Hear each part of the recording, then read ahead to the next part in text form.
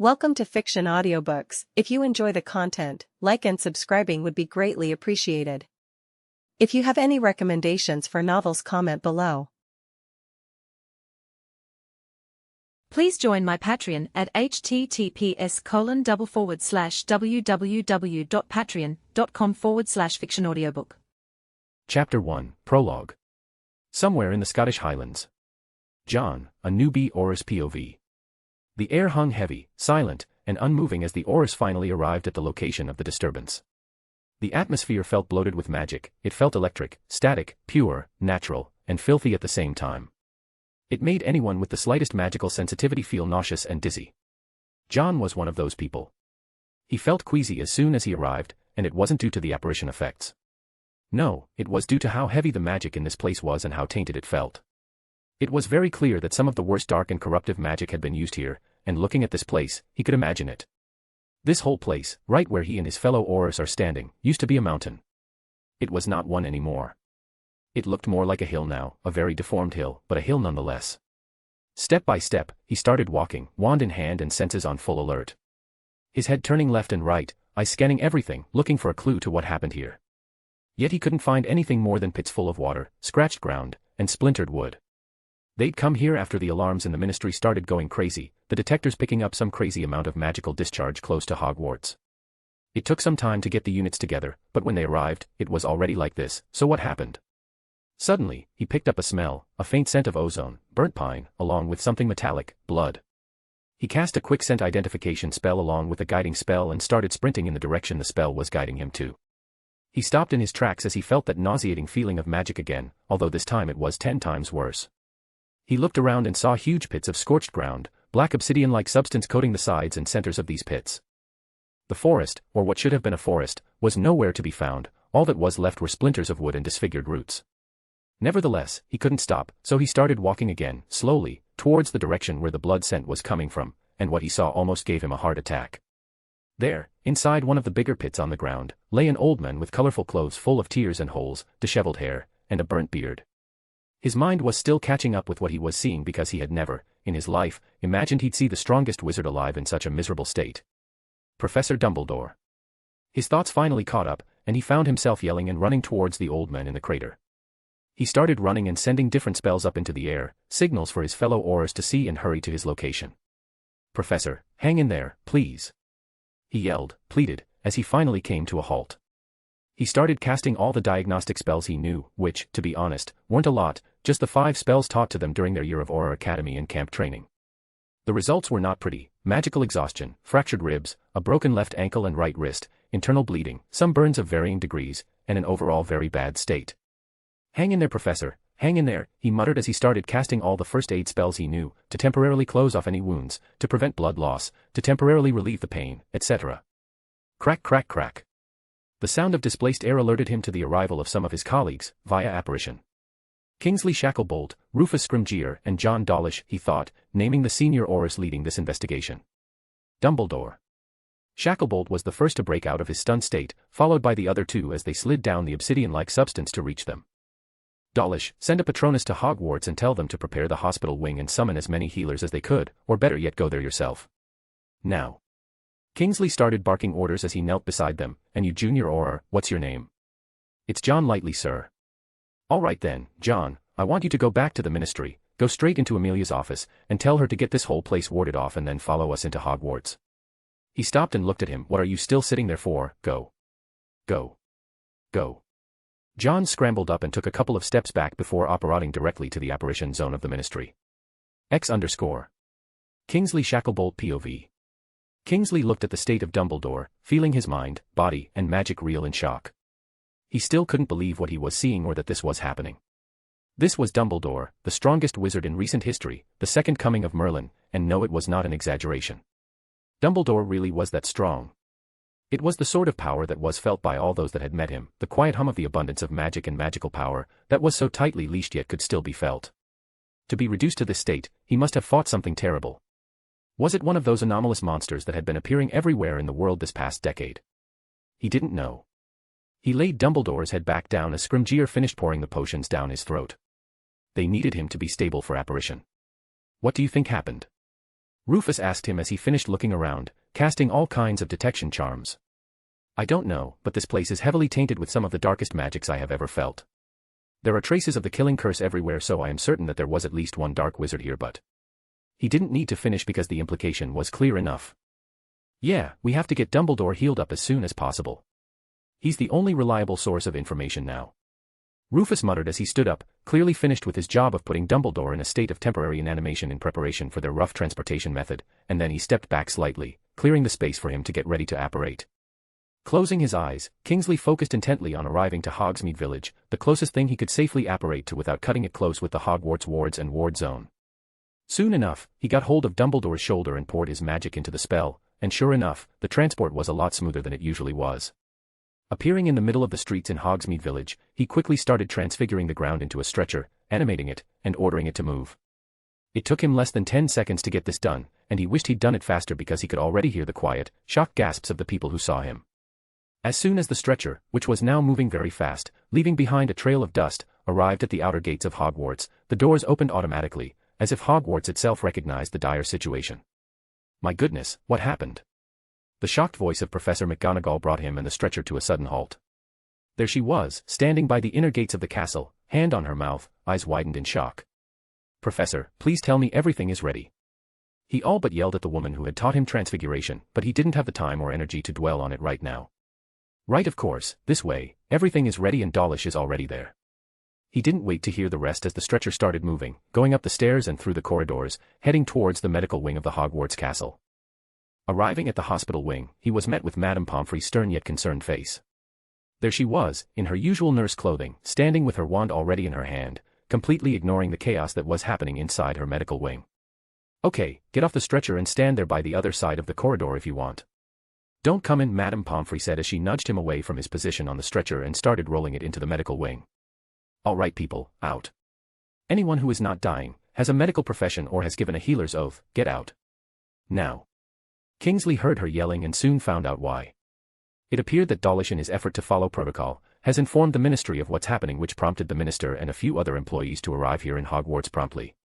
Ugh, he really should try and talk to the guy about priorities, still now is not the time. The corridor is already getting crowded by all these people. Should I start making a perimeter? He asked himself but found that he didn't actually want to do anything for a little while. All that adrenaline was leaving his body and now he was a little bit tired. Let's wait for Bones to arrive and then start doing the job. X_. Poppy Pomfrey POV. Alright, now that the peace and quiet has returned to my medical wing, let's start casting diagnosis spells and figure out where to go from there. She ordered as she moved towards Albus's head, where she gently adjusted its resting position before she started casting all the diagnosis spells she knew. She grimaced slightly as the feedback she got, but the most pressing matter is to try and isolate, and if possible, negate all the curses that afflict him before applying anything else. She looked up and saw her fellow healers, newly arrived from St. Mungo's, sharing a look of understanding, and she knew they had all come to the same conclusion. Alright, let's start by casting every anti-jinx, anti-curse, and affliction negation spell we know and then we'll see where to go from there. Healer Robinson, the head healer of the team of 3 that arrived, said as he started twirling his wand in a circular motion. This is going to be a long day. X_. Minerva McGonagall. Minerva found herself standing in the corridor leading to the medical wing, next to Flitwick, Sprout and Pomona. The mood was somber but that was understandable. The news of Albus's injury has reached a lot of people, coupled with the fact that they don't actually know what had happened.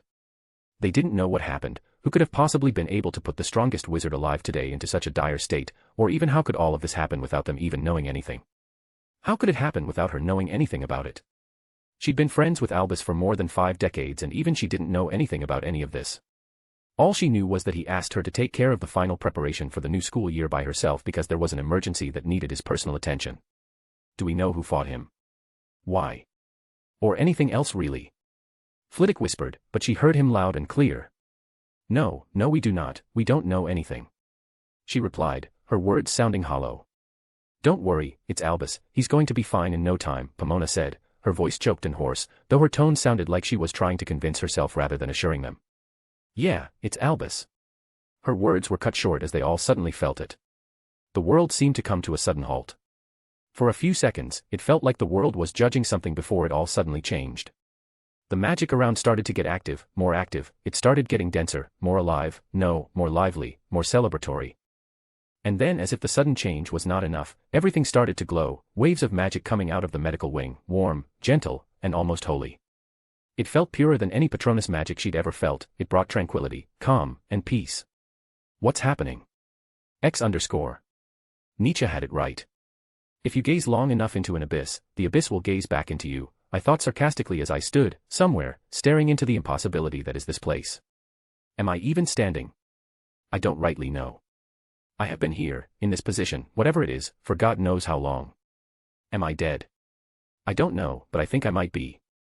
It's all jumbled up here inside my head. The last thing I remember is a flash of light, pain, and then waking up here, wherever this is. I have a feeling that something is watching me, but I don't see anything. Or, better yet, I don't think I am using my eyes to see things. It's unsettling. Okay, you'll do, I heard something say. Did I actually hear the words, or is this like my eye situation? Hello. I tried to speak, like one normally does, but I don't think I succeeded. Sure, I spoke, but I didn't use my mouth. Okay, listen up. You don't have much time, so you have to quickly decide what comes next, okay? Okay, let's get started. You died. You were kicked out of your world's natural reincarnation cycle. You arrived in the end by accident, or maybe luck, depending on how you look at it. All caught up now. The something? I don't actually know what I'm looking at, or if I am looking at anything really. I just heard.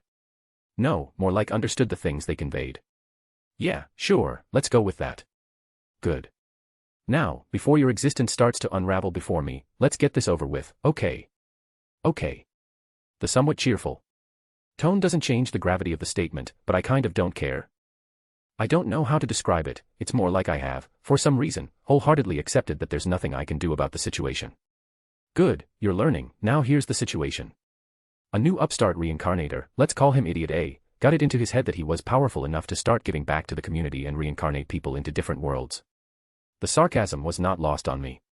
That's not the problem, however, because let's be real, we have a lot of those out here. The problem is how they went about the whole thing. You following? Yeah. I lied. Okay, so Idiot A selected a guy, a nice kid really, granted him a system and a wish. It's all good until here, right? Right. No, it was not. Yeah.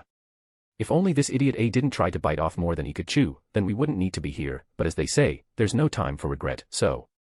Anyway, Idiot A, in an unprecedented move of absolute idiocy, tried to merge two verses together, not caring about the differences, compatibility, the energy interactions, the reactions, or anything really. Now if he had done this with some lone, disconnected or dead realities, then it wouldn't have been a big deal, because that's how the crossover realities usually form, and no one would have cared, but he did not. No sir, Idiot A decided to overreach and try and merge realities that are connected to some smaller or greater multiverse, causing damage that cost him his existence to fix. Okay, I will just ignore the fact that this thing in front of me just implied that he ended the existence of the super-powerful reincarnator, Idiot A, who sounds like a Chinese fanfiction protagonist to me for some reason, and is talking about it like it's the most casual thing in the world, but then again, it might just be. I have read far too many fanfictions to claim ignorance, so I understand, but what do you want me to do? And as cliché as this sounds, why me? Oh, well, I will send you there to prepare the world for the merger and prevent its collapse. If you fail, then I will be displeased and you die with those worlds, permanently. On the bright side, at least I will get to live again, right? Glass half full and all that. As for why you, well, to be honest, you were the closest thing I could throw at the problem without moving or wasting energy. I feel like he's talking about a rag. I thought, but oddly enough, I wasn't offended. This is so fucking weird. Anyhow, here are two things that'll help you in your endeavor. The thing said as he shoved something into me, my soul. After recycling Idiot A's existence for the energy needed to prevent the collapse of that whole section of the greater multiverse and stabilize everything for a while. Oh, R.I.P. Idiot A. I created your two boons with whatever was left, so that's all you are going to get until your mission is done. Anyway, you'll have all the details in your head when you wake up, as you can't stay here any longer. Toodles, until we meet again. And that was the last thing the soul heard before he went hurling towards his new life. Phew, that was close. Mortal souls are so fragile. Now let's watch what he'll do and how he'd do it. It's always entertaining to watch these singularities rise to power. X_. Albus Percival Wulfric Brian Dumbledore POV. Okay, let me start by saying that I did not expect this to happen. I did not even see it coming. I have just become Albus too many fucking names Dumbledore. Yeah, let that sink in for a minute. I, a normal person, from an ordinary world, have just, in one go, become the strongest wizard in this world. Fuck yeah. Let's celebrate. Woohoo. Okay, let's stop here for a second and think about everything first before we continue the celebration. Yeah. So what do I know? First, I know that I died. The how is a mystery to me, but that's not really important. I mean, sure, I was a guy in the beginning of his 20s, but when had death ever cared about age? Second, I was inside that place. If it could even be called that, and met something that gave me a mission to complete because it was too lazy to do the job itself. At least that's the impression I got. Anyway, that doesn't matter, I suppose. Third, it shoved something into my soul and called it a boon, which now that I think about it, I know where, what and how to go about activating them, but let's get back to that later.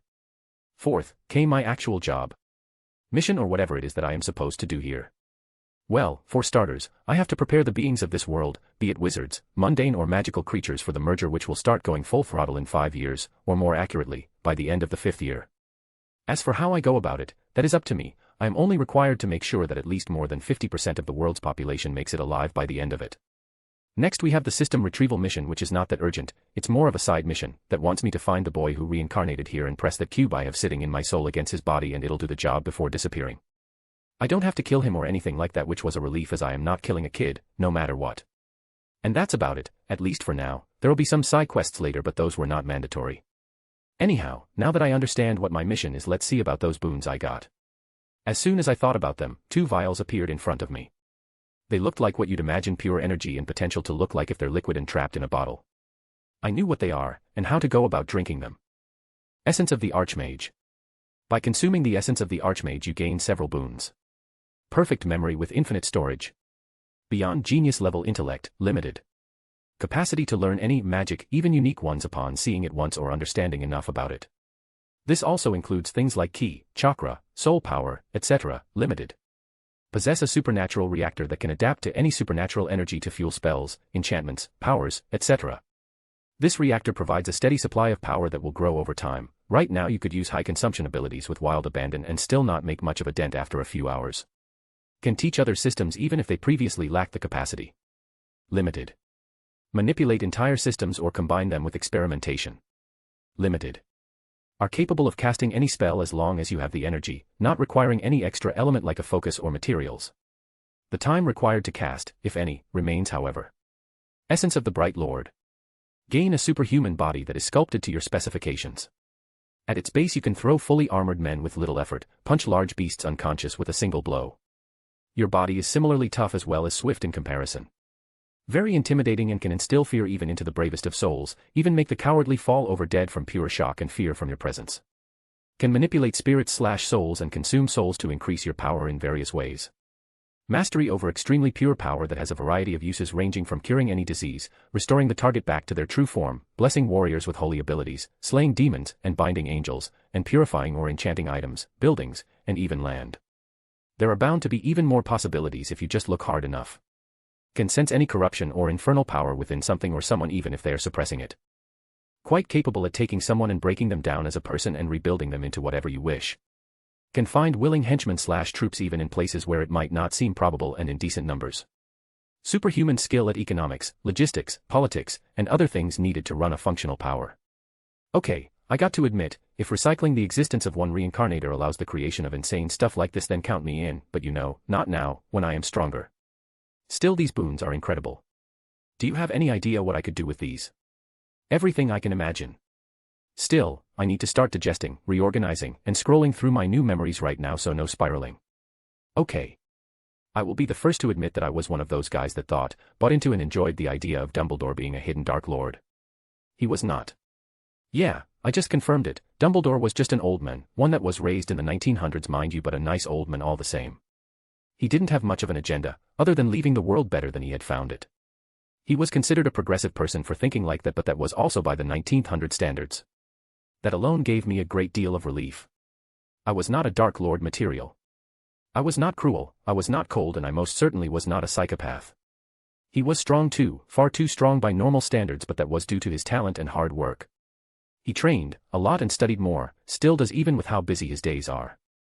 Still, not everything is sunshine and rainbows for him. There was a reason for his apparent aging, which could be considered rapid by wizard standards, and that was result of the backlash of his blood oath with Grindelwald, for you see, magical oaths do not discriminate. Sure, it was Grindelwald who broke the oath first, but he too didn't abide by it, and thus the rapid aging problem.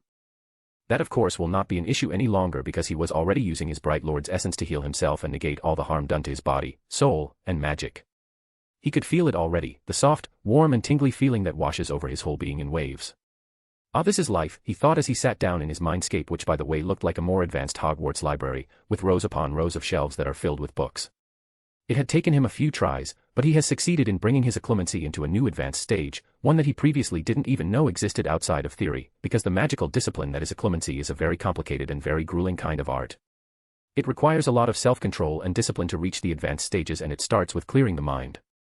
You clear your mind, you learn how to quickly bring yourself into a controlled state of mindfulness.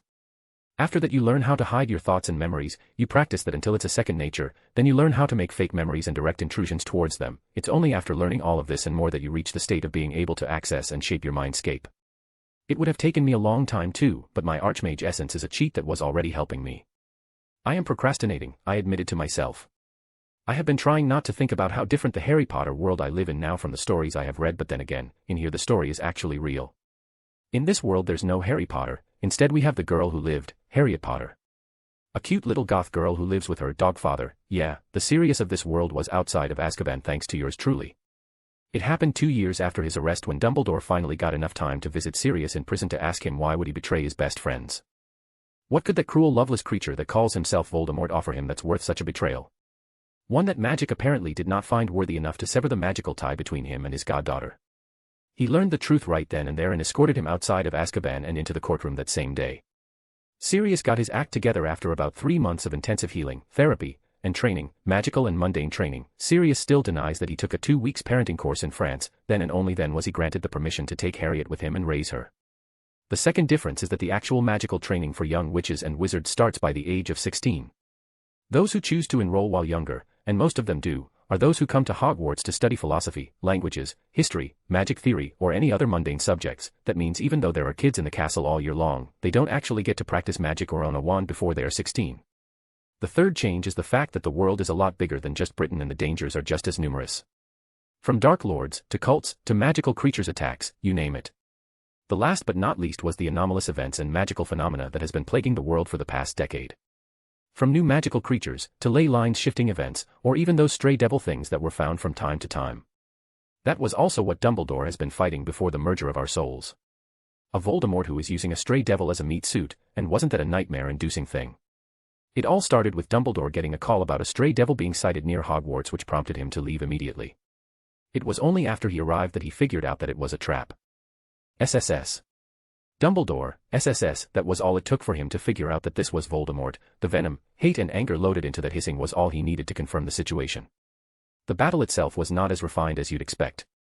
It was just Tom throwing death curses, energy blasts or fiend fire at him while he retaliated with transfiguration, elemental transfiguration, blasting curses and that one diabolic of flames by the end to make sure Voldemort was dead. He was not, but at least the shade controlling the stray devil was, maybe. He didn't actually remember as his consciousness was already fading at that point. Anyway, after going through my new memories a few times, I have already figured out which worlds are merging with mine, at least one of them. It was DXD. A world where God is dead and titties are the ultimate power-up. Yeah, I'll go back to procrastinating and not thinking about this. Now it's time to decide what to do. People are going to notice how different I am from Dumbledore, and I don't want to explain why. Rule number 1 to reincarnation: you don't talk about the reincarnation. So how am I going to do this? Because by now, I have no doubt that everyone and their mother have noticed my change. This I can explain by saying I ascended into the rank of Archwizard. There's already Merlin's case, so this will give me a leeway and a believable story. The only problem that remains is my mentality. Sure, I have more than 100 years of memories, but I was still mentally in my 20s. Don't ask how, or why, I don't know. It's probably something to do with that being thing. And then there's the horniness, with a supernatural body that is at the peak of what could be, and my mentality. Yeah, I need to do some more planning. X_. Whilst Albus Dumbledore is thinking of how to act and what to do, the world was already freaking out. The healers were standing by the door now, doing their best to stop the professors, Aurors, Minister, and pretty much everyone that arrived to see what's happening. For the last time, Minister, no one is entering my medical wing until Dumbledore himself wakes up and explains. Poppy's exhausted voice bounced off the corridor walls. You can't do that.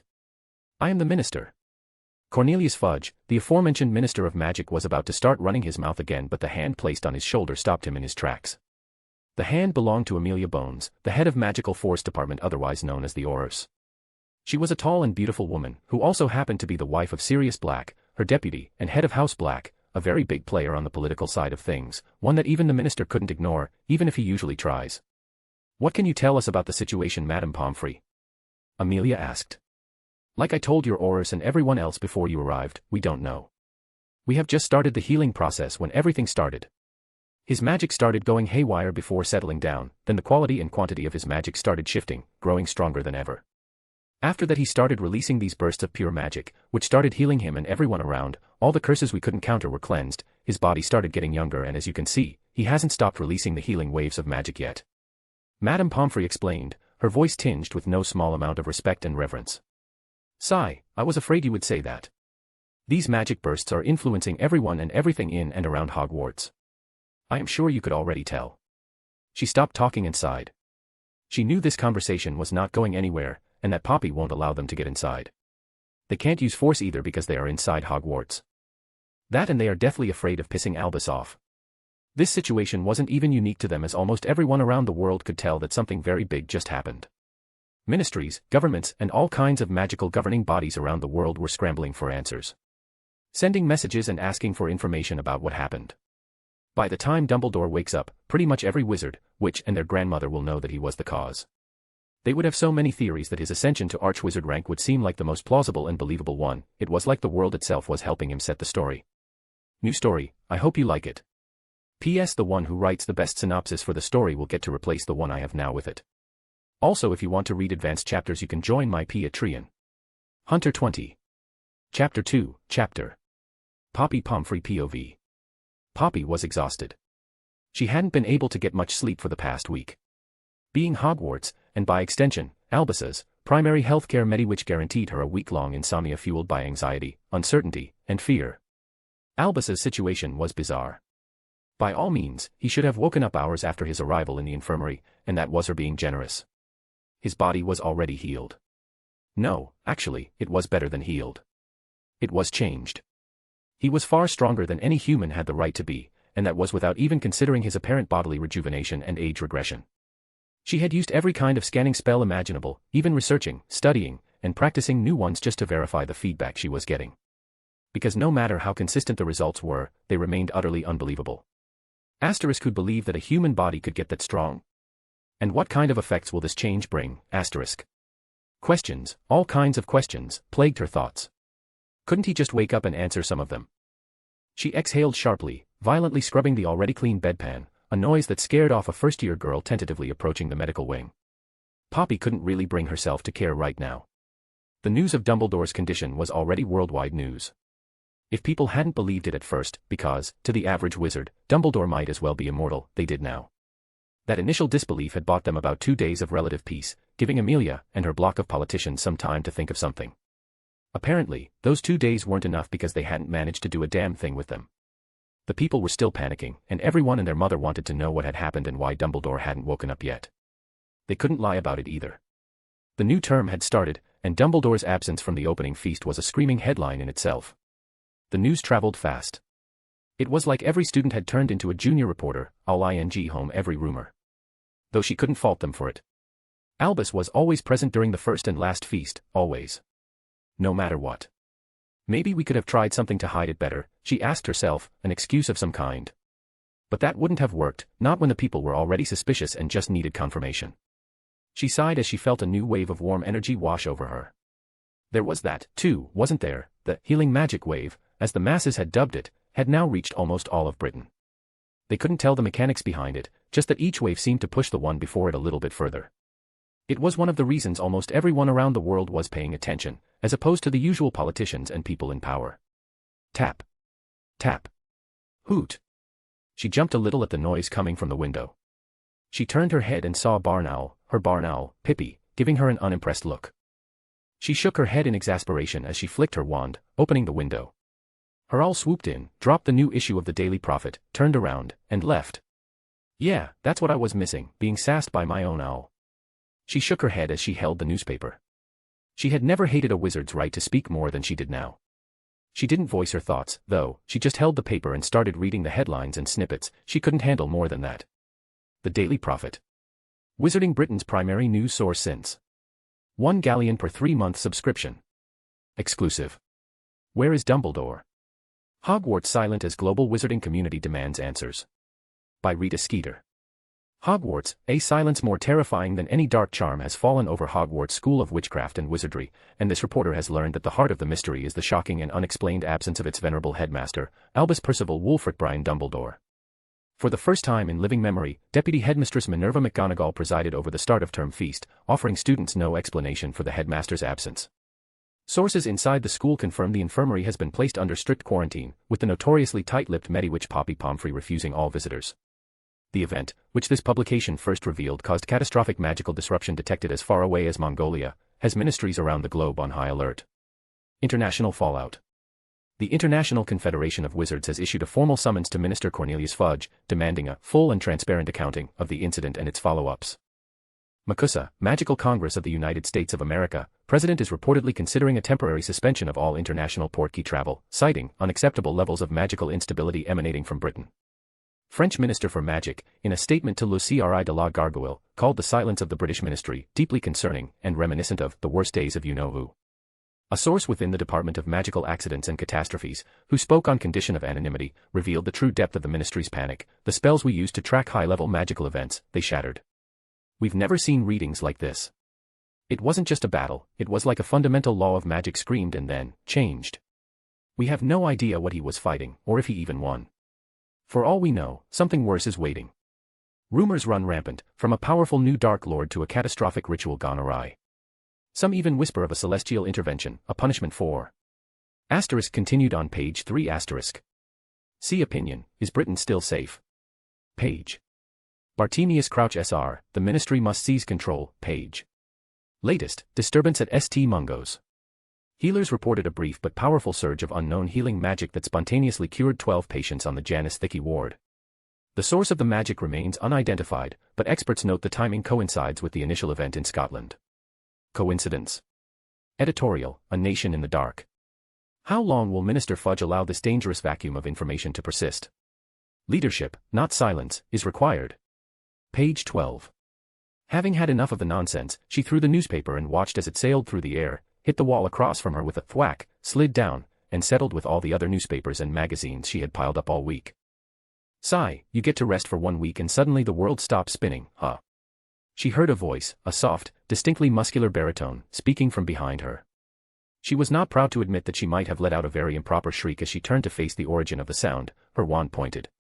Ah, apologies, dear Poppy. I did not mean to startle you. The tone had some underlying layers of smugness that told her how much of a lie that statement was, but she did not have the time to address it right now. Albus. You're awake. How do you feel? Any pain?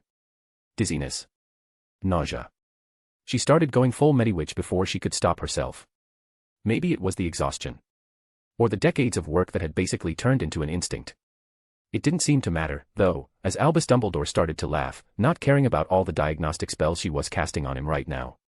Ha ha ha ha, I am fine, Poppy. You, on the other hand, seem rather tired. How about you stop casting all these charms and lie down for a while? I am awake and will not be going anywhere anytime soon. His voice sounded hypnotic, and she found herself being led to the adjacent bed, Albus's big, strong hand on her shoulders. Okay, maybe she was too tired if her thoughts were starting to veer off in a direction she'd rather not think about. So there she was, laying on a hospital bed, a blanket over her, a soft pillow under her, and a handsome Albus next to her. Okay, let's just sleep, and that was the last thought she had. Period. X_. Albus Dumbledore. Sigh, I really should start thinking about the consequences of my actions more, I thought as I put Poppy back to sleep. Not that it was a hard thing to do, the woman was beyond exhausted. Her magic felt like old used car oil, slimy, lethargic, and barely functional. Standing up, I took a few very light steps as my hospital gown was transfigured into casual black trousers and a white shirt. Once properly dressed, I did a little bit of toe hopping and started stretching, trying to ingrain the familiarity of my body, mind, and magic with my sense of consciousness. It didn't take me long, I just did some light stretching and squats. That's all it took, but then again, I had trained inside my mindscape, so. Oh, the training I went above and beyond with that one, I thought wistfully as I stood up from my squatting position and headed to the shower, the one in my own tower. Say what you want about magical cleaning, I still prefer a physical shower. Now, onto the reason I took a whole week in a state of unconsciousness. I was training, and I mean honest-to-God magical training. Sure, I did it inside my mindscape, but that didn't make it any less real. And it all started when I had a simple thought: how? Like, how would I go about creating new magic? How would I go about unifying the wizarding world? How powerful is my magic now? Etc. That's when I decided to actually start my magical training from scratch, like a new student, and that was a brilliant idea. I started by sifting through my memories to the time I was a first year, the books, the spells, incantations, wand movements, and formulas. It was only after going through the first 2 years' worth of magical knowledge that I encountered the key to filling in the gaps in my knowledge. Arithmancy. In hindsight, it was an obvious thing to notice, yet sometimes it's the most obvious things that are missed. The old me didn't question it, much like other wizards, he took the arithmancy systems as they were and learned. Oh, don't get me wrong, Dumbledore was always a genius. It was just that now, I have a slightly different perspective on numbers than the old me had. For example, arithmancy is the study of magical numbers and their properties. That's the beginner-level introduction. But when you delve into it, you start seeing it as one of the foundational pillars of the structured magical system used by wizards today. The magical numeral system, though, differs from that used by muggles. While muggles use a decimal 0 to 9 system or a binary of 1 and 0, they are unusable in terms of magic. Arithmancy is more than just numbers, it's a representation of magic told through structured numerical systems, like the monadic system, a one-unit-based system which is one of the oldest forms of arithmancy, coming from ancient Greece. It's a system that is closely tied to the concepts of unity. The same goes for the other systems, like the ternary, a 1 to 3 based system that is the foundation of most charms, representing stability. This goes on to others as well, 1 to 7 system, 1 to 13, 1 to 21, etc. Wizard numerical systems rarely rely on the zero-based system because in magic, zero is a nullimantic concept which represents a null state, void, etc. This was when I truly began to grasp just how different wizards are from muggles. They are different in the way they think, the way they perceive, interpret, and influence the world. It was also when I realized that most fanfiction where the protagonist just goes and aces arithmancy because they knew algebra was not something that could happen in this world. Anyway. Albus. A loud voice, akin to a high-pitched shrill, interrupted my monologuing time as I stepped out of the showers, wearing only a towel around my waist. Turning around, I saw the one and only Minerva McGonagall standing by the door of my private room, which was located above my office, glaring at me while trying not to blush. Now, some people in my old world would have found the gilf genre an exciting topic. Sadly, I was not one of them, and I most certainly did not want to see old Minerva blush, so. Ah, Minerva, how is your day? I greeted her as my towel started to morph and change into a bathrobe, and I walked towards her.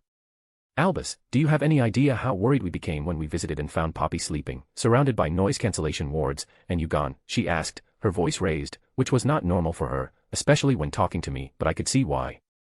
She, too, was exhausted, huh? And how did you go out unnoticed by everyone that is camping in the medical ward's corridor? Don't answer that, that was a stupid question.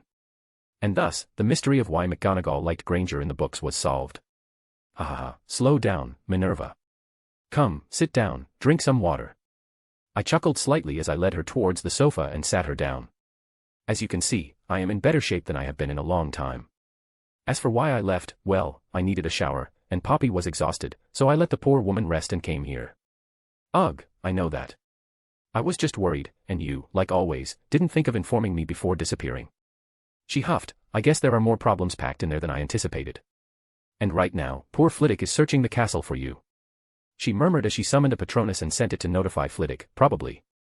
Ah, my apologies, I did not intend for any of this to happen, it was all just a bunch of coincidences and luck lining up together. I have yet to see the ramifications of my absence, aside from my staff's apparent exhaustion, of course, so how about you lie down here and rest for a while, and I will take care of everything else until you wake up, huh? I said as I quickly transfigured the sofa into a bed, prompting Minerva to let out a scandalous gasp. Albus, she yelled in embarrassment, but I didn't bother listening to her as I grabbed her shoulder and lowered her into the bed. Now, Minerva, get some rest and stop worrying about everything else. I, of course, ignored all her protests as I sneakily cast calming and quick-sleep charms and watched her doze off. No doubt she will have words with me later, but for now, she needs some rest. I walked towards my closet and chose some of my old clothes, the ones I used to wear back in the 1930s, a nice 4-piece suit that is enchanted with size adjustment and self-cleaning. I took note to buy some other clothes later, but I will do with what I have for now. I walked out of the room, leaving the now lightly snoring Minerva, and descended into my office, where I found Flitwick gasping for air. Ah, I kind of forgot Minerva sent him a message. Flitwick, my friend, welcome, I greeted my half-goblin friend, my tone jovial and carefree. Albus. It is good to see you up and about, he greeted back, albeit between breaths. How do you feel? Is everything okay? He started asking, but I didn't want to get into explaining this more than once, so I did the same thing I did with Minerva and Poppy, helped him into the couch I had in my office and told him to sleep for a bit and that we would talk later this evening. He protested, quite a lot actually, and we finally reached a compromise. He would go back to his own room and sleep while I took care of his classes for the day. Obviously, I agreed and escorted him to his own quarters as well while talking about different things, from his impression of the new students to some of the actual effects my absence had on the magical British community. Amelia Bones. She arrived at Hogwarts as soon as Dawlish sent her a Patronus telling her that Dumbledore was awake and had been going around the castle instructing his staff to get some proper sleep and rest while gathering all Hogwarts students into the Great Hall for a study session with him while their professors slept. She couldn't fault him for that because she herself saw just how tired they had been. A whole week of constant teaching and worrying does more than just tire a person out. Walking through the corridor, she arrived in front of the doors of the Great Hall. She stopped for a moment, took a deep breath, and exhaled slowly, a habit of hers, developed to keep herself in control while in front of powerful figures or inbred idiots, as sadly they are often one and the same. The door creaked as she opened it and brought the focus of most of the Great Hall upon her, and now she knew why none of her auras stationed here had come to receive her. They were here, sitting in the now circular in design, furnished with carpets and pillows for people to sit on, Great Hall. A Great Hall that looked mystifyingly cozy. Ah, Amelia dear, how nice of you to join us. Come in, sit down, we were about to start a Q&A session. She heard a distinctly masculine voice as her eyes wandered the hall, a voice that came from the man sitting on what looked like a supremely comfortable leather chair on the other side of the hall. This is not the Dumbledore we are used to, a thought passed through her mind, not quite helpful but an observation nonetheless. What, or rather who, she was looking at was the Dumbledore she had seen in photographs, old photographs, of a younger, battle-hardened Dumbledore. Professor, she nodded as she entered and sat down in the spot her auras parted for her. She needed to gather her thoughts for now. She already knew he was getting younger thanks to Poppy, but that didn't mean she was prepared for it. Albus Dumbledore. Okay, now that the first lecture on magical theory is complete, let's get started with the Q&A session. Everyone is welcome to ask anything, no question is stupid. I said as I leaned back on my chair, getting cozy and stifling the urge to moan in comfort. I saw a lot of hands go up, but before I could give clear instructions on the picking order, one of them stood up. Roger Davis, I noted, remembering his name. Professor, you said that all magic is worth studying, but what about the dark arts? The books say it's never worth it to study them, he asked. Ah, Mr. Davis, a good question, though do sit down, please, I nodded at him as he hurriedly sat down. Although, before I start answering the question, let's make a clear order for questions. 3 questions from each house before we come around and do so again, okay? I got a lot of okays and head nods at that.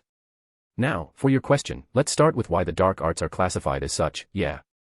I asked jovially. The dark arts are a branch of magic that is fundamentally structured on the arithmetic system of 0, making it a nullimantic branch of magic. The spells created using this branch of magic are usually sacrificial, parasitical, and corruptive for those who don't know anything about it. I can see your confusion, so let's make a clear example. Let's say, the Killing Curse. It's a forbidden-to-use spell not because the Ministry wants to control the masses or any such inane reason. No, it is forbidden because to cast the spell, you have to actually mean it, to use hate, anger, loathing, and a very pure sense of desire to end another's life, and when casting such a spell, you usually sacrifice a little bit of your emotions with it.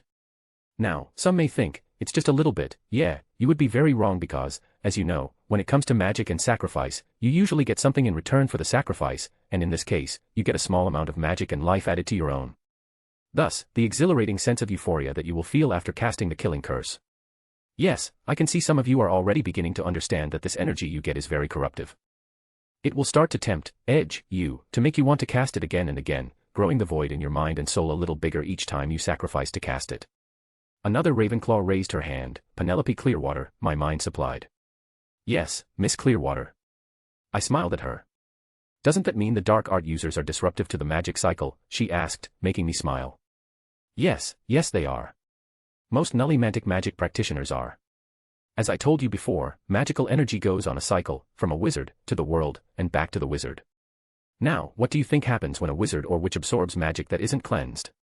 That didn't go through the cycle. My eyes twinkled as I saw the looks of understanding dawn on their faces. Professor Dumbledore. A voice came from the outermost circle, Aura Dawlish, I remembered. Ah, John, my boy, how's your aura life treating you? I smiled at him as he nodded. It's good. I just wanted to understand why you kept saying usually, as if there's any other paths for a dark wizard. There was an underlying tone of certainty in his voice. But of course, my boy. Nullimantic magic system is not inherently corruptive as is portrayed. The system itself is magic of what could not be, an unknown. That's why it's generally advised not to dabble in this kind of arithmancy system when creating spells, potions, enchantments, etc., unless you are excellent in most of the others. I answered him, making him gain a thoughtful face. But you already know this, you graduated with an outstanding in arithmancy, so what happened? I teased, making him put his head down a little. Okay, let's continue. I announced, and sure enough, a handful of hands were raised. Yes, Mr. Turner. I just wanted to know, is it really necessary for us to know all about arithmancy? I mean, I know we don't actually need it to cast the spells, we just study the wand motions, the incantation, and the general spell design. He asked. A good question, so let me answer it in 2 parts, okay? He nodded, as did most of the students. The first part is, do you want to be a great wizard? A question which stunned most because, of course, they want to. As for the second part, no, you do not actually need to study arithmancy to cast spells, as the systems were designed with the casting process needing intent and will along with the systemic input of the spell, i.e., the wand motions and incantation, to work.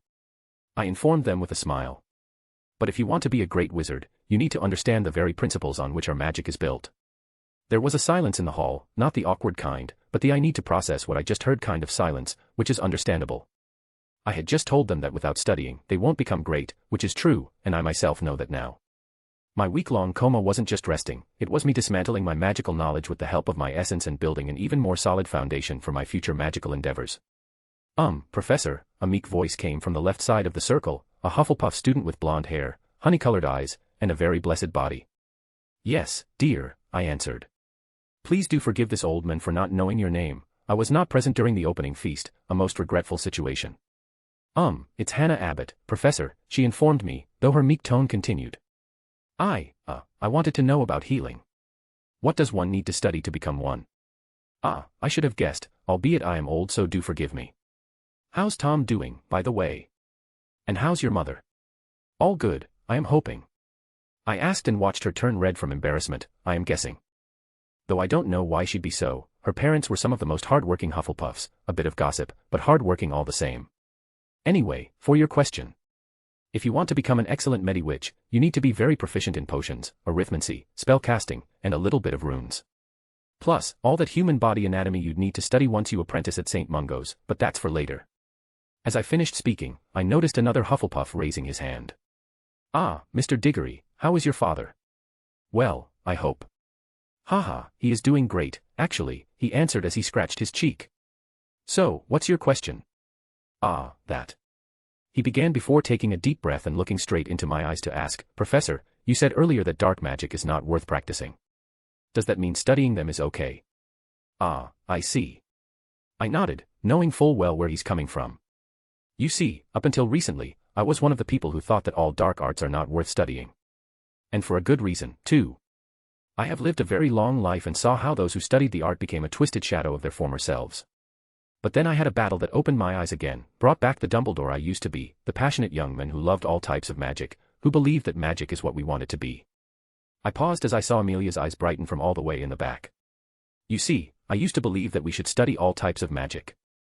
That doesn't mean we need to practice them, no, we just need to know them, and I have once again returned to this opinion. I sighed as I continued. Life is a precious thing, and you don't know what kind of knowledge will help save your life one day. What you need to be mindful of is hubris. For many great wizards fell for their hubris when they believed they could master the dark arts without consequences. Amelia Bones. Amelia found herself listening to Dumbledore's Q&A session, which lasted about 3 hours of him talking and answering questions, asking about the parents of some of the students, and sometimes even sharing a story of some. He answered any and all questions asked by the students, some of which were enlightening to even them, like the question of that Muggle-born first year who asked what's the difference between Muggles and Magicals. To her and everyone present's surprise, Dumbledore's answer was one that wasn't expected. Everything. He said. The only thing we share and have in common is that we are humans, we bleed the same and die all the same. Other than that, everything is different. She and everyone in the Great Hall were shocked. I can see your shock, Dumbledore chuckled. Don't be, you'll soon understand that wizards think differently, act differently, have different values, traditions, perspectives, and view of the world, even our math is different. He settled down as he saw everyone processing what he just said. It was not news to her or anyone, they already knew and figured that out a long time ago. No, what surprised everyone is that Dumbledore too thought the same. It was until a particularly brave Slytherin asked the question that he answered. The reason I don't condone the ideology of pureblood is because I know how they came to be known as purebloods. How they got their family traits, how to awaken them, and how to bestow them. She and everyone else saw him shake his head in a mix of derision and resignation. And for your information, the reason I don't want the magical world to go after muggles is because I know for a fact that all magicals will die if that happens. You seem to forget that we barely survived one witch hunt, believe me, you won't survive another. It wasn't what he said, just the way he said it, the absolute certainty in his voice scared her more than she'd rather admit. Still, the argument wasn't done. No. He started weaving illusions, showing them just how brutal muggles were to one another, their weapons of mass destruction, and just how devastating they could be. She could feel the cold sweat trickling down her back as an involuntary shiver passed through her spine when she saw the bombs go off. She wasn't the only one scared, though. Dawlish looked like he just saw his own boggart, and she could have sworn she saw Shacklebolt's black skin turn white for a second there. Still, Dumbledore did not end his session on such a grim note, quite the contrary, in fact. He ended it on a very positive note on how only study and magical progress could save the wizarding kind. How much he believes they were the future of their world, and that only knowledgeable wizards such as the founders could define an era, so why couldn't they be the new era-defining figures? The way he delivered the last notes of encouragement made even her feel things. Still, now is not the time to dwell on such feelings, they needed answers, and he was the one who has them. So, Amelia, what can I do for you? Dumbledore asked casually as he walked them out of the school. Dumbledore, we need to hear about what happened. Who did you fight? How did you revert your age? And we just generally need you to explain a few things to the Ministry and the ICW. She explained, hoping he would pity them enough to come and explain so that they may rest in peace, but that was a fanciful dream, it seems. Ah, about that, tell Cornelius that I will be in the Ministry tomorrow, so he may as well bring the reporters. Yeah, as she said, a fancy dream. Ugh, another day with no sleep for us, then. She grumbled, making the men chuckle. The audacity, but then again, he was Albus Dumbledore. Ah, and Amelia, tell Sirius to come by tomorrow afternoon, I have something for him. She heard him yell, but she didn't bother turning around. She was so done for today. X_. Cornelius Fudge. Minister Fudge was not having a good time. No, scratch that, he was not having a good week. Everybody seemed to want to know something about the situation, and who do they go to? Of course, they go to Fudge. Why wouldn't they? He was the Minister of Magic. But he also didn't know anything, so what does he do? He hides in his office under the guise of doing important ministry things when in fact he was just drinking his worries away. A strong Ogden's Fire whiskey is always the answer. Maria, did Bones send a word? Are there any updates? He yelled, asking his secretary, a cute little Hufflepuff button that is 1,000 times better looking than that pink toad he usually has to deal with. Yes, Minister. She just sent a word saying that Dumbledore is awake and will be here for a debrief tomorrow morning. He heard her squeak a little in the beginning there, but that was okay. Anything is better than the shrill voice of that pink toad. Oh, thank Merlin. I don't know how much fire whiskey I could have had before bursting. He muttered under his breath. Cornelius, the shrill voice of the pink toad came through the closed doors, that sickeningly sweat tone that made him have goosebumps all over his body, and not the good kind, and so once again, he found himself cursing Merlin for his bad luck. Couldn't you have let me be happy for a few minutes? New story, I hope you like it. P.S. The one who writes the best synopsis for the story will get to replace the one I have now with it. Also, if you want to read advanced chapters you can join my Patreon. Hunter 20. Chapter 3, Chapter. Minerva McGonagall. Acid pops, Minerva said as she stood in front of the gargoyle statue. The statue moved out of the way soon after the password was spoken, revealing the stairs that led to the headmaster's office. Minerva herself had just returned from her quarters, which she had fled to using her animagus form after waking from her very restful sleep in Albus's room earlier. Still, she had some very conflicted feelings about the whole situation. On the one hand, she knew why Albus had made her go to sleep, she had been exhausted and barely functional. On the other hand, she was mad he hadn't given her a choice in the matter. She loved Albus, she really did, but sometimes, she found it very hard not to curse him. Making me sneak back into my room like some teenager, she thought in embarrassment. She was way too old for those antics, and the Hogwarts rumor mill was not something she wanted to be a part of. Especially not now, when he's returned to his handsome past self. She shook her head, dispelling the thought. No matter how handsome he became, or, more accurately, returned to being, she would still remember all the stupid things he did when he decided he was old enough to start being an eccentric old wizard. Like wearing those brightly colored clothes, making lame jokes, and spending his money on sweets, or using alchemy to invent them. She would not forget how he had borrowed her money to buy those new Muggle sweets, only to get scammed in the process. I remember too much of his stupid antics to be swayed by the return of his handsome face, she thought as she tried to ignore the small, traitorous part of her that wondered if Albus would see or even care about the decades that lined her own face. She sighed as she sat down inside the office, waiting for her colleagues to join her for the private meeting Albus had promised. He had a lot of explaining to do. Where is he, anyway? I know he spent most of his day talking to and teaching students, but I don't know what he did after. None of the students or house elves I asked knew anything about it. She looked around, seeing Albus's touches on the headmaster's circular office, the smoking trinkets, the lighting trinkets, yes, that's what Albus called them, and the portraits of all past headmasters and mistresses. Her eyes landed on the portrait of Headmaster Dippet, who was staring silently at her. Ugh, you don't fool anyone with that judgmental look, old man. I know you're bored and thrive on gossip, she wanted to say. Instead. Headmaster Dippet. She said softly, nodding at him. She knew the nosy portrait was about to start annoying her. It was all Albus's fault. Albus Dumbledore. There's nothing better than watching the results of your hard work bear fruit. Here I was, standing in front of one of Hogwarts' primary warding stones, watching the modifications I had made take place and work in real time. I hadn't done many adjustments to this one, I just modified the cloaking wards, upgraded the magic regulation enchantments, and added some newly created wards, invented by yours truly. The new wards functioned like some sort of blessing, they made sleep more restful, studying more effective and efficient, and all in all, helped students in their pursuit of magical study. Now, was that all I did? No, it was not. But those would be the most obvious changes, at least until someone stupid decided to attack Hogwarts. Okay, now I've finished my second objective of the day. I reminded myself. What else do I have to do? Ah, yes.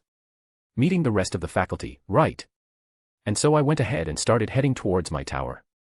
I could call it an office, but tower just sounds more wizardly, I snickered to myself. Still, today was a very successful day. I taught students and reminded those who had forgotten why I was considered the most powerful wizard. I had also scared the shit out of them, but that was step one of my Dumbledore army plan. Say what you want, but fear-mongering has always been one of the most effective methods to rally people together. I wouldn't be relying on that solely, however. No, I just wanted to plant the seeds of ambition in them, and what better way to do so than when their psyche is a little shaken. My bright Lord essence makes influencing people all too easy. I thought as I finally reached the door of my office. Pretty fast, right? Well, of course it is, I just went straight from a room underground to the top floor in less than a minute, magical secret passages are helpful like that. Time to face the music, I shook my head slightly as I started climbing the stairs. Phileas Flitwick. Phileas found himself sitting with his colleagues, or well, most of them. There was Minerva, Aurora, Septima, Bathshada, and Pomona. He did not really know where the rest were, but he wasn't going to ask either. He had just woken up, he needed some time to become his usual happy self. A cup of tea and some light pastries usually did the trick. Ah, you are all here, good. A voice brought his attention back to the table. Dumbledore, he thought, recognizing his voice. Albus, I am so glad you are awake, whole and healthy, Pomona said in a happy tone. But if you come to my office and force me to sleep again, I will unleash upon you my new crossbred devil's snare. The shift between happy to dead serious was very quick. Women, he shook his head. This is why I choose to be single, and not because the only witches available for dating are those with some very concerning fetishes. He reminded himself. Haha, don't worry. This was a one-time thing. You were all too exhausted to be functional, and I felt a little guilty, so.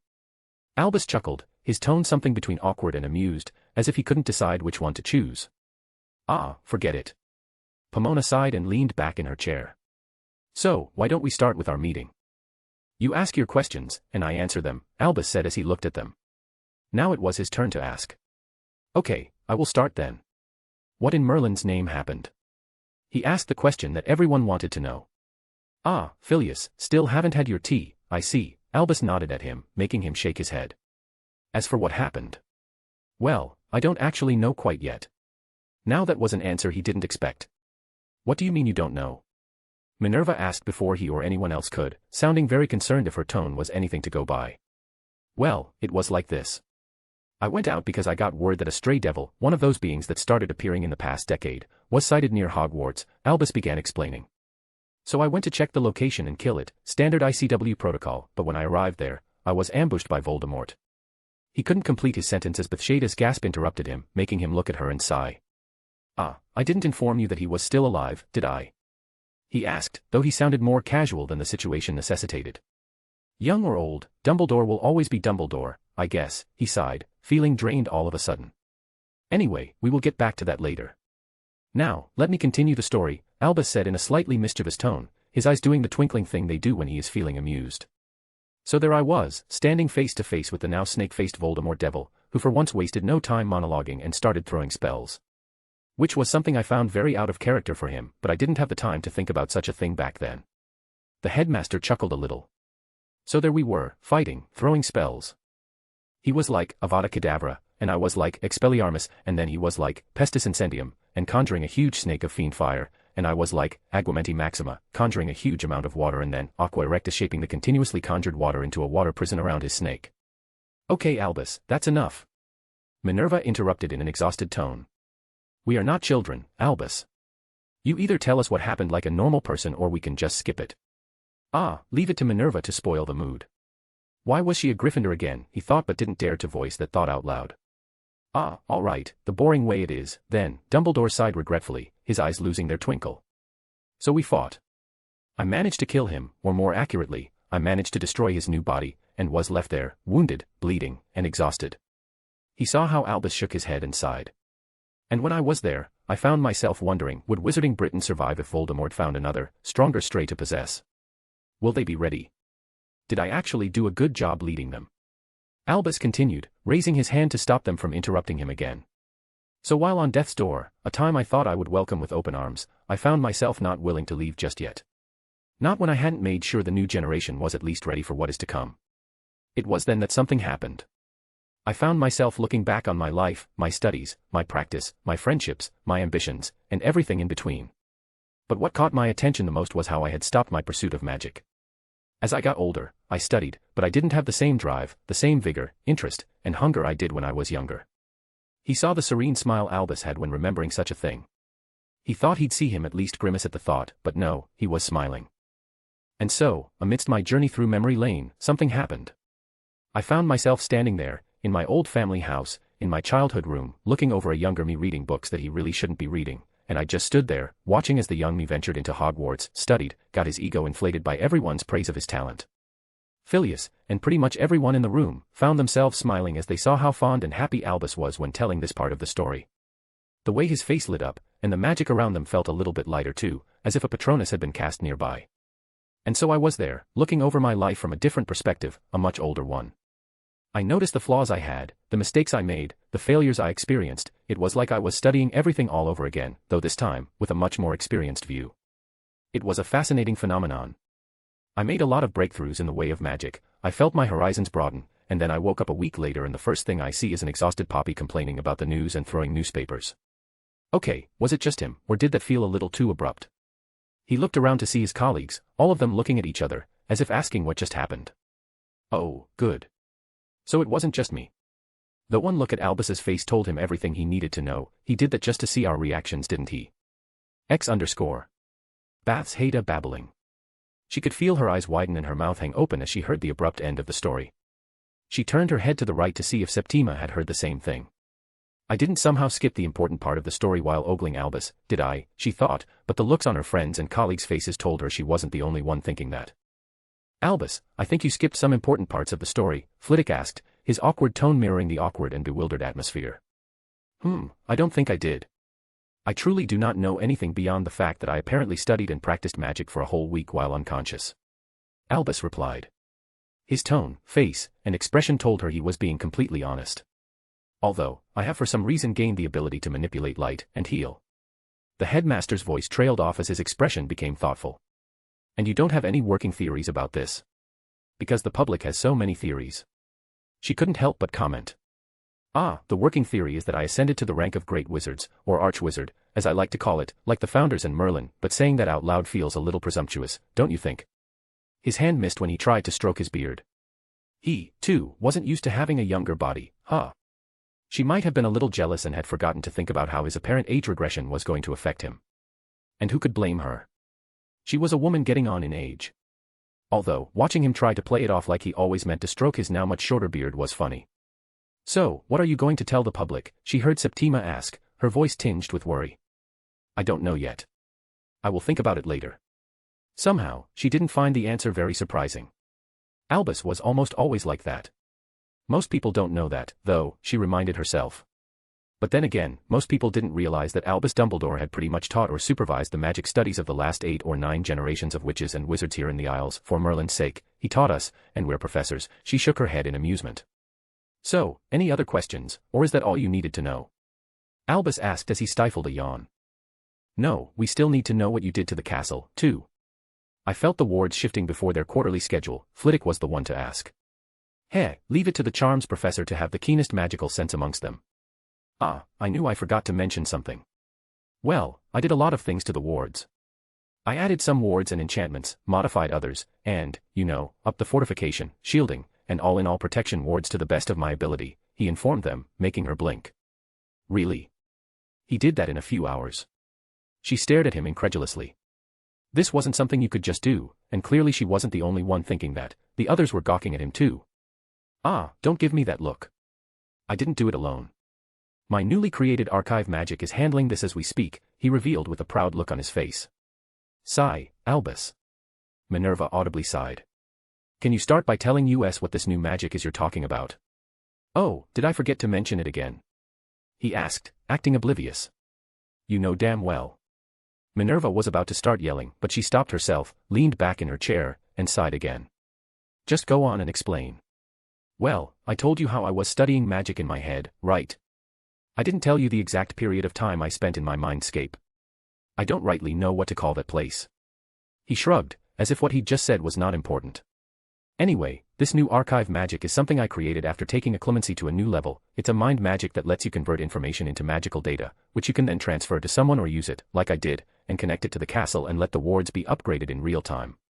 The more I research and know, the more advanced the protection of the castle will be," he explained, and she found herself gawking again, her mouth opening and closing as she failed to formulate a response. This could save them a lot of research time. She could already imagine the applications of such magic. Does that mean that you could, theoretically, cast said magic and create a library that houses all kinds of magics?" Septima stuttered slightly as she asked, clearly already picturing how helpful such magic would be for research purposes. Yes, it does." The smugness in his voice was palpable, but she couldn't find it in herself to care. She imagined she would have been 100 times worse if she had created a new brand of magic. None of them said anything for a few minutes. They just sat there in silence, processing what they had just learned. Albus Dumbledore. I watched my staff as they sat there in silence, thinking about what I had just told them. I couldn't even fault them for that. My super archive magic is so broken it's not even an exaggeration to say it's the most overpowered magic that exists here. I had this idea while I was browsing my memories and came across the fairy tale brands of magic. They were so diverse that I couldn't help but think about what it would take to make them real in this world. It was then that I started experimenting and thinking of how to create some of them. My super archive magic was the first I created, and that was only because I had a solid theory of how it would work and the foundation of mind magics I already knew. So how does one start practicing this magic? Do we need to be at your level in the mind arts for it to work? What are the principles? The arithmancy calculations? The runic definitions? Flitwick was the first to break the silence by sending a barrage of questions. Slow down a little, Phileas. You don't really need to study much. I can just give you access, and then you will always be connected to the archive. Your magical research is going to be much faster, too. I answered, making them widen their eyes in surprise. What are you waiting for, then? Septima and Bathsheba asked at the same time, too excited to notice the tone they used. But I wasn't really bothered. Neither the new me nor the old me cared much for how people address us, and the staff only ever used polite and formal speech when they needed an increased budget. Haha, okay, here. I chuckled and snapped my fingers, making a screen-like projection appear in front of me. Everyone in the room, be they staff or portraits, suddenly became more focused and interested. You see this screen here? This is what I call the interface. After you finish uploading your knowledge into it, it will show you the options of what to do next, I explained. Now, just cast a Lumos or something and touch the screen to initiate the link. They did, and I now have access to their minds and magic. I don't really need it, but it's good to have something and not need it than need it and not have it. At least now I can start to de-age them slowly and let them think it's thanks to their growing power and knowledge. The more the magical world believes something to be true, the more likely it is to become a truth. Okay, off you go then. You have new magic to figure out and play with, and I want to do some research before sleeping. I have a great many things to do tomorrow, I said, shaking my head as I saw the professors leave my office without much fanfare, waving their wands in front of them and exploring the interface. Now what else do I have to do? I asked myself as I started going down to my own magical lab. My tower is really the greatest, an office in the middle, a bedroom on the top floor, and a laboratory on the ground floor. What else could I really want? New story, I hope you like it. P.S. The one who writes the best synopsis for the story will get to replace the one I have now with it. Also, if you want to read advanced chapters you can join my Patreon. Hunter 20. Chapter 4, Chapter. Ministry Auditorium No. 1. The air in the ministry's main auditorium was thick, charged, and chaotic with anticipation. After a full week of frustrating silence and rampant speculation, the wizarding world's most influential figures had finally been summoned to an open conference. Albus Dumbledore was breaking his silence. A vast crowd was in attendance. Reporters from across the globe, from the Daily Prophet, the New York Ghost, La Gazette Magique de France, and dozens of other publications, jostled and argued for the best positions, their quills poised. The world's most powerful figures were there as well, seated in a place of honor, the ministers of magic from Britain, France, Germany, and Russia, the stern-faced president of Makusa, and a solemn delegation of high-ranking representatives from the International Confederation of Wizards. All of them waited, a silent tension building beneath the cacophony, each person present hoping for answers to their own pressing questions. The din of 100 simultaneous conversations, a mixture of nervous chatter, laughter, gossip, and in some cases, outright shouting, filled the vast hall. Then, a single sound sliced through the noise, stunning the crowd into immediate, absolute silence. Screech. The piercing cry of a phoenix echoed through the auditorium, accompanied by a blinding flash of flame and raw, untamed magic. From the heart of the fire, a figure materialized directly on the stage.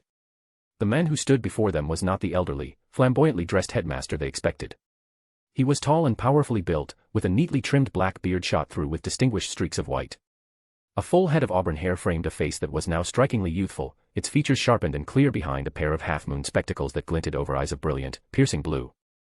He was clad not in garish robes, but in a formidable four-piece suit of deepest black, over which he wore a long, elegant dueling coat that whispered of power and tradition. Strapped to his thigh was a practical wand holster, completing the image not of a kindly grandfather, but of a battle-hardened wizard from a bygone era, resurrected in his prime. Ahem, hello everyone, the figure, now identified by many in the older generation as Dumbledore, greeted them with a calm smile. And so the gates of hell opened, and the shouting began. Dumbledore. Looking out at the hundreds of attendants shouting chaotically in the hall, I couldn't help but sigh internally. Clap. Clap. 2 hands charged with magic, a carefully measured release of my aura, and a single, sharp clap were all that was needed to silence the shouting and bring the chaos to heel. I sighed audibly. There's no need for such chaos. We can all sit down, enjoy a drink, and talk about what you wish to know. There's no need to rush. The news will be delivered, questions will be answered, and worries will be quelled. So please, settle down, and let us begin. My tone was calm, and my voice seemed to reach every corner of the vast hall. I did not use the usual sonorous charm to amplify my voice. This was simply an application of pure magical control. You infuse your vocal cords with magic and speak while holding a clear intent, and the magic does the rest. I caught sight of one of the reporters standing up, the first to shake off the slight compulsion layered within my tone. Monsieur Dumbledore, she began, her voice carrying a crisp French accent. My name is Marie Laprin, and I am a reporter for La Gazette Magique de France. Well, hello, mademoiselle, I nodded at her, my smile polite and inviting. What can I do for you on this fine morning? Monsieur Dumbledore, there are rumors that all the anomalies happening this past week were your doing. What is your comment on that? She asked, a proud look on her face.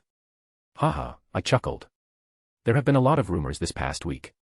I even read one that claimed I was dead and my body was being animated by some necromantic ritual, an article I found amusing, relieving, and disappointing all at once. I shook my head, knowing full well that this was not her question. You see, I found it amusing because, well, it was funny, at least to me, relieving and disappointing for the same reason, because the author clearly knows nothing about necromancy beyond its name. I sighed as I noticed people giving me odd looks.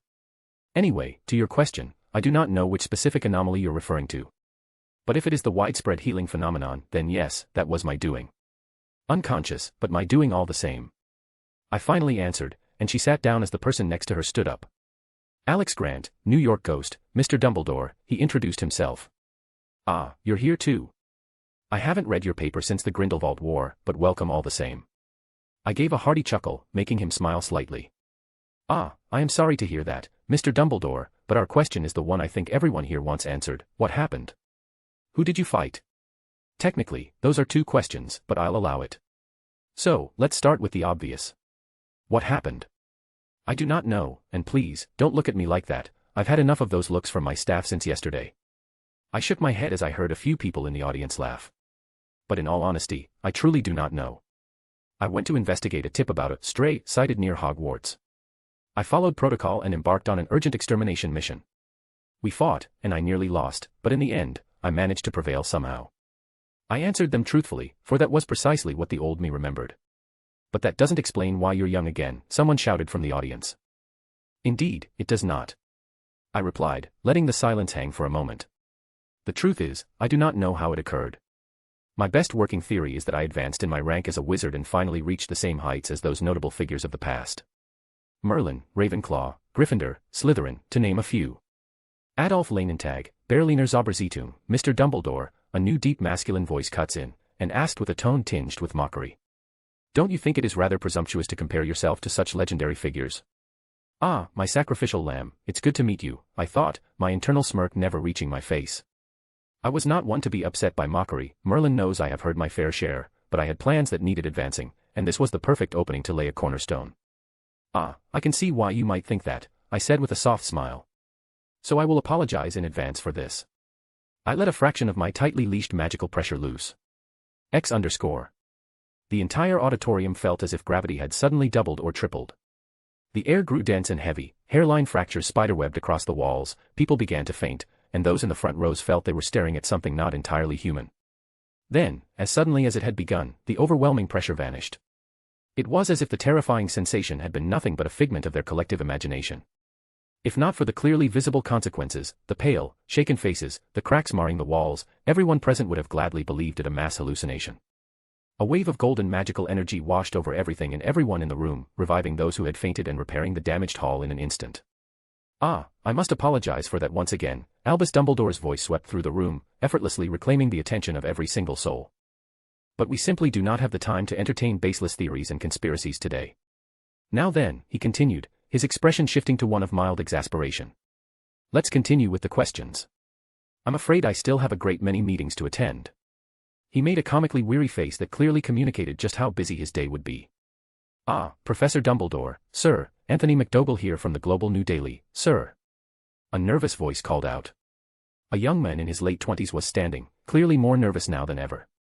Ah, Anthony, my boy, how have you been? It is good to see a Hogwarts student working hard to achieve his dreams. How is the ICW treating you?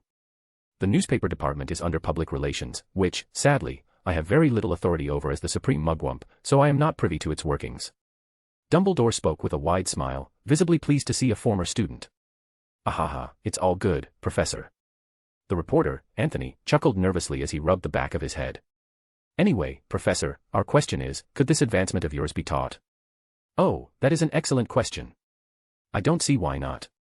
Let me tell you my experience, and you can decide for yourself. Dumbledore nodded, his eyes twinkling. You see, my theory is that achieving such a feat requires a fundamental shift in one's perspective on magic. In my case, after I finally slew the stray, I was left there, too exhausted to move, too drained to do anything but wait for death. In those final moments, or what I believed were my final moments, my life flashed before my eyes. Dumbledore's tone was wistfully reminiscent, he spoke as if he hadn't feared death at all. So there I was, watching everything I had ever done since childhood, and I began paying the utmost focus and attention. I felt as though I were studying magic anew, from the most basic principles to the most complex arcanum. And I did it all with a much older, much wiser mind, that is all I did. He finished, smiling serenely. A profound silence filled the hall. People struggled to digest what they had just heard. The younger attendees dreamed of achieving such power and plotted how to do so. The older, wiser officials were on a different train of thought entirely, for they knew, or could well imagine, just how impossible such a feat truly was. To view magic from a truly fresh perspective is a Herculean task. Some would say it is nearly impossible. It was a testament to the prodigious talent of Albus Dumbledore. The interview continued for another half hour, with questions ranging from, what's your advice for young wizards and witches who want to reach your level, to, now that you are young again, do you intend to marry, and, is it true that you didn't marry because you are a wizard's wizard? Some even dared to ask if it was true that he had been Grindelwald's lover and that was why he never married. Dumbledore answered everything with a patient smile. He even fired back a few sarcastic jibes at the German and French reporters who tried to resurrect the Dumbledore-Grindelwald rumors. He understood their perspective. France and Germany had been among the nations most devastated by Gellert Grindelwald's reign, but they held very little love for the men who had ended it. In the end, the reporters were anything but satisfied, but their time was up. They were escorted from the ministry's auditorium, along with most of the other attendees, leaving only those who held significant power and political sway behind. However, the auditorium was too vast for such an intimate meeting, and so they were relocated to one of the ministry's secure meeting halls. Meeting Hall Number 3, East Wing, 3rd floor. The select group was led into a far more intimate yet no less imposing space. The room was dominated by a vast conference table carved from a single, petrified slab of bog oak, its surface polished to a dark, mirror-like sheen and inlaid with glowing silver tracery that was, in fact, a manifestation of some of the most potent privacy wards and enchantments ever woven. High-backed chairs of plum velvet and polished brass surrounded it, their frames twisted into the forms of magical creatures whose gemstone eyes seemed to watch the room's powerful new occupants. The very air was still and ozonated, as if magically scrubbed of all impurities. The walls were panels of dark mahogany, their grain slowly shifting to reveal moving landscapes of global wonders, while the ceiling was enchanted to mimic a perpetual twilight sky, where unknown constellations of diamond-bright stars provided a soft, focused light. This was a chamber designed not for public spectacle, but for the rare but necessary meetings of the magical world's most powerful. All right, now that we are seated, let me call this meeting to session. Dumbledore's voice cut through the air, his calm and easygoing tone fostering a deceptively relaxed atmosphere. All right, Dumbledore, let's start with what you didn't share with the public, the stern-faced president of MACUSA, Emily Jackson, said, her voice clipped and concise. Ah, Emily, still as stiff as ever, I see, Dumbledore quipped. His joke was not well received, judging by the slight scowl on her face. And for your information, I did not withhold much from public knowledge, only information I deemed likely to cause unnecessary civil unrest. Dumbledore said, his tone turning serious. And those are? Asked the French minister, Jacques Delacour, a portly man of short stature. Ah, the facts that the stray was Voldemort, and that I know the cause of the recent anomalies, Dumbledore stated. His happy-go-lucky attitude was not appreciated, though most in the room wisely kept their displeasure to themselves. The feeling of his magic and power was still fresh in their minds. Dumbledore. You can't joke about that. Voldemort is dead. Cornelius Fudge, the British Minister of Magic, seemed to have forgotten himself as he shot up from his seat, pointing a shaking finger at Dumbledore. Ah, Cornelius, I assure you, I am not lying. You needn't worry about him, however, for I know how he cheated death, and I will be handling his case personally in the coming days. Dumbledore's measured and calm voice swept through the room. Ah, if you say so, then it must be. Haha, Fudge said awkwardly as he sat back down, his spine feeling as if it had been cursed with a freezing charm. If that is handled, then let's discuss the anomalies, Emily said, eager to learn the cause of such phenomena. Yes, I too believe we should start there, Amelia Bones affirmed, prompting most people around the table to nod or voice their agreement. Okay. So, as we all know, a decade and a few years ago, the anomalies began to appear, new ley lines forming, displacing, or in some cases disappearing, new monsters emerging, such as the creatures later identified as stray devils, Dumbledore recapped, earning nods of agreement. Through questioning sentient monsters, we learned of devils turning muggles into slaves, or some nonsense about gods. Most of us here are aware of this, correct? Again, everyone nodded. Okay, so, let's hit pause on those facts and start with what I did not tell the public, that there is one final step required for a wizard or witch to achieve my rank, the creation of a new magic or a revolutionary new application of an existing branch. Dumbledore lied through his teeth, doing so with a smile and a saintly expression. So, ladies and gentlemen, I present to you my newly developed magic, archive magic. He announced this as a transparent, screen-like frame materialized in front of him, alerting almost everyone in the room. Some even stood up, wands drawn and ready to cast. Peace, peace. Why are you all so jumpy? Dumbledore chuckled good-naturedly. And why are you pointing wands at me? You truly stand no chance, even if everyone here worked together. He informed them with a light laugh. His remark was not meant as mockery, though some undoubtedly took it that way. It was merely a statement of fact, followed by a quiet laugh at what he saw as a humorous situation. Still, we would appreciate it if you did not cast magic so suddenly, said a man on the left side of the table. Dumbledore didn't recognize him, but judging by his ornate robes, the man was an ICW delegate. Anyway, as I was saying, this is my new magic, Dumbledore continued, ignoring the men entirely. It is a permanent, always active mind-type magic that I have installed at Hogwarts. He looked at the faces of everyone in the room. This magic is not offensive, defensive, white, or dark. It is an archive. A system for the collection and storage of magical data. It converts information into a magical medium and allows those connected to it to share said data. Dumbledore paused to take a sip of water before continuing. Additionally, it can tap into ambient environmental magic to analyze phenomena, among other minor features. Dumbledore was, of course, once again twisting and omitting key facts, but they did not need to know that. And you are telling us this why? Jacques Delacour asked. Ah, I am glad you asked. Dumbledore smiled and said, I am telling you this because when I created this magic, I got a glimpse of the true scope of these anomalous events. Ladies and gentlemen, if I am not wrong, then we are either being invaded or our world is assimilating and conjoining with another, he revealed, drawing some gasps, frowns or, in the case of Fudge, outrage. Preposterous. You cannot expect us to believe this just because you said so, right? Fudge yelled again, but this time he did not point his fingers, nor was he standing alone like a fool, for some of the delegates stood up with him as well. Sit down, Fudge, and you too. Amelia Bones and Emily Jackson said at the same time, before looking at one another, nodding, and turning their attention back to Dumbledore.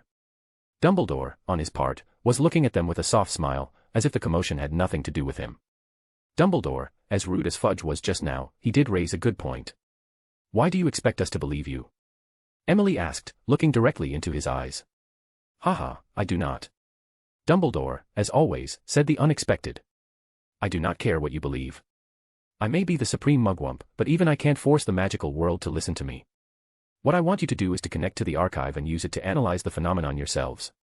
That way, you can decide what you want to do on your own, he explained, making almost everyone in the room pause. And you expect us to learn and cast an untested magic, the German Minister of Magic, Conrad Adler asked. Ha ha ha, that is a good joke, Dumbledore laughed. You could learn it, and even if you could, you wouldn't be able to cast it. It would take nearly everyone here working together to cast it, and it would only be active for about a minute. Did you not hear me when I said that it's always active? That means even now, I am powering the magic with more magic than everyone here has, combined. Silence filled the room as the unexpected revelation poured a bucket of ice water on the ambitions of those who knew the true worth of such a magic and wanted it for themselves. And how do you expect us to connect to the magic, as you said? Amelia Bones asked. That is easy. I want you to create a link that will make it possible for you to access the magic without expending an exorbitant amount of your own power, Albus explained, but his explanation was met with blank faces. Okay, how do I explain this better? He asked himself. Oh, I know. Do you know about the new Muggle invention? The computer thingy? His question once again drew blank faces from most of the meeting's participants. I know what you are talking about, Dumbledore-sama, the Japanese representative said, one of the few who knew. Okay, then let me explain. You know how they have these machines that connect with one another? Dumbledore began, and got a few nods from those who knew. Well, that's where I got the inspiration from. Hogwarts acts as the main connection point, I function as the power source and server, and you each will be connecting to it, thus gaining access to its functions. Sasuga, Dumbledore-sama. This is a revolutionary concept and magic. The Japanese representative, whose name Dumbledore still hadn't gotten, looked at him with starstruck eyes. Doesn't that mean people will have access to Hogwarts? A man standing between the French and German ministers asked. No, you will just get access to cast the magic and use it. Nothing else, Dumbledore answered. Dumbledore-sama, can we get a secondary access point installed in Japan? The Japanese representative interjected. I don't see why not, though it will have to be installed in Mahutokoro School of Magic, as the location and magical environment are ideal. Plus, you can have the professors connect to it, share their knowledge, perspectives, and magical research. Who knows? You might have a solid chance of producing another wizard of my rank, Dumbledore said, making the representative smile. Dumbledore, don't you think that magic like this should stay in Britain? Fudge was about to say something foolish before he suddenly shut up, as a magical weight descended on the room for a split second before it vanished.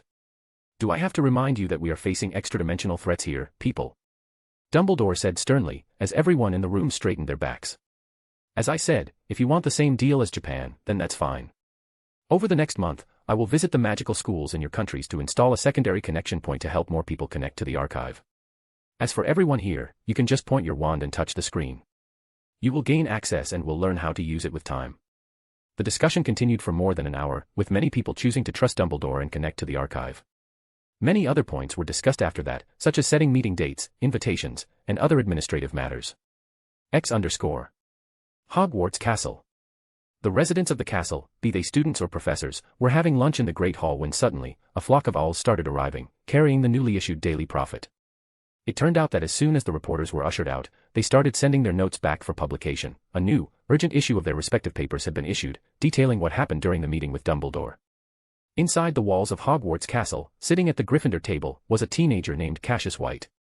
Cassius White. Reading the paper his owl, Athena, had delivered, he couldn't help but frown. He knew that all his canon and future knowledge was thrown out the window when he didn't receive his invitation to Hogwarts when he was 11, but this was too much of a deviation. He knew the ROB he met felt sketchy, but he was just a recently dead teenager who was happy to gain a new life, cheats, and a system. System, you said there wouldn't be much of a deviation from the original timeline, he hissed inside his mind. Insufficient data. What a useless system. All it does is give missions and sell stuff. Ugh, he complained before muttering in defeat, just show me my stats. Stats. Name, Cassius White, black. Race, human. Job, wizard. STR, 12, average human stat is between 6 to 10. Agi. Int. CHR. Mag. Skills and traits. Metamorphmagus, the ability to change your appearance at will. Sharp mind, the ability to retain information quickly. Hentai physiology, the ability to have sex and impregnate any creature. Points, 114. Shop, closed. System, when will my shop open, he asked. Error. Unknown. Ugh, useless system. Still, not all things were bad. At least he had magic now, he was learning how to cast magic, as well as enjoying his new life. Plus the Harry Potter in this world was a girl and he was her friend, so he believed he had a decent chance with her. Even if he couldn't, it wouldn't matter. He would move to Japan as soon as he finishes his 5th year, and will get to meet Rias Gremory and ask her to let him join her peerage. Or maybe Sona Citri is better. I can make a harem then and live my life with comfort while letting the protagonists deal with future troubles. Yeah, this could work. Hey Cassius, what are you thinking about so deeply? A voice interrupted his daydreaming and planning time, but it was okay. She was a waifu candidate of his. Ah, Hermione. I was just wondering if the papers are telling the truth, he lied. Oh, yes, can you believe this? Our headmaster is as strong as Merlin. Hermione said in an excited tone. Wait, what? Where did it say that? Cassius asked as he took the papers into his hand, again cursing his habit of skimming through texts without reading them properly in his head. Well, I'll be damned, how did I miss this, he thought as he saw the article in the first page. New story, I hope you like it. P.S. The one who writes the best synopsis for the story will get to replace the one I have now with it. Also, if you want to read advanced chapters you can join my Patreon. Hunter 20. Chapter 5, Chapter. Albus Dumbledore. Arriving in my office with the help of my now fully healed companion, Fawkes, I sank into my chair and finally allowed myself a long, weary breath. Today's meetings had been profoundly taxing, but I believed I had handled everything I set out to do rather beautifully. I had cowed the global powers by showing them a fraction of my strength, making them more cautious and less prone to reckless scheming for the foreseeable future. I had announced my new level of power and proclaimed my place among the legends, which, combined with my already formidable reputation, would help cement my status as a near-mythical figure in the eyes of the common witches and wizards. Most importantly, I had laid the foundation for the belief that a wizard could ascend through knowledge alone. That was a necessary first step to the widespread adoption of my new magic. My new magic, the Archive, as people would come to know it, was a system inspired by its fairy tale counterpart, the Super Archive magic. Not truly the same, of course, but then again, this was a different world, so allowances had to be made. My plan for spreading the Archive across the globe served 3 simple purposes. 1. Data. The more widely it was used, the more magical data I could collect. A wider net catches more unique fish, and every spell, every insight, every perspective added to my repository of knowledge. 2. Democratization. To achieve my vision for a wizarding world where knowledge could not be hoarded by some fool whose ancestor accomplished a noteworthy feat a few centuries prior. This meant our world was about to witness the dawn of a new renaissance, an era of unprecedented collaboration and growth. 3. Unity. To give the global wizarding community access to a world-spanning network that would make communication instantaneous and foster a new level of international reliance, strengthening us against the extra-dimensional threats we now faced. I couldn't have a divided wizarding world as it was now if I wanted to accomplish my mission. Sure, it might appear like the ICW had a handle on global unification, but they didn't. I was the current supreme mugwump, so I'd know. The scattered little communities that didn't oblige by half of the ICW rules, the different governments full of corruption and power-grabbing scum. The different cults and dark lords scattered around the globe that kept most of the ICW's manpower working as obliviators to clean up their messes. Yes, I think Plan Dark Lord is a must, I thought, leaning back in my chair and listening to the bizarre sounds made by my trinkets. It was oddly soothing. Plan Dark Lord was, in short, my design to unify all the undesirable elements in the wizarding world under one banner. What I would do with them after that was still undecided, but gathering them up was far better than letting them run amok individually. So, it looks like Grindelwald needs a comeback, huh? I smirked to myself. His return would have so many pros for me and very few cons. Especially since he would be bound to me this time. I can't be a bright lord without having a dark lord, can I, Fox? I asked my phoenix companion, who let out a soothing cry. Still, I think it is time to be done with my side mission, don't you think? I asked, but he just tilted his head in confusion. Twirling my wand, even if I didn't really need to, I summoned an ethereal-looking phoenix, my Patronus. Once blue and white, it now had a subtle hint of gold outlining its form. I sent a message to McGonagall, relaxed, and opened my archive, starting to browse through the newly collected data. Gaining a new perspective on magic might not help one achieve a higher rank yet, but it sure as hell made casting and customizing spells a lot easier. Minerva McGonagall. And so, your assignment for today is to write a piece on your own understanding of elemental transfiguration. What is it? How do you cast it? What do you visualize? What other forms of elemental transfiguration are there? Should there be more? How do you think such spells might work? Etc., she announced, looking at the faces of her 7th-year class.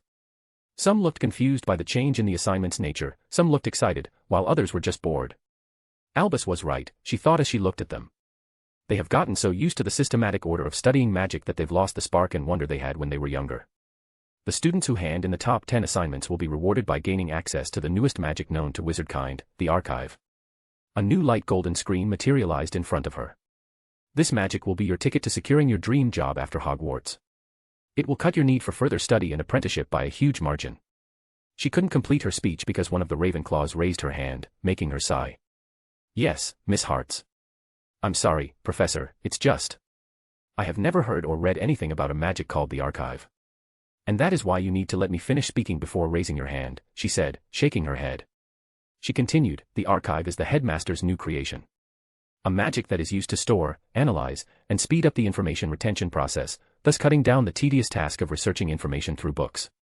Here, you will find the notes of your fellow students if they choose to share them, professor's notes, insights, research topics, and even the headmaster's notes on different subjects and branches of magic. You will gain access to knowledge so advanced that by the time you graduate, you will be more capable than those who spent years in apprenticeships. Now she could see the fire lit within them. As Dumbledore said, students needed something new, a path that gave them the idea that they, too, could be special. A sudden feeling of warmth and happiness spread throughout the classroom as an ethereal phoenix Patronus came through the wall. Albus, she thought as the spectral bird circled the room a few times before diving and heading straight to her, its beak close to her ear as she heard Albus's words. Minerva, dear, how's your day going? Mine was especially tiring, thanks for asking. Anyway, could you please see to it that Cassius White, the first-year Gryffindor, comes by my office soon? Her lips twitched a little. Couldn't he have sent his message through the archive? He had done so yesterday when he sent her all his notes and insights into transfiguration. Tiring, she thought in irritation. He was holding a press conference, getting his pictures taken and talking politics. Meanwhile, I have been here since morning trying to teach these, stupid, cats how to transfigure themselves into better cats without hurting themselves in the process. Ugh. She took a deep breath, reminding herself that Albus was doing this solely to get a rise out of her. Anyway, students, that is all for the day. I will see you in our next class, she informed them. As she pointed her wand towards the table, organizing the papers, she took them. Now if you will excuse me, I have an errand to run.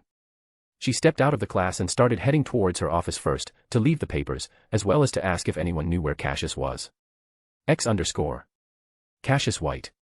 Cassius found himself, once again, hearing about how amazing Dumbledore was, how powerful, or just how hot he was, according to most girls in the Gryffindor common room. So he decided to actually get some studying done and head to the library instead of just sitting there. Hermione being there is just a bonus, he thought with a smirk. Still, he was having a bad feeling, a persistent sense of dread since yesterday. It felt like a hand was reaching for him, only to fail at the last second. He didn't know what it meant, but he was going to look for an explanation. And so, he found himself sitting at a table in the library with a divination book titled, Dreams and Feelings, A Beginner's Guide to Interpretation, by E. Woodwitch. He didn't find anything of real value inside the book, unless you considered the eye and mouth twitching that could be interpreted from 100 different angles to be interesting. Mr. White. He heard Professor McGonagall's voice and lifted his head from the book. Yes, Professor, he answered. Stand up, Mr. White, and come with me, please. The headmaster has requested your presence. Headmaster Dumbledore asked to see me. He asked, shock and a little fear bleeding into his voice, making the professor raise an eyebrow at his exaggerated reaction. She wouldn't understand. She wasn't one of the people who stayed up late discussing the possibility of Dumbledore being a dark wizard, or senile, or one of those old men with good intentions who managed to screw everything up. Of course, Professor. He mumbled and nodded as he quickly got up and began walking beside her.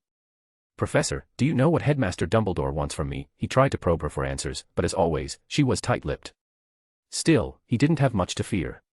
His mind was protected by the system, as the ROB had told him, so his secrets were safe. The protection is still working, right, he thought, remembering that his system didn't actually work as intended in the first place.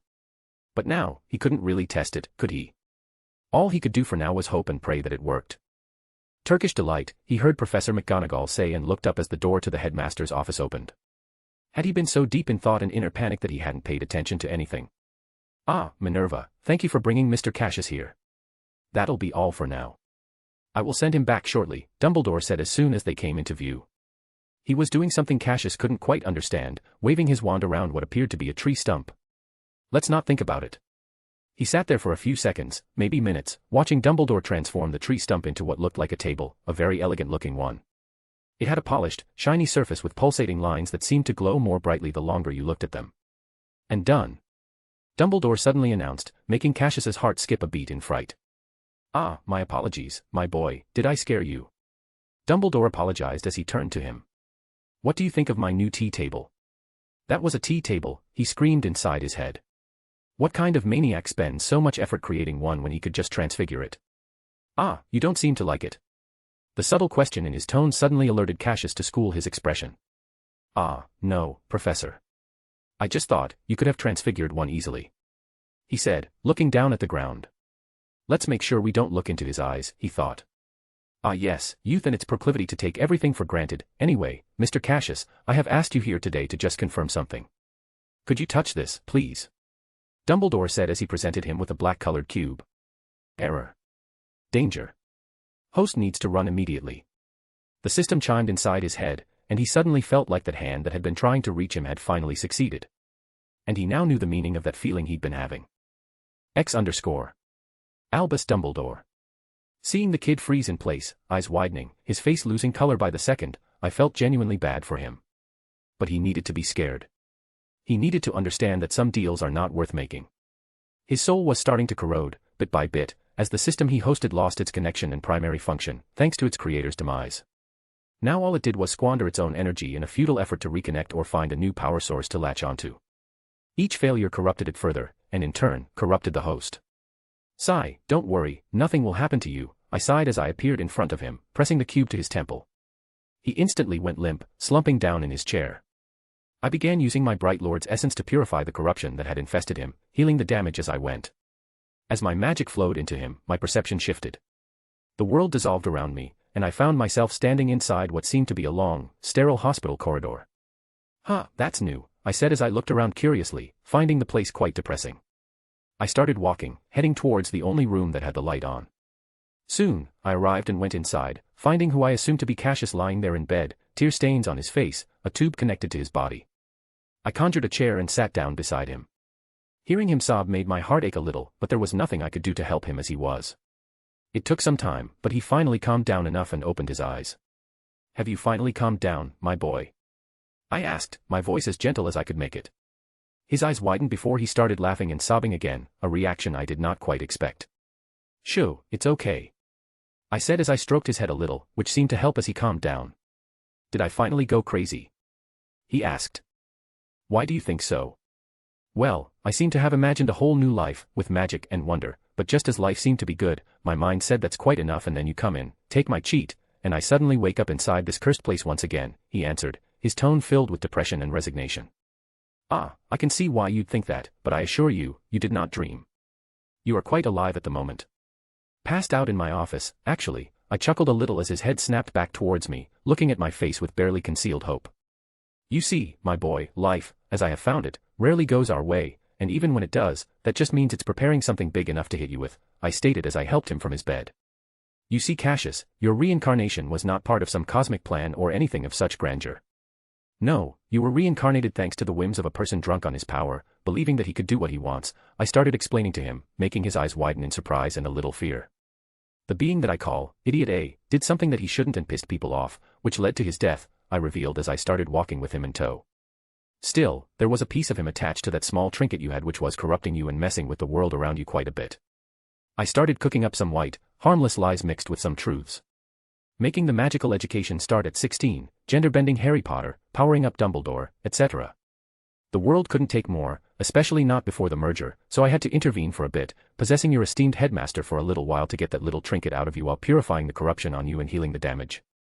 Does that mean you are not truly Dumbledore? Cassius asked, eyeing me suspiciously. The Dumbledore of your world is quite capable, and he will be much more capable in the future thanks to me possessing him, but he is not capable enough to take a system, the creation of a higher being, out of a reincarnator's soul, I said as I shook my head, making him nod thoughtfully. So what does that mean for me? Am I going to die again? Reincarnate? Or am I going back to my previous world?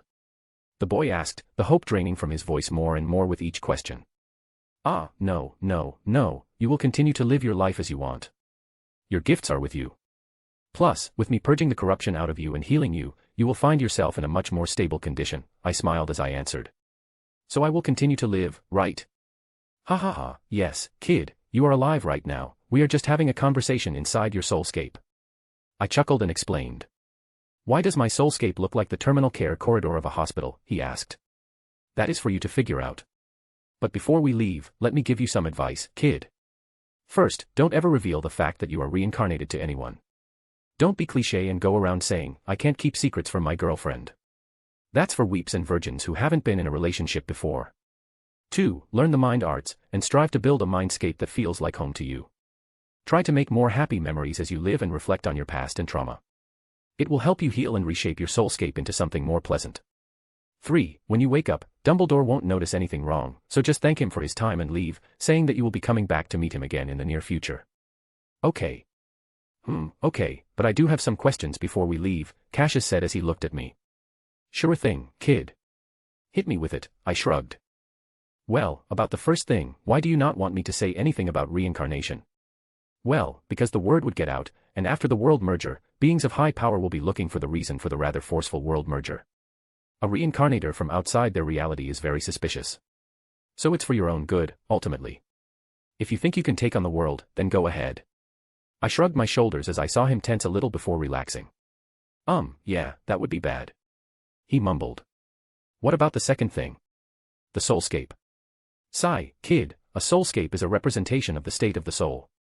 This here screams trauma, depression, and unresolved issues. Getting your head in order will help you in resolving these issues, thus changing the scenery around here, too. I guess I understand that. You do you? I shook my head in disapproval as he lowered his head. Kid, I am not here to tell you how to live your life. I just didn't want you to waste away, so I gave you some advice. Anyway, like I said, don't say anything to Dumbledore that may alert him to something being amiss. Just say that you will visit him again if you have any more questions and leave, okay? Yeah, okay. The kid said with a nod. And thank you for healing me and stuff. I already feel better. Don't worry about it. It's my job anyway. Take care, kid, and be careful. This world is a lot more dangerous than the stories inside your head suggest. I nodded at him as the scenery around us began to shift. I sat down by my new tea table and kept looking down at it, ignoring the kid who, just as predicted, started pinching himself. Thank you again, Headmaster, for your time and understanding. I will be visiting you again soon if I need anything, I heard Cassius say, which was my cue. Of course, my boy. Don't worry about anything, I will be helping you investigate your heritage and connection to the Black family and get back to you about it soon, I said with a nice, calm smile as I saw his eyes widen once again before he collected himself, nodding and leaving quickly. Seeing the kid leave, I sighed slowly as I leaned back and closed my eyes. This was for the best. I gave him a reasonable explanation, cautioned him against treating the world like a story or a game, and installed enough fear into his soul that he wouldn't go around blabbing about reincarnation, the multiverse, and people being story characters. The human psyche is not prepared to face such truths. Telling people such things leads to one of three things happening: conscious rejection of the fact, conscious and subconscious suppression of the information, or conscious ignorance and subconscious unraveling. So with that done, let's send a message and see where that Serious isn't why he hasn't visited me today despite the fact that I asked him to swing by this morning, but first, let me check my archive real quick.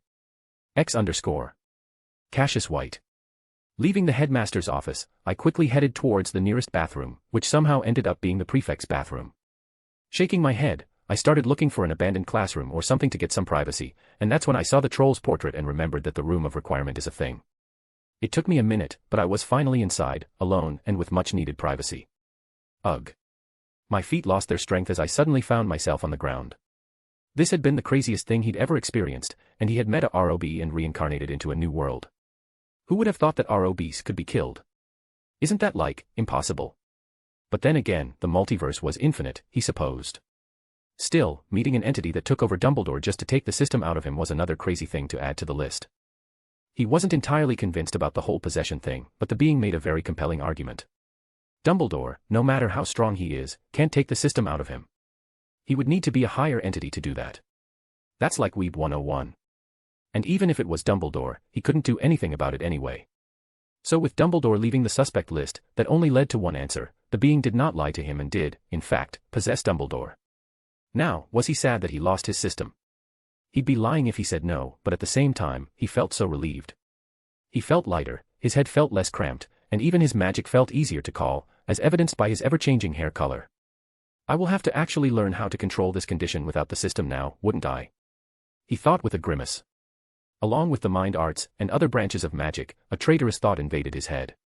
He sighed as he dragged his recently calmed self into the bed, which, thanks to the room of requirement, was huge and comfy. He pressed his head into the soft pillow as he went over what he needed to do starting tomorrow. He let out a strangled groan before going completely limp. Clearly, his body had finally had enough of him and decided to shut down for a little while. Sirius Black. Sirius was lounging on his couch, reading a book. Yes, haha, very funny, Sirius actually reads, ahem. Anyway, he was reading a new Muggle story called The Eye of the World. He had developed this reading habit after Lily gave him The Lord of the Rings back when she said that Dumbledore looked like Gandalf and they didn't know who Gandalf was. He was glad to say they now knew who's Gandalf. It would be a lie to say this likeness did not play a part in the reason they liked the guy and followed him. There's also the fact that they didn't like the other guy and that they were young and hot-blooded back then. Speaking of Dumbledore, didn't Amelia tell me to meet him today? He thought as he suddenly sprang up. She did. Creature. Why didn't you remind me to go to Hogwarts today? He yelled as he started running towards his room. Filthy, rebellious, traitorous master did not ask Creature to remind him of such a thing. Creature popped into his room, said his piece, and popped out. Ugh, I really should kill him and get a new elf, he thought as he began to dress. It's just that he disdained the act of killing, and letting a house elf of the Black family free was not a good idea. Still, I might just get 2 or more new, younger ones and set them on him. That way, I will know if he's doing anything he shouldn't. Still, he liked Amelia just fine. She was the pureblood mistress of the house who was trying to help the wayward master in ensuring the continuation of House Black by trying to have children, pureblood children of House Black. Yeah, I'll let Amelia deal with him, he thought as he headed towards the fireplace, took a handful of green-looking powder, got inside the fireplace, and threw the powder onto the ground as he announced, Hogwarts headmaster's office, and with a flash of green fire, he was gone. He arrived with a light show of green fire and stepped out of the fireplace only to find Albus Dumbledore sitting there, his eyes focused on a golden screen floating in front of him. Dumbledore didn't seem to care much or even notice his arrival, so he decided he might as well sit down and see how long it would take for him to be noticed. A younger him might have tried to prank him, but a younger him could also take a beating better, so he would just sit down and ignore the itch. You have grown, Sirius, Dumbledore stated as he kept looking through that floating thing he had. And you are late, too. Ahaha, well, I kind of overslept and then lost track of time reading, he laughed awkwardly. Oh, what were you reading? Dumbledore asked. Oh, it's a Muggle book called The Eye of the World, Sirius answered nonetheless. Ah, Robert Jordan's book. Nice story, the headmaster commented, making Sirius's brain stop functioning for a few seconds. You read Muggle books? He asked in a tone of shocked surprise. What do you think I do with my free time? The rhetorical question was accompanied by a slight head shake. Anyway, I asked you to come for 2 things, and it's a good thing that you are late because now I can just be done with everything I have to do for the day. Dumbledore said as he stood up and walked to his side. He felt Albus's hand on his shoulder, accompanied by a warm, fuzzy, and bubbly feeling washing over him. He relaxed as he felt like years of burdens he didn't know he was carrying were washed away by the warm currents and waves. There, you were already halfway healed by the waves of healing that I released last week, but now I can say with absolute certainty you are at 100%. So go home and make a baby. Albus said as he came back out of his haze. Thank you, Professor, was all he could say, his voice too thick with emotions to allow him to say anything more.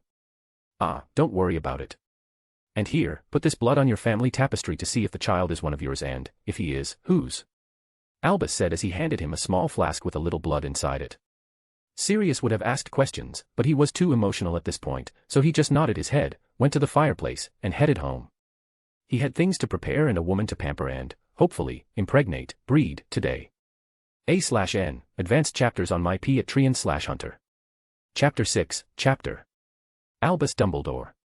Staring at the tiara in front of me, I couldn't help but feel a profound sense of disgust. To degrade one's soul like this in a futile effort to escape mortality was not worth it.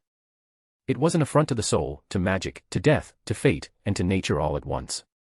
The longer I stared at it, the clearer it became why a teenager had been capable of besting one of the most knowledgeable and powerful wizards of his time. The reason was laughably simple, and for once, the explanation wasn't mere plot armor. Or, more accurately, I now understood how that particular plot armor had formed and functioned. You see, when a wizard creates a Horcrux, he must sacrifice an innocent life to protect his own, a basic, vile equivalent exchange. After the necessary preparations, the backlash, or more accurately, the result, of using this dark magic is used to peel off a fragment of the wizard's soul, which is then placed inside an object. This much is understood. Create a Horcrux, and you escape death, or so its creators believed. The reality, of course, is different. There are consequences for violating the natural laws of the world, especially concerning magic. Violent, deadly consequences. So, there you are, an idiot who has degraded his soul, chipped away a piece of his sanity and equilibrium, and violated the sanctity of his own existence, all while unaware that you have just earned yourself one of the most horrific ends imaginable. Fate will curse you. Luck will abandon you. Magic will abhor you. Nature will despise your existence. Thus, your death becomes an inevitability, for the world itself will conspire to raise up champions to destroy you. Then come the special idiots, like Voldemort, who succumb to hubris and believe they can modify the ritual to rid themselves of these consequences. This is where their particular brand of foolishness shines. They attempt to modify a nullomantic-based dark magic and gear it toward an orderly septimal system, a 1 to 7 base system, without understanding more than the basics of arithmancy. This is the pinnacle of hubris, studying the basics of a magical system developed over millennia and thinking that with less than 7 years of study, you can improve upon it.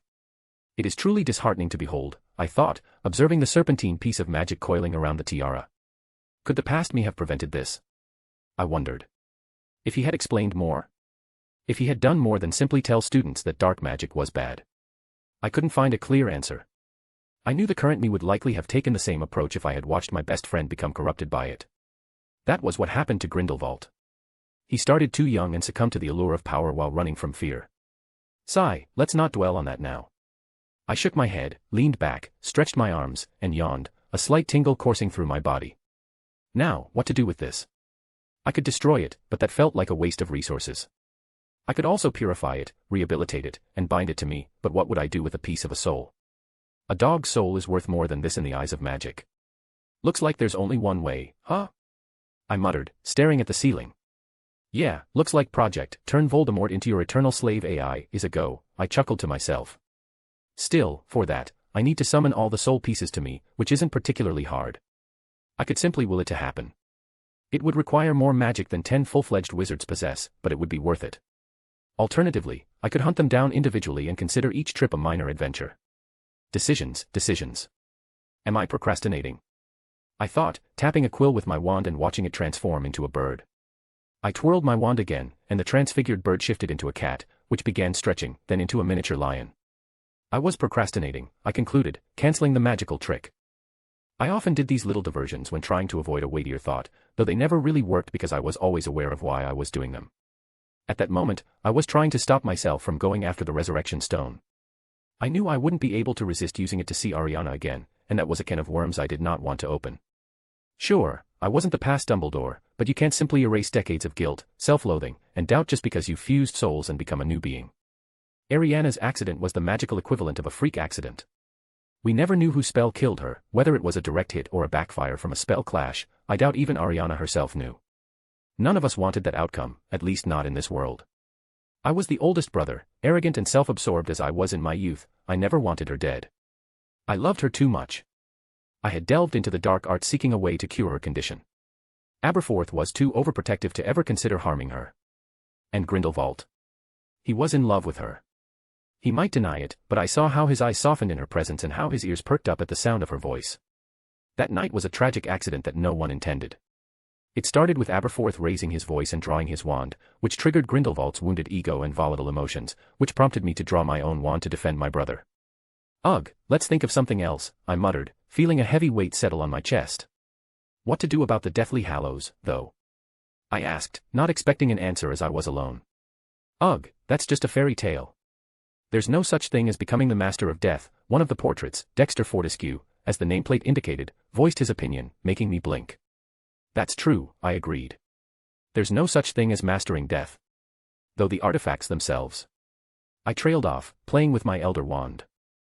Are you implying that your wand is the Elder Wand? The portrait of the past headmaster asked, his voice cracking slightly.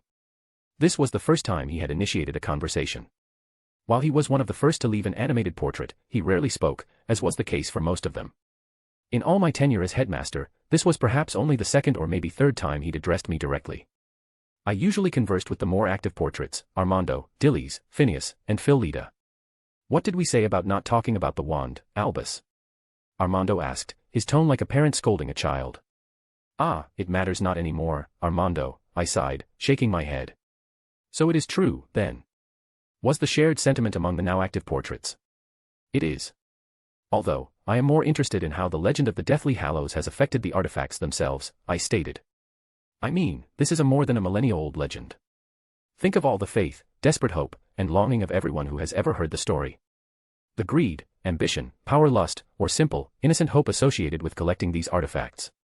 I truly wanted to see what would happen if they were brought together. That's a dangerous line of thought, Albus, Armando said, drawing collective agreement from his colleagues, all except one. Ah, don't listen to them. You should strive for power. Perhaps that would make up for the fact that you're a half-breed. Phineas Black shared his wisdom, earning him scathing looks from the others. Ah, Phineas, I have more power in my pinky toe than all your pure-blooded idiots combined, I chuckled, watching him glare at me. You have changed, child, Phil-Lita Spore, a former headmistress and an accomplished mediwitch in her time, stated.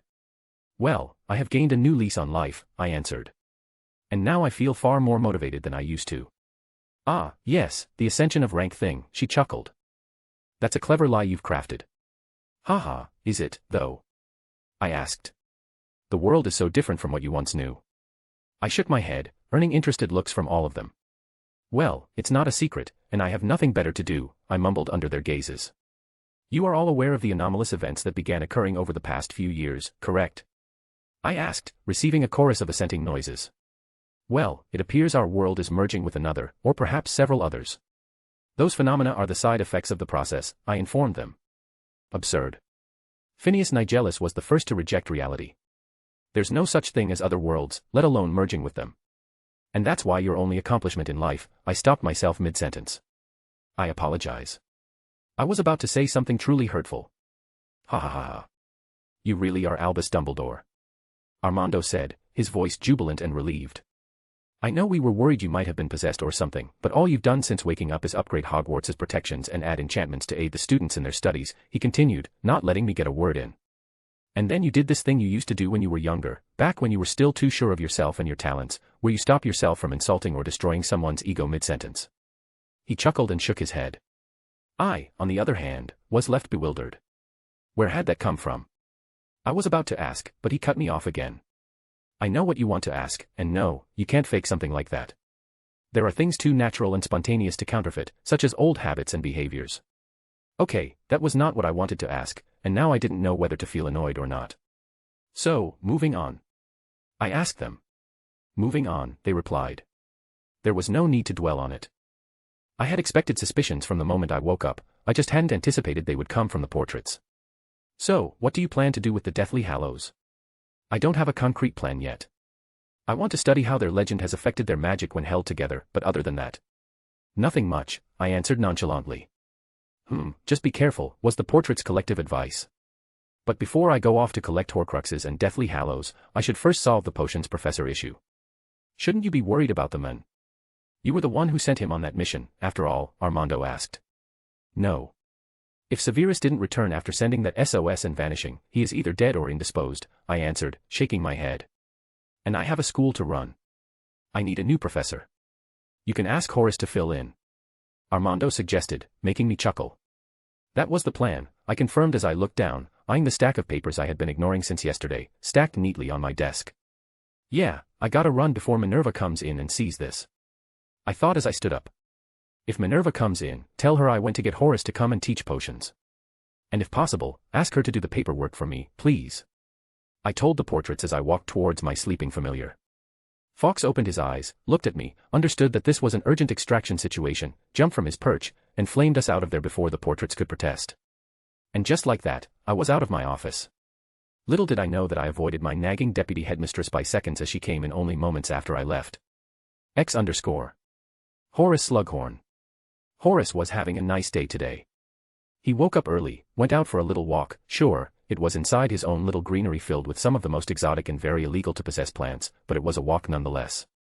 He returned home happy, ate his breakfast, sat down on his comfortable sofa, and started reading the newspaper. It didn't matter if half of what they said was speculation about Dumbledore, he didn't really care. Sure, he was a little envious of his friend's apparent de-aging, but he wasn't all that bothered. He still had years ahead of him. Plus, he was enjoying his retirement, unlike Albus, who had to continue to work for Merlin knows how long. So he had things that were going great for him too. He might not be the new Merlin, and he might not be getting any younger, but he was enjoying his life too. Yeah, he was enjoying his life. He nodded, reaffirming his belief. Scree! The melodic cry of a phoenix, accompanied by a spectacular show of fire and magic, didn't bother him, for he was enjoying his life. Enjoying his morning and life. Horace, my friend, how have you been?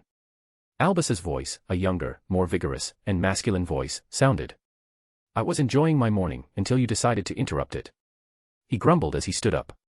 Ah, don't be like that. We both know that you were itching to do something new. Something other than brewing potions once in a while and staying cooped up inside your shack. Albus said. Clearly, this was not a social visit. Albus was already doing the sales pitch, but Horace was not one to accept easily. Ah, that was the old and young Horace. Now I am but an old man, enjoying my retirement and doing what I like. Ah, what a pity, Albus said regretfully. So you wouldn't like to get back to Hogwarts, gain access to a new magic that will make your advancement in the field of potions so much faster. A magic that may well help you attain the same rank advancement as I did. Ah, what a pity. I guess I will just go and find someone else. What's happening? He thought. Why isn't Albus sticking to the script? He tries to convince me, I say no, and then he motivates me with some phoenix ash and tears. Ahahaha, Albus. Come, sit down. Do you want some tea? I have this new tea, just arrived from Japan a few days ago, really. Horace changed his tactics quickly. Now, what is this you said about new magic? He was nothing if not adaptable. I thought you didn't want me disturbing your retirement, Albus asked, acting clueless. Ugh, Albus. That's why no one liked playing with you when you were younger. You always ruin it. He grumbled and sat down. He flicked his wand towards the kitchen and put it back on the table. Ahaha, that's just because most of the people who tried to play with me were sore losers, Albus chuckled as he sat down next to him. So what is this about the new magic? Horace asked again. He was very interested in a magic that would help him in advancing his craft. He wouldn't be the only one either, anyone with a master rank in their prospective field of magic would be interested. You don't just become a master because you studied a few books, no. You need talent, effort, and an almost obsessive love for the subject you want to master. Especially potions. Everyone can brew potions, but very few had the love, the drive, and patience to experiment with them. It's a magic of my creation, I call it the archive, Albus said as a light, golden, screen-like thing appeared in front of him. This here will help you compile, analyze, and review all your knowledge, along with that of several others who wish to share their knowledge. Horace was sold the moment he heard about the compiling and analyzing features. Those would be very helpful, for research purposes, of course. Of course, he didn't advertise his interest like a kid but asked a few more questions. He tried to act tougher and more hard to get, but Dumbledore was a very charismatic and persuasive person when he wanted to be. And that's how he found himself connected to a magic that he knew nothing about but the basics, and accepting a job that required him to leave his home immediately. Don't worry, you can send a house elf to get your stuff later. Albus said as he put his arm around his neck, and they were abruptly taken back to Hogwarts aboard the Fox Express, as Dumbledore called it. And now, here he was, walking beside Minerva, a girl he had taught back in the day, as she escorted him towards the dungeon. Like he didn't know where the classes were. He would have felt something about how abrupt and quick this whole thing was if he wasn't so focused on the new magic. He was watching how his memories and knowledge were converting into magical data, with a mini horror-shaped picture running from one end of the screen to another. He would have been very concerned about the nature of any magic that dealt with memories if not for the fact that he felt the connection, and his absolute control over what to convert into magical data and add to his own archive. You know what? Today was a great day indeed. Albus Dumbledore. Getting Horace to agree didn't take much effort, just a nudge here and a carrot there, and he was pocketed before he even knew what happened. It was easy to get accomplished wizards to do what you want if you have something that interests them. Especially those who have reached the rank of master. You need a lot of passion, obsession, and a healthy dose of drive to actually make it. It was not that different from the Muggle world in this regard. Still, getting Horace into Hogwarts was a great thing to do. The guy had a knack for motivating students and helping them. Plus, he was a very good teacher, so that's a plus. Still, now I need something else to do before McGonagall comes back. Chapter 7, Albus Dumbledore. To an outside observer, I might have looked like a crazy person, staring intently at a stone while muttering beneath my breath as if expecting it to stare or talk back. That wasn't true, of course. I was examining a secondary ward stone of Hogwarts, or, more accurately, the runic keystone that supports and powers the Room of Requirement. I had already visited the Room of Hidden Things to retrieve the tiara, but at the time, I was following the other link of the curse on the Dada position, so I hadn't had time to examine the room itself. It didn't take me long to purify the curse. With the primary anchor already in my possession, I simply went to the classroom and purified the secondary anchor, which was the room itself. Since I had removed the primary anchor, the secondary one couldn't regenerate. Curse successfully broken.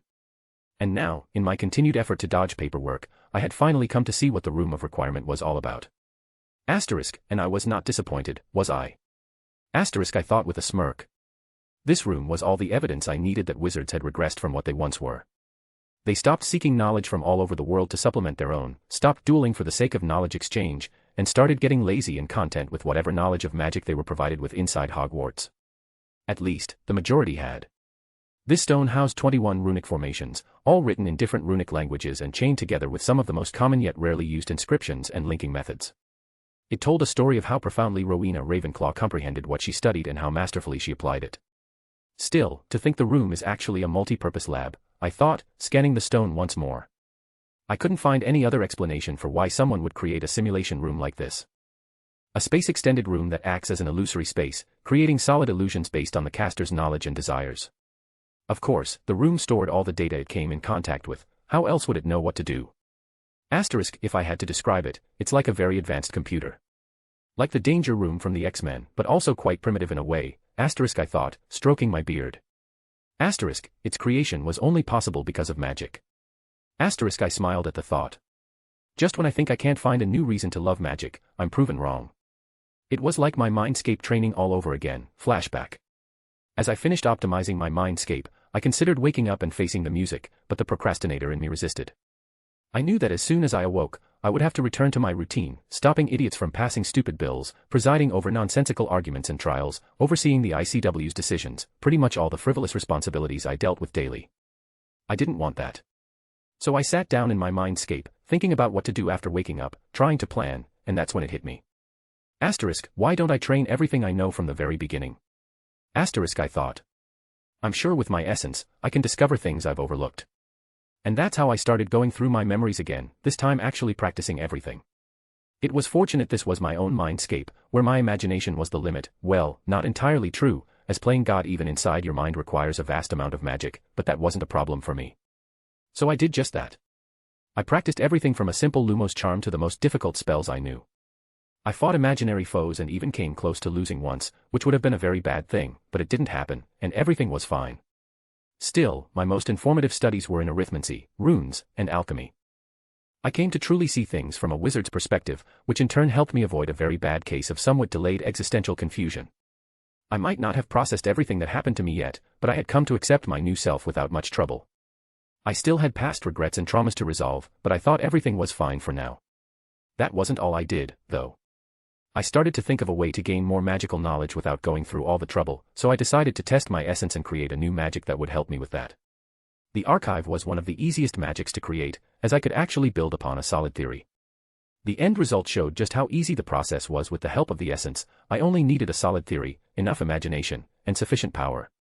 That's how I gained a glowing golden ball inside my mindscape, at the center of the first floor of the library. This golden ball is the primary source of the archive. I did try to create different magics from fairy tale as well, but I hadn't created anything particularly worthwhile yet, just some miscellaneous things that might be useful, but, flashback end. I should really start spreading my archive everywhere, I thought as I came out of my reminiscing. Asterisk, and see about creating different kinds of useful magics, too. Asterisk. But I can't really strong-arm everyone into following my plans or commands. Or can I? Ah, who am I kidding? I can't. I have a reputation to uphold, a mission to achieve, and I really, really hate forcing people to do things against their will. But I don't have time to convince everyone. I don't have time for lobbying. I don't have time to solve all the problems of the wizarding world by myself, and I certainly don't have time to go against all those who rise in opposition. There are going to be gods, devils, angels, and everything in between, and that's not forgetting the fact that these worlds, too, have insane people who want to end the world or something, asterisk who am I kidding? I just want to get Gellert out of prison, asterisk I thought honestly, without trying to come up with excuses. He was my best friend, and still is, for that matter, even after everything. In the end, he was a brilliant wizard motivated by fear, at least in this world, he was. You see, Gellert saw a vision of World War II when he was a kid. He saw the destruction and pain, and as expected, he was scared. Like any other kid, he told the adults about it, but they just laughed at him, believing he was just trying to get attention and, of course, convinced that muggles couldn't do anything to them. Gellert himself was wrong, as he thought the war was against wizards, which it wasn't, but that's beside the point. So he started seeking power. He started practicing and experimenting with dark magic younger than he should have. He was brilliant, no doubt, but he didn't know how to shield himself from the influence. Sure, he took precautions, but they were not enough. Not that it was any excuse for all the damage he and his followers did, but, asterisk, that's quite hypocritical of me, isn't it? Asterisk I thought to myself. But, asterisk no, it's not. I didn't start studying dark magic until after my 5th year, which is what I believe should be the minimum age, asterisk. Still, now I can actually save him and make sure he doesn't do something stupid like try to take over the world again, I reminded myself. That's what the Dark Lord plan is all about, a way for me to save my best friend, give him a second chance, and gain an ally who can handle the problems that I can't. Because let's be honest, if there's anyone who can unite the undesirable aspects of our society, it's Grindelwald, asterisk sigh. I really should think about this later, asterisk I thought as I lay down next to the stone, my left hand under my head, acting as a pillow, and my right hand resting on the stone, which was glowing slightly. I was installing my archive into the room, with the stone acting as an anchor. I wanted to see how different the room of requirement would be if it had my archive integrated into it. How much more useful would it become? Would it become better? Or would it fail to integrate the magic into itself? Suddenly, a wave of energy captured my attention, dragging me out of my musing. I looked behind me and saw a dog Patronus coming through the door. Dumbledore, the Ministry entrance in London is under attack by monsters and strays. They are working together. Sirius's voice came out of the dog's mouth, making me frown. Fox. I called out for my Phoenix familiar, and he arrived instantly. Take us to the Ministry entrance in London, I said, and soon we were both engulfed in a fiery spectacle. X_. Sirius Black. The scene in front of him could only be described as chaos. The whole street was a mess, 6 monsters fighting together against tens of wizards. The debris, the flames, the smoke, and the cacophony of screams and spellfire created a hellish painting. One of the creatures, a hulking brute with rock-like skin, slammed its fists into the pavement, sending a shockwave that threw 2 oars against a telephone box, which cracked under the impact with a sound like snapping bones. Another monster, a stray devil, if the nauseating feeling of its magic was anything to go by, was a twisted thing with too many limbs and a distended, fanged maw. It moved with unnatural speed, dodging spells so fast that its form appeared to blur. A purple stupefy shot straight through its chest as if it were smoke, and the thing let out a gurgling laugh before one of its whip-like arms lashed out. The strike that followed wasn't a physical one, as was apparent by the way the air itself darkened along the whip's path. A young witch who raised a hasty protego screamed as the shield shattered into black shards that dissolved into nothing. The dark energy wrapped around her, and her scream was cut off as she simply dropped to the ground, limp and unmoving. The devil let out a sound that resembled a butchered snicker as it ripped her head off and brought it closer to its mouth. There was a crunching sound as it began to chew, while another limb took the body and hoisted it onto its back, alongside the other 3 already there. Merlin's beard. Sirius whispered, a shiver going down his spine as he tried to process what he had just witnessed. This wasn't a fight, this was a slaughter. The monsters worked together with a terrifying, unspoken synergy. And now their purpose was clear. They were here to get food, *, I was just visiting Amelia to have some office sex. How can this happen? Asterisk a stray thought bounced across his mind as he sent several curses at one of the monsters: blood-boiling curse, bone-shattering curse, eye-gouging curse, scar-opening curse, and several other dark curses he knew.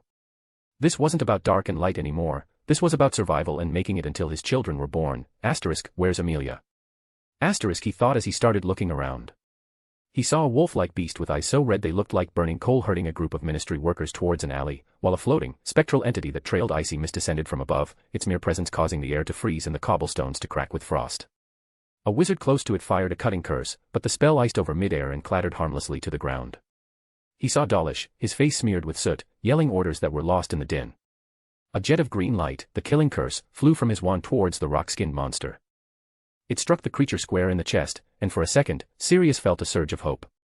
Then the hope curdled into dread as the beast merely grunted, looked down at the spot where the spell had hit, and then back at Dawlish with what could only be described as annoyance.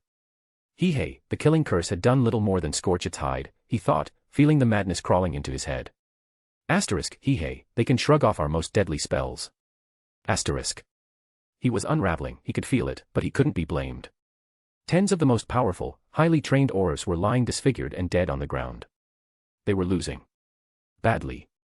The coordinated attacks, the immunity to spells that should have been lethal, the sheer, reality-bending horror of their abilities, it was a level of threat they were utterly unprepared for. He saw the fear in the eyes of seasoned aurors, the kind of fear he hadn't seen since the worst days of Voldemort. Even then it wasn't like this. Just as the spectral entity reached for a frozen, paralyzed witch, the air grew heavy, then hot. A blinding flash of fire erupted in the center of the street, so bright it momentarily silenced the battle. The flames didn't spread, they coalesced, dying down as quickly as they appeared to reveal two figures. One was a tall, broad-shouldered man with auburn hair and a dark dueling coat, his presence sweeping through the street like an anchor of calm in the storm. The other was a phoenix, whose mournful, powerful cry cut through the chaos like a knife. Dumbledore. Professor. Headmaster. He and most of the wizards on the street yelled in unison. He saw Dumbledore turn around to survey the situation, his face crumbling as he saw the sheer devastation, the bodies, and... He could have sworn he saw his eyes tearing up as he no doubt recognized most of those who still had recognizable features. Ah. That was all they heard, but somehow it felt so painful, so sorrowful, that Sirius could feel the lump in his own throat.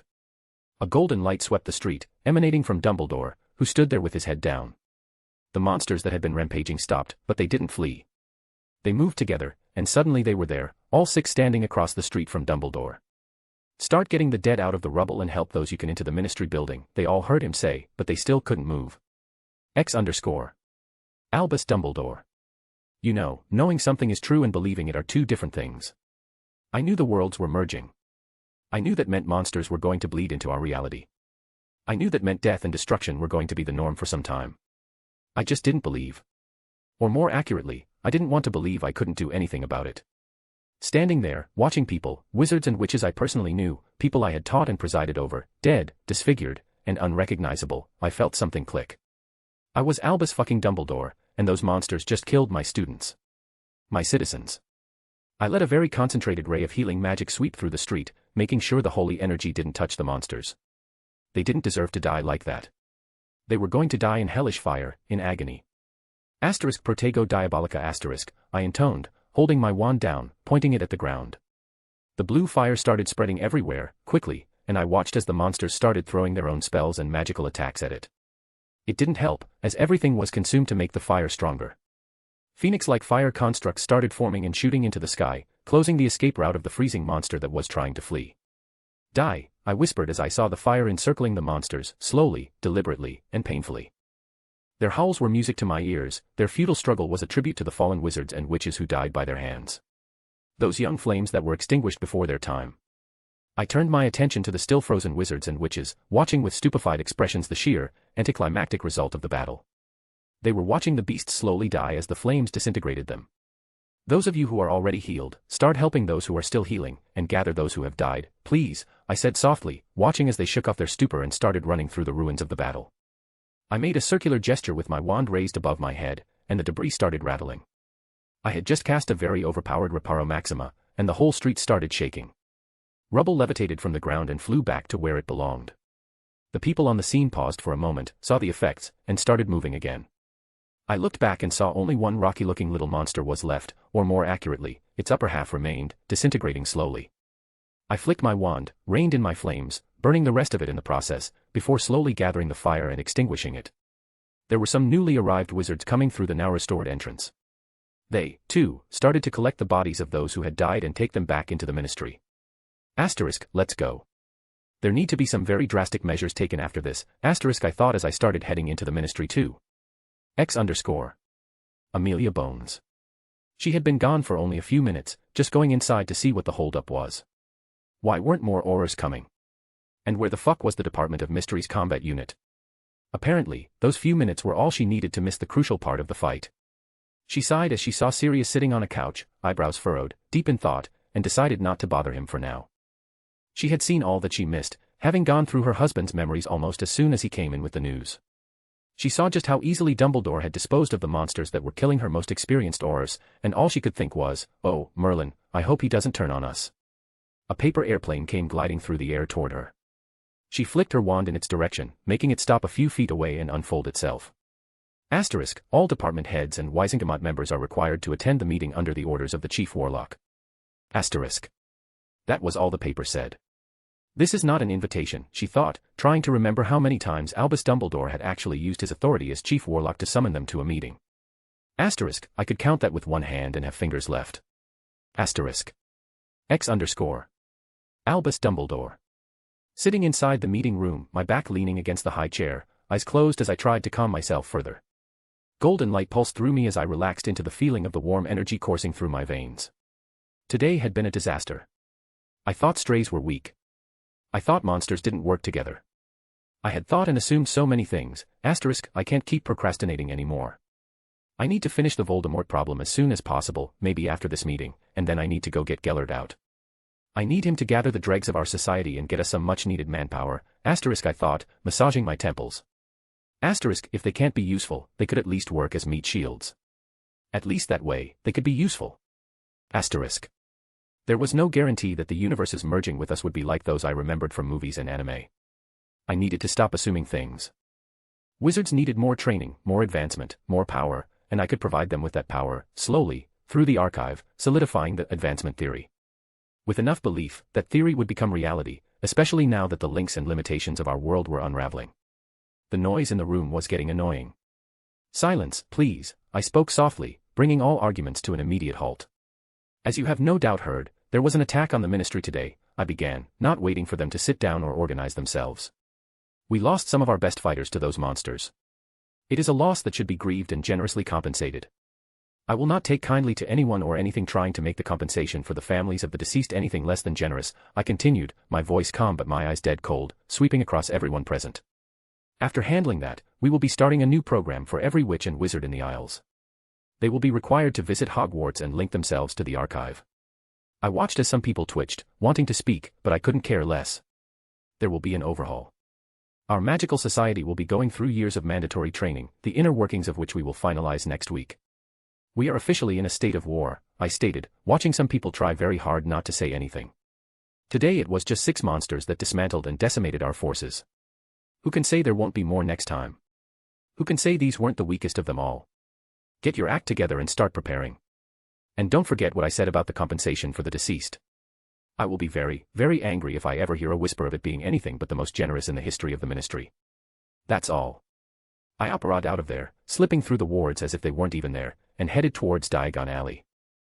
As soon as Dumbledore left, all those in the room finally breathed a sigh of relief.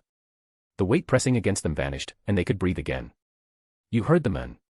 Start going through the records of those who died in today's battle and tally up the numbers, Cornelius Fudge said, in a rare act of leadership, standing up and giving orders.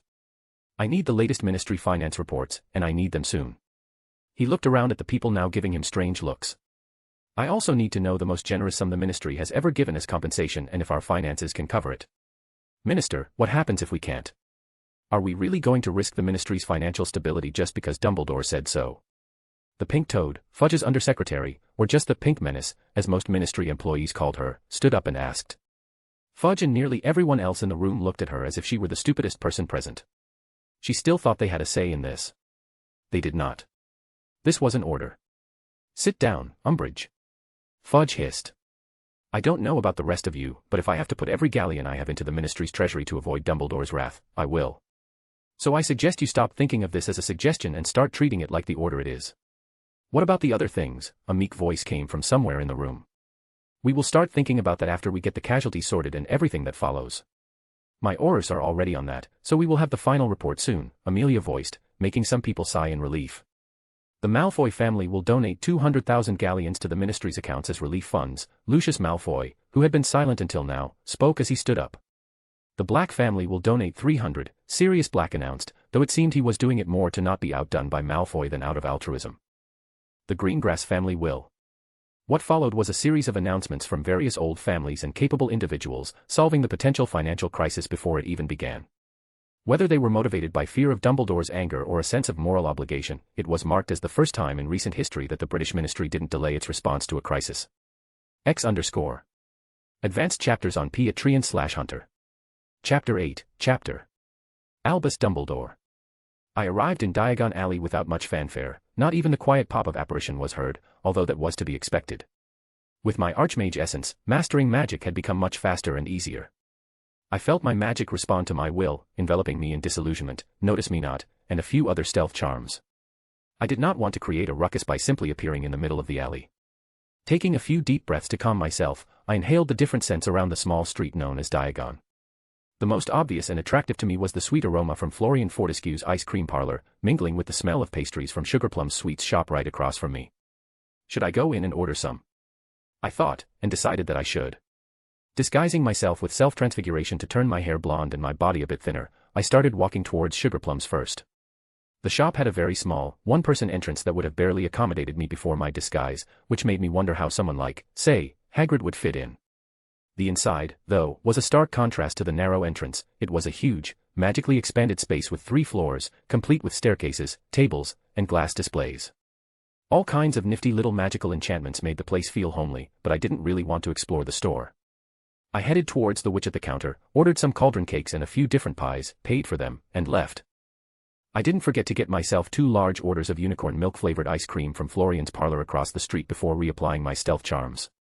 I started walking around aimlessly as I ate my sweets, watching the common populace of witches and wizards go about their day, completely oblivious to what had just happened at the ministry. I need to rectify this, I thought. Maybe add a news announcement function to the archive. I pondered, stuffing my face with the last bite of the chocolate pie. The alley was lively, though not as crowded as it tended to be before the Hogwarts year started, but that was to be expected. It wasn't the only shopping place in London, after all. There was still Nocturne Alley, which, despite its ill repute, was frequently visited by those wanting to buy second-hand stuff. There was also Horizon Alley and Carpet Market, making 3 different shopping places connected to Diagon Alley alone. I ignored the earthy smell that assaulted my nose as I walked by the magical menagerie, knowing full well the shop itself smelled anything but. It was an enchantment on the door that made passers-by inhale the scent of earth and rain. Sigh, I feel much better now, I thought, taking a big bite of my last pie, a strawberry-flavored one, and leaning back against the wall next to the door of Ollivander's wand shop. Today was not a good day for me. I was having fun studying the Room of Requirement, planning what to do, and then came the attack. It still feels so abrupt to me. Couldn't the attack have happened a few weeks later, at least? That way, I might have actually deserved a bit of the guilt I feel right now. I know it wasn't my fault, and that I couldn't have done anything, but feelings are just unreasonable. Nevertheless, I should start preparing for everything, I reminded myself, and that starts by getting rid of Voldemort as quickly as possible. I vanished the now empty pastry bag, took one of the ice cream plates, and started eating and walking again, heading towards the tilted building of Gringotts Bank. The ice cream tasted amazing. It didn't taste like milk at all, in fact, it tasted like something between vanilla and something else I couldn't quite place. I added a few more esoteric concealment charms as I approached Gringotts. I walked up the stairs and stood behind one of the guard goblins, waiting for the door to open from the inside. I didn't have to wait for long. The bronze doors opened, revealing a slightly hunchback old wizard walking out with an angry expression, muttering quiet curses at the goblins as he left. I could understand why. Goblins were not like the fanfiction from my past life portrayed. They were greedy little creatures that would definitely stab anyone in the back, even their kin, in pursuit of riches and indulgence. I slipped past the old men into the bank and started to look around while eating my ice cream. Comfort food is a great way to avoid self-blame and guilt. I mentally gave myself a thumbs up for thinking ahead. I had been trying to avoid thinking about how I handled things an hour ago because, whether I liked it or not, I might have let my emotions get the better of me. It wasn't like I hadn't seen people dying before, in both my lives, but something about today's attack just bothered me. Still, I wasn't ready to think about this just yet. Maybe later, after I had gotten all the Horcruxes. At least that way, I would have a sense of accomplishment to fall back on. Whatever. I am still not as well adjusted as I thought myself to be, huh? I shook my head as I started creeping behind one of the tellers, an ugly-looking goblin, no matter how formal and nice the suit he was wearing looked. I watched as he went about his job, sneering at the witch in front of him and muttering thick, guttural noises that were their language.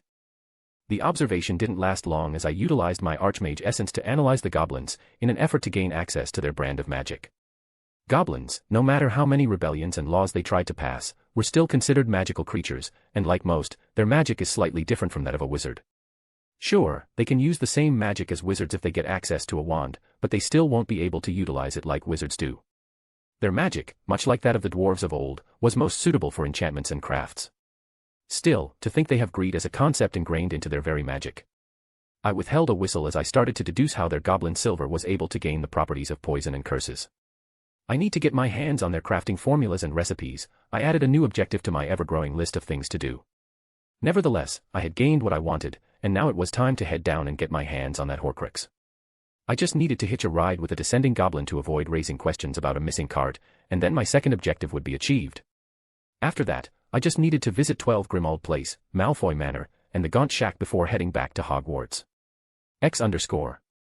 While Dumbledore was having a Horcrux collecting adventure, the world was not having a peaceful time either. The news of what had happened had started to spread everywhere, with the Daily Prophet in chaos as they scrambled to write an urgent news issue. "Miss Skeeter, do you have the new article ready?" Liam, an intern editor, asked the only journalist who still hadn't finished writing her piece. "Liam, I had a perfectly fine article written in under 5 minutes, but your boss rejected it." Rita Skeeter snapped, making him wince. "Miss Skeeter," he said as calmly as he could, "Mr. Cuff denied the print of your last article, saying you can't do your usual spin on things this time. You either complete the article, or we will have to go with Miss Gerard's piece instead." "Ugh, you people just don't understand what the public wants," she complained, typing the last few sentences. Rita would have never accepted rewriting her piece again if Barnabas hadn't plainly stated she wouldn't be writing anything for the foreseeable future if she didn't. She didn't understand what the big deal was. So she had asked why, if Dumbledore could solve the problem so easily, he hadn't arrived faster. A good question, in her opinion. And that little thing about him forcing the ministry to pay more than it could was a perfectly fine concern. It wasn't like it was the first time she had written something like that about Dumbledore, but people today were so touchy. "Here, and tell Barnabas I am not rewriting anything after this. If he doesn't like it, he should have written the article himself," Rita said, handing the piece of paper to Liam. She still didn't know how this Liam had convinced Barnabas Cuff to hire him as an intern, but she would soon. She had a feeling there was more to this than just a normal apprenticeship. ICW, Secure Meeting Chamber 3A. The air in the windowless, soundproof chamber was almost statically charged with tension. Around the polished obsidian table, the Select Committee of the International Confederation of Wizards had assembled with a speed that spoke of genuine crisis. "Let's dispense with the preliminaries," began Royston Guzman, Vice Director of the International Security Force, his voice cutting through the low murmur. "We've all seen the preliminary alerts." Ida, for the official record, summarized the situation in Britain. Ida Strongarm, the British representative, gave a tight nod, her posture rigid. "As of 1 hour and 20 minutes ago, Chief Warlock Albus Dumbledore has declared a formal state of war for the British magical territories. This declaration follows a coordinated, large-scale assault on the Ministry of Magic's primary public entrance in London earlier today. The attacking force consisted of at least 6 previously undocumented anomalous entities, working in concert. Aura casualties are confirmed at 78 fatalities." A sharp intake of breath came from Heinrich Webb, the Swiss delegate. "Fatalities only. There were no wounded." "There were over 60 personnel in critical condition," Ida clarified, her tone grim. Dumbledore's intervention included a previously unrecorded area effect healing phenomenon. He restored all survivors to full health upon his arrival. "The memories we've secured show wizards and witches with injuries incompatible with life, moments before being restored. A mass, instantaneous healing of that magnitude," muttered the French representative, leaning forward. "This goes far beyond any known magic." "The implications of the attack itself are what concern this council," Guzman interjected, steering the conversation back with practiced authority. "We've reviewed the memory packets. The entities displayed tactical coordination, spell resistance that rendered standard combat protocols useless, and a level of lethality that was previously undocumented. This attack would have resulted in a total wipe of the response force had Dumbledore not intervened. His application of the Diabolica curse, while extreme, was the only measured response that proved effective." Effective is one word for it, said a stern-faced woman from Akusa. The public use of a curse of that classification, regardless of the target, is a violation of at least 3 international statutes. It sets a dangerous precedent. What an idiot, was the collective, unspoken thought of nearly everyone in the room. A precedent. Ida's composure cracked slightly. With all due respect, these creatures were eating my people. They tore through prodigos and shrugged off killing curses. The precedent we should be discussing is that our world is no longer safe. Dumbledore's previous claims, that these events are connected to the global anomalous phenomena, are proving to be the closest theory we have to the truth. This was not an isolated incident, but the beginning of a pattern. A tense silence fell over the room. This was the core of their fear, spoken aloud. Guzman broke it. His ascension and his new archive magic were already destabilizing the global balance of power. Now, his theory might be true. And today, he has demonstrated both the collective need for that magic, as well as his power and his willingness to wield it unilaterally. He is acting as a head of state, bypassing his own minister. What is the ICW's official position, then, asked Webb. Do we condemn his methods, or do we recognize the threat he identified? The Security Directorate's position is one of extreme concern, Guzman stated formally. We cannot condemn our own supreme mugwump and the only wizard who has successfully repelled an attack of this nature. However, we cannot endorse a unilateral declaration of war by a single nation against an unknown, extra-dimensional enemy. It drags us all into a conflict we do not understand. He steepled his fingers. Therefore, our immediate course of action is twofold. First, we issue a global advisory, upgrading the anomalous entity threat level to beta, and mandating all member nations review their emergency defense protocols. Second, we formally summon Albus Dumbledore to appear before the full council. Not as the British chief warlock, but as the supreme mugwump, to explain his actions and present his evidence for this invasion he speaks of. He looked around the table, his gaze hard. We are no longer managing isolated incidents. We are potentially facing an invasion. And we have one man who claims to have the answers, while simultaneously becoming the single greatest unknown variable in the equation. So we tread carefully and try to make the best of the situation. The meeting continued for 15 more minutes, addressing what provisional measures they could implement while awaiting Dumbledore's response to their summons. X_. Hogwarts Castle, Harriet Potter. Finally, she exclaimed, doing a little dance inside her head while keeping her face blank. They really shouldn't put history of magic right after lunch. That's just an invitation for the students to take a nap, she thought as she walked the corridor, heading towards the Gryffindor common room. They didn't have any classes left for the day, so she planned to finish her homework quickly before taking Hermione and Cassius to practice later. She looked back searchingly but couldn't find them. They actually had the guts to skip history class altogether today, huh? They're doing their wizard culture education thingy, aren't they? She might have joined them too if her dogfather hadn't already taught her everything about that. Still, she couldn't help but wonder why Hogwarts didn't have an official course for it. It's not like Muggleborns would just know it by themselves. Cassius had done the smart thing by proposing the formation of that club. They got to learn about wizarding world culture and teach their fellow students about Muggles in return. A club like that wouldn't have even formed if not for the headmaster scaring them all, would it? Harriet huffed in amusement as she descended the stairs. Although, she herself wouldn't have done that, because now, almost every student inside Hogwarts was starting to get antsy. Sure, the Hogwarts library hadn't been this crowded in years, if Katie Bell's words were to be believed, but soon they would start thinking of ways to kill Muggles en masse. She'd heard the Slytherins were already starting to get some really disturbing ideas. I don't think Dumbledore will allow that to continue. We still have a lecture with him tomorrow, so I'll ask him then. Harriet sighed as she arrived at the Gryffindor entrance. The fat lady was not in her portrait. She would have called for her if she hadn't heard that off-key voice coming from the portrait next to the door. Poor Sir Cadogan, she thought as she saw the aforementioned knight, a portrait of one of the few blind wizards in history, a very brave Gryffindor if the tales were to be believed, flinching every so often as the fat lady raised her voice higher and higher. Harriet found herself chuckling in amusement as she continued to watch the funny situation unfolding inside the small painting, a blind wizard trying to run from the singing lady following him. I love magic, she smiled at the thought, knowing full well this situation wouldn't be as funny, or might not even happen, in real life. The fat lady finally returned to her painting, complaining about how Sir Cadogan had run away. Courage, Harriet said quickly, giving the fat lady the password before she could start demonstrating her singing talent. The fat lady grumbled a little, but the passage opened anyway. Harriet quickly went inside, searching for and finding Hermione and Cassius sitting together by the fireplace. Hey, how's your club thing going? She asked as she sat in the armchair next to Hermione. Ugh, don't remind me, Hermione grumbled. We still can't find a time when everyone is free enough to gather, other than during our history class.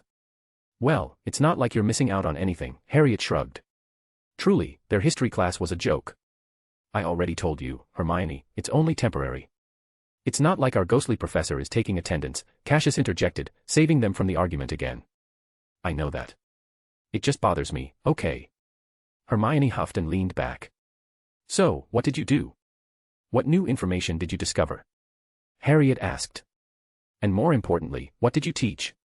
She was a little excited to hear what kind of stupid questions they'd been answering this time. This was their first official meeting for the club, but they'd been acting as a help desk for everyone since Dumbledore's lecture. It was quite funny. Don't start, Hermione swatted her arm lightly in annoyance. Do you know how hard it is to explain atomic bombs and how they work to them? Yeah, I imagine it was funny, Harriet replied with a smirk. Yeah, haha. Try explaining atoms to someone who doesn't know what they are, Cassius said. They're those small things that you can't see, and when you rub them together they go boom, he continued, in a mocking tone, hands flailing around for visual effect. They continued to talk about some of the other funny questions, like, what are TVS and why do they work, and, how come Muggles develop so many different weapons, etc. Some questions she found were quite clever, while others just showed how ignorant wizardkind actually was. Harriet found herself thanking Merlin that her dog father had insisted she get a Muggle education. Hoot! Hoot! The sound of owls filled the common room as more owls than she could count entered. Her own white owl, Hedwig, was amongst them. Hey, girl, she cooed, stroking her neck. What do you have for me? She asked, taking the Daily Prophet from under her claws. Hey, why is Hedwig delivering the Daily Prophet? Where's the post owl? Cassius asked. I don't know. Hedwig always takes the papers from the post owl and delivers them herself, Harriet shrugged as she unfolded the paper. Didn't they already deliver today's issue? The thought died as her eyes locked onto the headline, her blood running cold. The Daily Prophet, British, Urgent Evening Edition. Cataclysm at the Ministry. Dumbledore declares war after coordinated monster attack leaves 78 dead, miracle healing saves dozens. The White Lord's wrath, Dumbledore's fiery retribution purges London of monstrous foes. Ministry sealed, Fudge in emergency talks with the Wisingamot as Britain enters wartime status. Amelia Bones, the head of the Department of Magical Law Enforcement, states that the ministry will be compensating the families of those who died in the attack. Multiple heads of noble families have donated to a relief fund. Oh shit, she heard Cassius say as he stared at the moving pictures of the monsters. What? She and Hermione asked in unison. It's just the attack, yeah, the attack, it took me by surprise, he answered. He's lying, she could tell by the way he avoided eye contact and repeated himself. She didn't know why, but she didn't have time to figure it out just yet. I need to check on Sirius, she said, quickly standing up and hurrying towards her dorm room to get the two-way mirror her dogfather had given her for communication. Advanced chapters on Patreon/Hunter. Chapter 9, Chapter Albus Dumbledore. Phoo. I exhaled a long, weary breath as I sat heavily on my bed, stretching my arms before letting my upper body fall back with a soft thud. I flicked my right hand, summoning my wand with a thought. With a deliberate, slow flick, the bags I had dropped on the floor moments earlier levitated in the air above me. I twirled my wand in a half circle before giving it a slight flick, willing my magic to spill the contents of the bags while keeping them suspended. The first bag, a plain plastic one, contained only the chocolates, candies, and sweets I had bought from a Muggle store after leaving Diagon Alley. The second, a dragon hide leather pouch, held the Horcruxes I had collected today, the diary, the locket, the cup, and the ring. Each item held a story of its acquisition, though most weren't particularly exciting. I had simply sneaked in, bypassed the wards, and taken them. That summary might undersell the difficulty for a typical wizard facing ancient enchantments, or the faint thrill of the hunt I'd felt, but it was the essential truth. It was the ring that had presented a real problem. I had thought I was past the point of internal conflict, that the line between Dumbledore's personality and my own had finally blurred into nothing. I was only half right. I still need to resolve some of the old Dumbledore's deepest regrets to finally feel like me. Or, more accurately, to finally believe it. I can't keep carrying these old, heavy feelings of guilt and remorse. So here I am, watching as the ring floats before me, its dark compulsions whispering, beckoning me to wear it, and all I can think is, fuck this shit. I haven't even been awake for a week yet, and here I am, feeling conflicted, tired, and just pissed off. I've read fanfiction where people get self-inserted into different characters and just continue like it's nothing, and there might be some truth to that, but 100+ years of crystal-clear memories, with feelings just as vivid, is really bothersome. I raised my left hand slightly, making my index finger glow with a soft, golden light before I touched the ring, purging the curse upon it without affecting the Horcrux. I then plucked the stone from its setting before throwing the ring back to join its suspended siblings. I looked at the smooth, dark, gem-like stone in my hand. I wanted to inspect it, but the urge to use it was strong. So I rotated it and called, Ariana Dumbledore. I felt the stone siphon my magic, a minuscule amount, about what it would cost a wizard to cast a Lumos spell, but I didn't bother with that. No, I was trying to concentrate on what the stone was doing and how it was doing it. He, ha ha ha ha ha ha. I suddenly burst out laughing. I felt years of pent-up grief, hope, fear, and other complicated emotions leave me as I laughed like a lunatic. The ghostly figure in front of me was just that, a ghost-like entity. An imprint left by the deceased in the magic of the world, which the stone helps temporarily form. This was not my sister's soul. It was an impression of her being. My sister was long dead, and I can't do anything about it. Albus, a soft voice, little more than a whisper, called to me. Ah, sorry, I said, my voice cracking as I tried to hold back the laughter. It's just that I can't help it. For years, I've had this false hope, this little nagging thought that told me, maybe, just maybe, the resurrection stone would help me find a way to revive you, or at least truly talk to you. Then there was the wise part of me that knew I was being foolish, that such a thing wasn't possible, but hope, like most feelings, is not a reasonable thing. Huh, came the bewildered sound from the blonde young girl in front of me, which was to be expected. I'd only figured this out when I saw what the stone was doing. Nothing. Don't worry about it, I waved off her confusion. I looked at the teenage ghost in front of me for a few seconds, silently staring at her features, blue eyes, a youthful face, and dirty blonde hair. It was great to see you, Ariana, even if it's just like this, I said softly as I stopped my magic from feeding the stone. Hey. I feel so relieved, so weightless, and yet so sad. I feel vexed, but I also feel grateful. I laid back on my bed, taking deep breaths as I tried to reconcile the emotional roller coaster I had been on. I didn't really need a ghost of my sister, nor would I need to talk to it, because I still haven't figured out the details of how the stone did what it did. Until I do, I am not summoning her again. Nevertheless, I have all the information I needed for now. Now, let's see what to do about my Voldemort problem, I said aloud, summoning the ring first. I willed my bright Lord Essence to help me handle the soul fragment, a slight glow enveloping my hand as it touched the ring. All of a sudden, it felt like I had touched something foul. It felt sticky and even smelled foul. I tried to pluck it out, to see if I could purify it, mold it, change it, but it felt like the world suddenly had eyes and was watching me. A chill went down my spine. I sprang up and looked around but found nothing. I tried again, but the feeling came back, stronger this time. Okay, I am not stupid enough to ignore a warning when I see, or in this case, feel, one. So, I can't repurpose him, huh? I said out loud, not really expecting an answer, but I received one nonetheless. I don't know if this would qualify as receiving an answer, but the feeling of wrath directed at the Horcruxes was enough for me to understand. The world wanted their destruction. I knew creating a Horcrux was a bad idea, and I knew it was an affront to magic, but I didn't expect the world itself to feel such active, palpable anger at Voldemort's existence. The poor bastard really is destined to die, huh? I chuckled. So without further delay, I ripped the rest of the shreds from their anchors and watched as the very magic around me started accelerating their dissipation. It was a profoundly informative moment, to watch magic act on its own, and to get concrete proof that magic in our world was, in some way, sentient. It wasn't even a new theory, as the idea of magic being somewhat sentient was one of the two most popular theories of magic, taught in theory of magic classes. But watching undeniable proof is a profoundly gratifying experience. Still, it seems the world doesn't want me to get a moment for myself, as the happy feelings that accompanied a Patronus came barging into my room, prompting me to sit up and see the incoming Cat Patronus. Albus. Come to the infirmary quickly. Miss Potter is having some sort of a magical backlash. The Patronus did not complete its sentence as I found myself instinctively operating into the infirmary. I was too hasty, it seems, was my only thought as I appeared inside the aforementioned infirmary. There I found Harriet Potter, Hermione Granger, and Cassius White laid out on medical beds, unconscious. Albus. You are here, Madame Pomfrey said as she spotted me. What happened? I asked, observing Harriet's magic giving off bouts of uncontrollable bursts. We don't know. All I heard is that Harriet started screaming in pain and releasing magic, which injured her friends who were with her at the time, Madame Pomfrey informed me as I started moving towards Harriet's bed.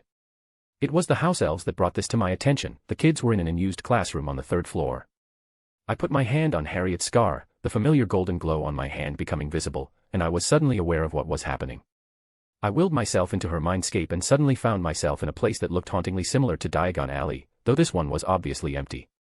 I didn't linger much as I started walking towards where I felt the sounds of fighting. I came upon a scene that would have been a great comedy show if I didn't know the actual implications of what was happening. Harriet Potter was atop the building of the joke shop, throwing dung bombs and prank spells towards the Voldemort shade, who was trying his hardest to free himself from the somewhat loose chains to throw a spell. Girl, cease these futile attempts and come here. I heard the shade roar as it tried harder to get rid of the chains. A dung bomb to the face was the reply he received. Ha ha ha. I chuckled as I started walking towards the scene, which gained their attention. Dumbledore. Voldemort hissed, clearly shaken. What are you doing here? You can't be here. Headmaster. Harriet's exclamation was the opposite. She was delighted. Hello, Tom, I said as I stood in front of him, making him back away a few steps, which he seemed to realize only after, making him angrier. Hello, Harriet. How are you? I asked, turning my head in her direction. That's a nice mindscape you have here. Headmaster, how come you're here? She asked as she started to climb down the building. Well, I was informed you fainted and was asked to come and check, I told her as I returned my attention to Voldemort, or more accurately, the chains binding him. Huh, so that's ancient magic, huh? I thought as I felt how different the magic felt from our everyday one. This one felt raw, powerful, and intense. It felt like what one might imagine a mother's love feels like, warm, kind, welcoming, but also powerful. It gave me a tingly feeling in my stomach. It was nice. I slowly willed my magic to wrap around Voldemort and bind him further. It did. Come here, Harriet, I beckoned the girl, who was now standing behind me. Go and touch those chains, please. She looked at me in confusion, but I just smiled at her. She should at least feel her mother's love once, the kind of pure love that invoked a magical protection. That was not a small amount of love. I watched as the girl walked cautiously towards the now heavily bound Voldemort. He was bound by so many golden ropes that he looked practically like a mummy. The girl touched the chains and stilled. For a few seconds, she didn't even move before her shoulders started shaking, her eyes started glistening, and finally, the silent cries turned into full-on weeping. I walked slowly towards the girl and gave her a hug as I watched the somewhat lightly orange chains start to dissipate, not fully gone, just returning to a somewhat dormant state. I patted Harriet's shoulder and waited for a minute or two for her to calm down, which she did before she started getting embarrassed and flustered. I believe this is all for now, then, right? I asked her, trying to distract her from her embarrassment. Why yeah, her voice cracked a little. But Professor, why is Voldemort inside my head? That's not really a thing you should know. I had believed that I could shield you from knowing about such foul magic, but it seems fate had other plans. I sighed a little as I patted her head. This here is a piece of Voldemort's soul, which he lost when his body was destroyed back then. It latched onto your scar and was bound by your mother's protection. I explained and watched as her face went through various expressions and emotions. Not that I could blame her. Before you go and start asking questions, we still need to destroy this, I said as I tugged on my magic a little, getting the mummified Voldemort closer to us. But how? She asked. Well, first, hold my hand, I said as I extended my right hand for her to hold. Now, you will feel my magic going through you, so just point your wand at it and imagine whatever you want to happen to it, and it will be, I explained further as I started channeling my bright Lord essence through her. What I didn't expect, though, was for her to conjure a pack of lions and set them on him. I watched with rapt attention as the lions started moving towards Voldemort, jumping him and tearing him apart. I had expected her to set him on fire, or maybe throw some lightning at him, you know, something cool, but I did not expect that. Haha, I chuckled slightly as I witnessed Voldemort being torn apart and chewed on. Well, that's one way to do it. I didn't. She started, getting flustered for some reason, but I cut her off.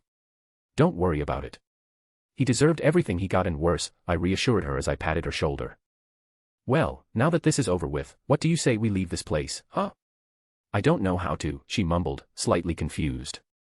Haha, it's okay. You will know in a moment, I said as I started to fade out of existence, leaving her mindscape. I raised my head as I felt my conscience in my body once more and looked at the girl, now peacefully sleeping. I lifted my hand from her forehead and saw her scar oozing black, ink like blood. I shook my hand, casting a small cleaning charm while also sending a wave of healing energy through the room before taking a few steps back.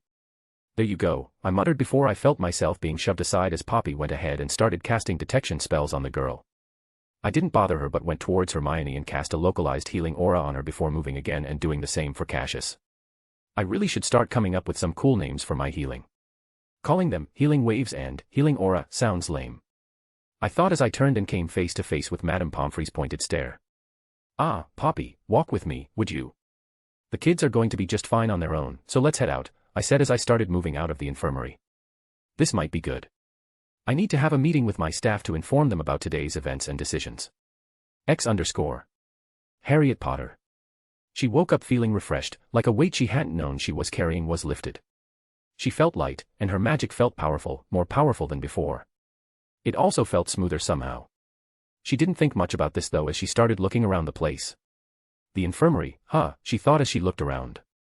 She extended her hand and removed the curtains, which brought her face to face with Cassius and Hermione, who were sitting together on the bed next to hers. She wondered just how she didn't hear them talking, but she could guess that the curtains were enchanted with some kind of privacy charms. Harriet. Her two friends called as soon as they looked back at her. How are you feeling? Are you okay? What happened? They asked in concern, and she felt a warm fuzzy feeling go through her stomach. I am fine. Headmaster said something about Voldemort's soul and stuff, but now it's all done. She tried to downplay what happened because she herself didn't know if that was all a dream. Cassius's reaction was weird though as she noticed him freezing a little and his eyes going to her scar. What do you mean? Tell us everything. Hermione jumped into her bed and shook her slightly as she looked at her with an expectant look. Oh, well, it happened like this. And she went on and described everything that happened, not forgetting to compare her friends' reactions. As expected, he knows something, she thought as she saw how different and suspicious Cassius's reactions to her story were. Where Hermione was asking questions and reacting in a genuine shock, awe, concern, etc.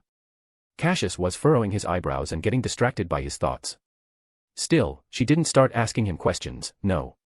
Now that her head feels all light and free, she could actually think without getting distracted by everything around her. I will observe him more before confronting him, she decided as she continued to answer Hermione's barrage of unending questions. She didn't know what kind of magic Voldemort used, but she didn't care either. She was free from him. Plus she got to feel just how much her mother loved her, so, all in all, it was a very happy day for her. I am hungry. X_. P at Trian/Hunter. Chapter 10, Chapter. X_. Poppy Pomfrey. Okay, if she were younger, she might not have minded being dragged away like this, but, she thought as Albus practically hauled her from her infirmary into the corridor. Albus. She said, her tone firm. I have students to attend to in my hospital wing. So whatever this is, it needs to be quick. Albus looked genuinely confused. What are you talking about? We have a meeting right now. Besides, the children are perfectly fine, he stated, not breaking his stride. What meeting? She asked, her irritation growing. Didn't I send the message using the archive? Albus asked, more to himself, as he glanced at her. I'm sure I told Minerva there was no need for her to come and to gather everyone else instead. Albus. She warned, not in the mood for games. Students were in her care, and even if Dumbledore declared them fine, she needed to see to their recovery herself. A light, golden interface materialized in front of Albus, making her blink. What's that? She asked. Albus looked at her in bewilderment, as if she'd asked something unthinkable, before blinking owlishly. Oh, Merlin. How could I have forgotten? She heard him mutter. Forgive me, Poppy. These past few days have been so hectic that I forgot to connect you to the archive, as I did with the rest. He apologized, and he genuinely looked sorry. He then proceeded to connect her magic to the archive and explain how it worked, detailing some of its finer points as they continued towards his office. So yes, there are levels of access depending on how advanced your knowledge is and how much you choose to share, among other factors. You'll find an icon there that looks like a book, that's where all the information is cataloged. It was a truly remarkable piece of magic. At least, she thought so. Still, I now need to find a way to check for false information and incorrect data. I had a plan for that, but today that plan was thrown out the window, so now I have to figure out how to create something else. Albus continued to talk, but she was no longer paying attention. She was focused on her own interface. There, she found different options, something called full sync, where she could add everything she knew, or partial sync, where she uploaded only what she chose. She clicked on both options to see the benefits of each and, after a few seconds of reading, decided to go with full sync. As a Medi-Witch, the value of a perfect, immutable record was paramount. The full sync option felt less like a choice and more like a professional necessity. Thus she decided to go with full sync. She was sold the moment she read that it gave her the ability to review her memories again, a full dive that would allow her to re-experience everything from her first memory until now, whenever she wanted. Now that sounded as exhilarating as it was terrifying. It could lead a lot of people to be stuck in the past due to several reasons such as regret, yet it was also very much a boon. Maybe I'll be the second Dumbledore, she joked to herself. Yet, she couldn't deny the flicker of hope she felt. Maybe she, too, could regain her youth. Everyone, including her, might have been busy these past couple of days, but even she knew about what supposedly happened to Dumbledore. Everyone knew that. As she was lost in her thoughts while navigating the interface, she heard Albus announce, Turkish Delight, and refocused only to find herself in front of the headmaster's office. Have I been so deep in thought that I skipped the entire journey here?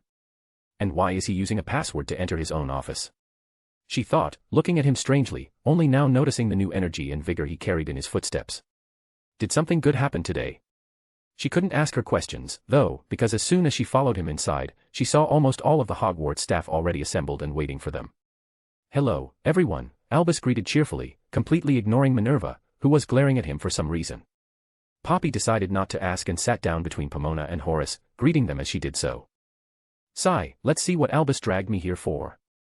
X_. Albus Dumbledore.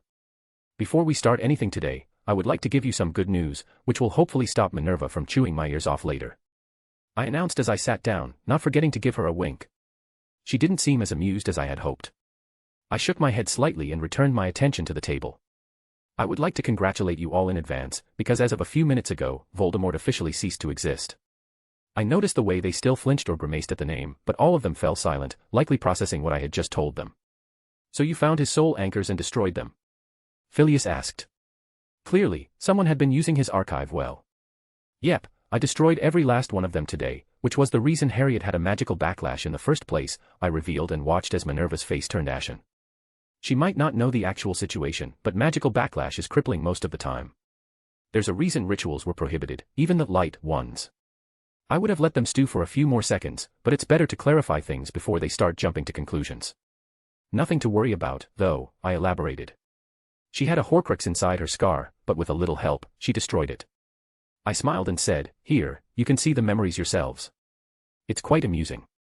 I called up my archive, which prompted them to do the same, and sent the memory to them. Soon, everyone had their attention on their own interface as they watched everything that had happened in Harriet's mindscape.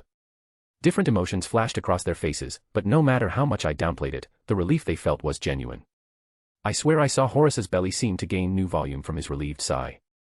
Does that mean I relieved somebody so much he became fatter? Okay, that sentence sounded bad, even in my head that sounded really bad. Let's forget about that. I exhaled slowly, feeling genuinely refreshed. Today had been very hectic but also very liberating in a way that is hard to describe. I had started to actually feel more like myself than just a Dumbledore now, or more accurately, I started feeling less old, tired, and weary. "So, now that everyone is caught up, let's start with the actual reason for our meeting," I stated, seeing my staff begin to rewatch the scene from the memory. This could go on for a while if I let them. "Okay, Albus, let's start with why Amelia called me through the flow, complaining about how you forced the Ministry's hand in the compensation matter." Pomona was the one who started. "I was thinking about just informing you, but okay, we can do a Q&A too," I muttered, though I am sure everyone heard me. "As for your question, that happened because I was emotional at the time. The scene there was not something I would recommend watching, let alone physically witnessing." I sighed deeply as the memory flashed in my mind. I used my bright essence to soothe my spirit, making me glow slightly golden. Most of the casualties were either Hogwarts recent graduates or veterans, all of whom have walked through these halls. It really made me wonder if we weren't teaching them enough. "Albus, none of us thought anything like that would happen," Minerva said, but I just shook my head. "It doesn't really matter what we thought. It's plenty obvious to me that the coming years will be very troubling and might even threaten our existence as a whole. So we need to step up our efforts and do absolutely everything we can if we want a chance to survive," I said with a serious tone, my expression showing just how serious I am. "We need to revamp the whole education system because, let's be honest, there are some very concerning inconsistencies in our magical education system as a whole." I prepared to drop the bomb on them. Everyone was paying their utmost attention. Phileas was sitting with his back straight even with nothing supporting it. Of course there's nothing supporting his back, the guy was sitting on books. My books, my mind supplied, but I ignored the stray thought as I observed how Minerva had her eyes on me with laser focus, as did the rest. "Let me ask you first, why does our education start at 16? I know that it's tradition, law, and everything, but why 16? When we know that wizards of old used to be trained much younger." "Because their magic is more responsive and they have more magical growth during these years," Poppy answered, looking at me weirdly. I didn't comment and looked at the rest. "Because they're more mature and responsible with wands," Minerva answered. The rest gave different answers, but none that was actually accurate. I can see why you'd think that, but our magic starts to stabilize by the age of 11, as most of you know. So why is it that we start practicing magic by the age of 16? I saw multiple eyebrows furrow as they started thinking about it. I could have waited for them to come up with theories, but I believe that my theory of our universe merging with foreign ones is correct, and I think that this merger has done more to our universe than we've noticed. What do you mean? Phileas, Horace, Pomona, and Septima asked at the same time. I believe this merger has somehow altered our history as we know it. I am talking universal-scale reality alteration. There were several gasps of disbelief. I know it's hard to believe, and this is still a theory for now, but there's no reason to discard anything before it's proven incorrect, right? Albus, you are a dear friend and colleague, and I truly want to believe you, but you have to understand how utterly crazy that sounds, right? Horace asked, gaining a few nods from the rest of the staff, except for Phileas. I don't know, I think Albus has a point, Phileas interjected. I mean, that would explain the constant obscurial problem we have around the world. If we start to train them younger, then we could, at least theoretically, minimize the numbers. True, but that theory still sounds crazy. Poppy agreed. It's more than just crazy, it's terrifying, Professor Vector added, her face pale, slightly hyperventilating. If our very history is mutable, what else have we lost? What else have we forgotten? Did we have a family that was suddenly erased? What? I sent a pulse of magic through the office, calming everyone down as I continued, and that's why we will treat it like any theory we have and test it. Still, that's something to figure out later. For now, we need to start discussing the new changes I want to implement, as well as several other things. And those was the shared sentiment if the raised eyebrows were any indication. Well, let's start with accepting students, the younger ones, like 11 and older. I shared my thought with them. And pray tell, how are you going to do that? Minerva asked while glaring at me. Oh, yeah, her workload is going to be doubled if I did that, isn't it? The answer came to me when I wondered why she was glaring at me again. I am glad you asked. I was thinking of modifying the quill of acceptance and making it send invitations to those who are 11 and older. I explained, smiling widely while doing so. Albus, we have neither the time nor the capacity to accept new students, and children at that. Horace came to the rescue before Minerva started hexing me. His interruption was very timely. Oh, don't worry about that, we won't be doing this immediately. We still have to iron out the details first. And true, we are going to need new professors too, I guess. I watched as my so-called colleagues sighed in relief when they heard that. I guess they were not enthused by my proposal. Too bad this wasn't optional. Be that as it may, we still need to increase the current level of education and practice, so let's solve this problem first. Phileas said, gaining the attention of everyone at the table. I was thinking, we could distribute the archive to the students, which will save us a lot of time when it comes to assignments and will help their education be accelerated further. I was going to say that next, but it's good that it came from him. That's a good idea. I can get that done tomorrow during my lecture, I nodded at him. You are still doing that. Do you even have the time? Because I doubt the ICW and the Wisengamot will let you rest tomorrow, Minerva stated, earning a raised eyebrow from me. Since when did McGonagall start to care about the politics? Didn't she believe it to be too Slytherin for her taste not too long ago? Those can wait. I promised the students a lecture, and they will get it, I shrugged at her. That still leaves the issue of the practical portion of the curriculum unsolved, Flitwick reminded us. Oh, leave that to me. I will be the one taking care of that. We have more unused classrooms than we know what to do with, so I will be recycling them for better use, I informed them, gaining a nod from Phileas and the rest. In the meantime, try to add 10 to 15 minutes of practice to your lecture time, and maybe select the top students to supervise the younger ones. We could award them with access to more advanced knowledge depending on how well they do, I suggested, which earned me a few thoughtful AHS and sighs. That could work, but it will take at least 1 week before we get a system like that ready between students, Horace said, and I agreed with his estimate. We need to evaluate the students more closely before choosing them, after all. We continued to talk about the topic for some more time, along with other topics as well. We even talked about my decision to put Wizarding Britain under war laws, which some of them agreed with while others, like Horace, didn't. He did point out that such a thing will be used against me on a global scale, as political parties will try to either vilify me or use me for their own agenda. He had a point, but I assured him that I will try my best to negotiate with everyone and try to raise their alertness and awareness level. He doesn't know that the world will soon be busy tracking Gellert, which gives me more leeway and opportunities, I smiled inwardly. I might have a lot of different reasons to get Gellert out, but the wizarding world has more reasons to keep him in or see him dead. Everyone will try to gain more power once he's out, and that will allow me to spread the archive faster. They had done so much to erase his ideology from the wizarding world that the younger generation doesn't know anything about him beyond the basics. That's why I believe all those in charge will try to get their armed forces to connect with the archive, or even connect themselves. This will allow me to spread my influence without being forceful, alleviate my image, and give me access to more data and a direct way to influence the minds of the wizarding world. I just need to use my Bright Lord's essence to bless those who are trying to become better, and slowly but surely the belief that wizards gain power through enough knowledge and practice will be cemented in the minds of everyone. I don't need wizards to go and become slaves for a scrap of power. Me doing this will cut the chances significantly, I thought to myself with a smirk. I watched as everyone left, heads full of different things. This was going to be a long night for them. I myself started heading towards my room, where I saw the artifacts that used to house the Horcruxes still levitating in the air.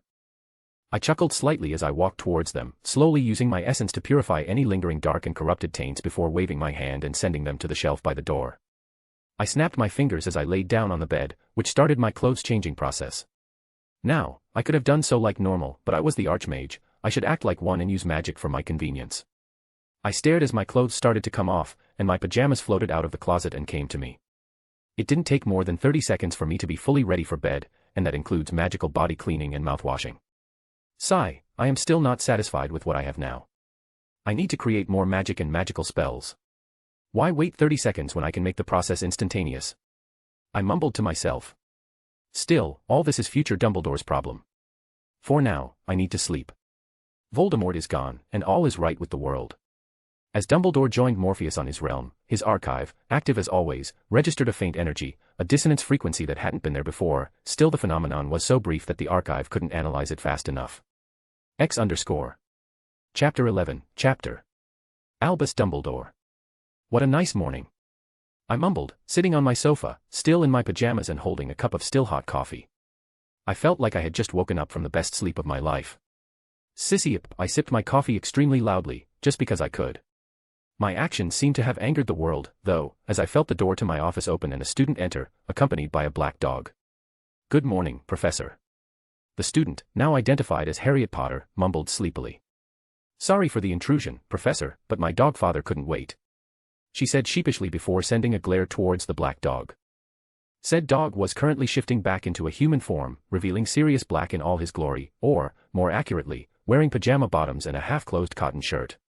"Dumbledore, don't you have some explaining to do?" was the first thing he said, if you ignored his loud voice. "Good morning to you too, Sirius. Would you like some coffee?" I answered him sarcastically, making him furrow his eyebrows a little before he took a deep breath to calm himself down.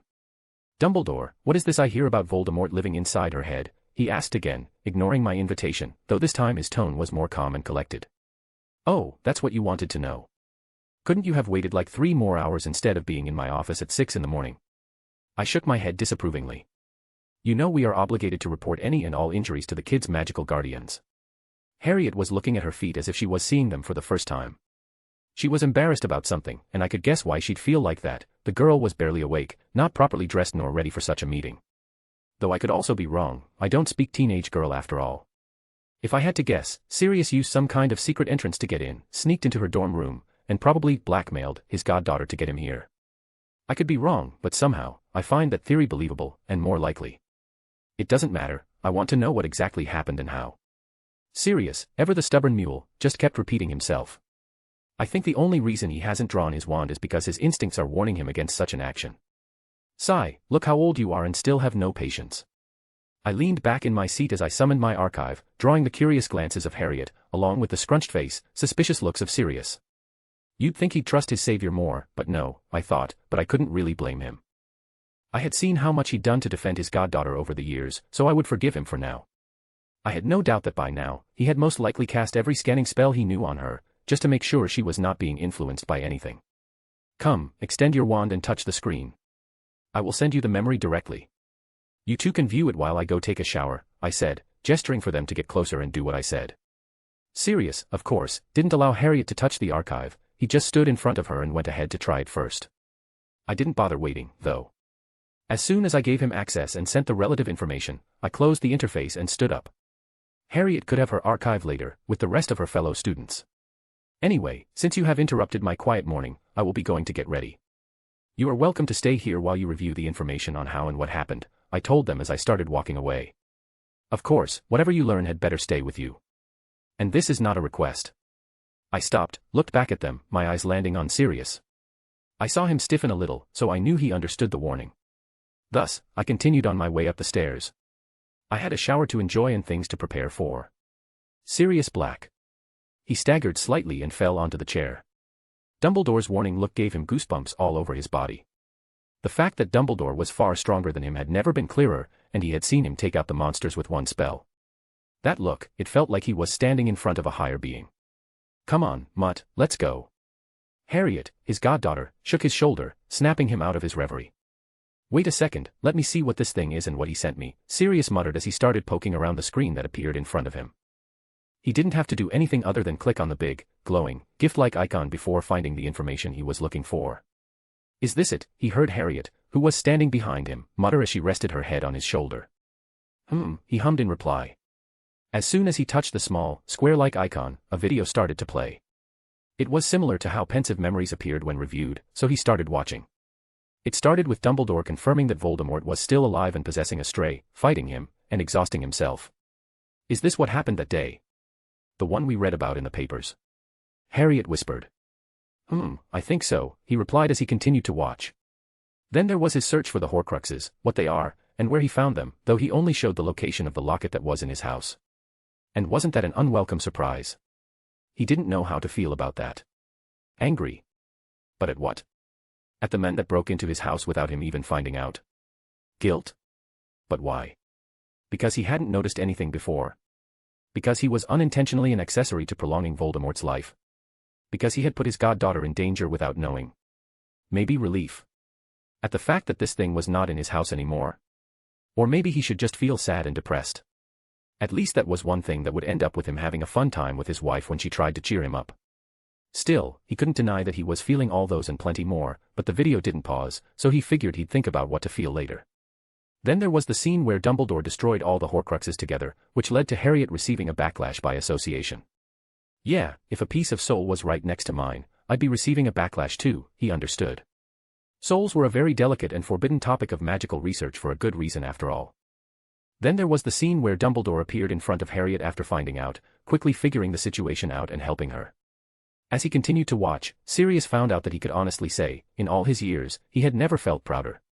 Nonetheless, if watching his goddaughter throwing dung bombs and prank spells at Voldemort gave him a warm, soothing tingly feeling inside, then watching Voldemort being mauled by a pack of lions was downright therapeutic for his very soul. By Merlin, I feel so proud of her, he thought as he leaned back, the interface going back to its default settings. He'd have to check this thing out later. Okay, now that we have seen me be all badass, let's get out. I need to go back and get ready, Harriet swatted his shoulder and said. Plus, I still have to tell Auntie Amelia about what you did today. He felt a shiver go down his spine when he heard that. We don't really need to tell her about everything, do we? He sprang up from the chair and started to quickly walk, following after his goddaughter. I mean, we can leave the sneaking into the girls' dormitory and the implied threats and blackmail parts out of the story, right? I don't know about that. Harriet said, dragging out the last part of the sentence a little, eyes glinting with mischief. I mean, you kind of forced me to take you into the headmaster's office at 6 in the morning, forced me to use the confusion spell on the statue guarding said office, all while I was wearing only my school robe on top of my sleeping gown, so. Okay, he could see where he went wrong. But he also wasn't in his best state of mind.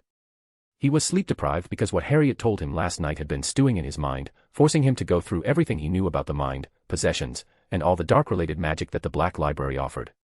He couldn't sleep, he couldn't think, and his anxiety and worry were increasing by the minute. Yeah, okay. I get it. I am sorry, okay, he said. How about you cut to the chase and tell me what you want, and I will get it for you. He knew she wanted something when he saw that glint in her eyes. I don't know. Harriet said. I mean, the new firebolt could maybe buy my silence for a while, but you know, Aunt Amelia didn't allow me to get one, Sue. Don't worry about that, Sirius readily agreed. I will take care of it. He promised, getting a smirk from her. Oh, how nice of you. She smirked. He didn't like that smirk promised pain. And so he accompanied his goddaughter until they arrived at the dormitory entrance, but by then, he was already feeling regret, this girl was going to be the death of him. Albus Dumbledore. How pleasant. I mumbled as I stepped out of the shower, feeling refreshed and ready for work. Heading towards my wardrobe, I opened it and started thinking about what to wear today. My eyes landed on a gray pinstriped suit that looked quite stylish, a high-quality wool blend fabric, in a mid-gray tone, with fine stripes of a slightly darker charcoal color. Yeah, let's go with this, I thought as I took the suit out of the closet, throwing it onto the bed, before opening the drawer to get some underwear and closing the wooden wardrobe. Soon I found myself standing in front of the mirror, admiring how I looked, but there was something still missing. I had the handkerchief, the tie, the belt, the watch, the shoes, and everything on but. Maybe a fedora? I asked myself. I wanted the fedora. Still, I didn't want to wear it while in the castle, so I transfigured it into a pen and put it in my pocket. That way I could just reverse the transfiguration later and put it on. With everything done, I walked out of my room, down the stairs and into my office. I sat down in my chair and took a parchment out of the first drawer before I started scribbling on it. I wanted to list out what I hoped to accomplish today as well as the rest of the week. I could use my archive to do that instead, I remembered as I was halfway through writing the menial tasks I had to do today. The only exciting things I had lined up were the lecture I promised to give and maybe answering the ICW summons, which would no doubt arrive in a few hours.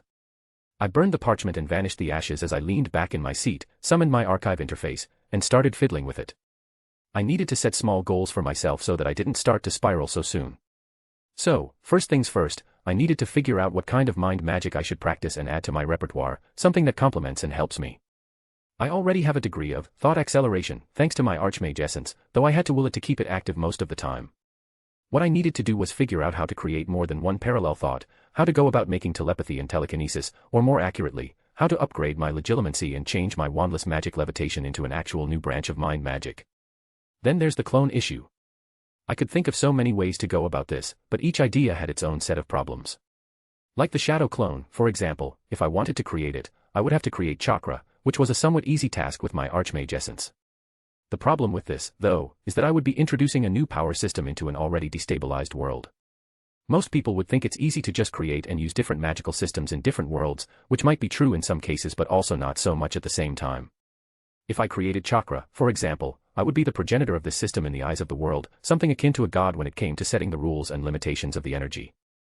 This would have been good, too good actually, if it was any other time when the world is not in its current state. I knew for a fact that DXD had some discount Naruto chakra and sage arts, but if I introduced a better chakra system, then it was more than likely that the new merged world would adapt it as its own because it was better and more efficient. Sure, the use of spiritual and physical arts and energy as a standalone would most likely remain, but I couldn't guarantee that the chakra system they would all use wouldn't be the one I created. World merger isn't a joke, I thought seriously. It's the process of different worlds combining, that means all the information of these worlds will be merging together, and any inefficient and redundant information will get erased or changed. Besides, I didn't know if the DXD world that's merging with us was the same one I watched. It could be one where devils are assholes or where the protagonist is dead. I can't be reckless about stuff like this, as I might be empowering my enemy. I need to start figuring out how to shield myself from reality, history, and conceptual manipulation too, I thought as I added this point in bold black letters in my archive. Still, I put the chakra thing on hold for now. The other clone method I came up with was a thought projection, a solid illusionary clone that could be manipulated in real time, but that too needed me to get a lot better at illusions.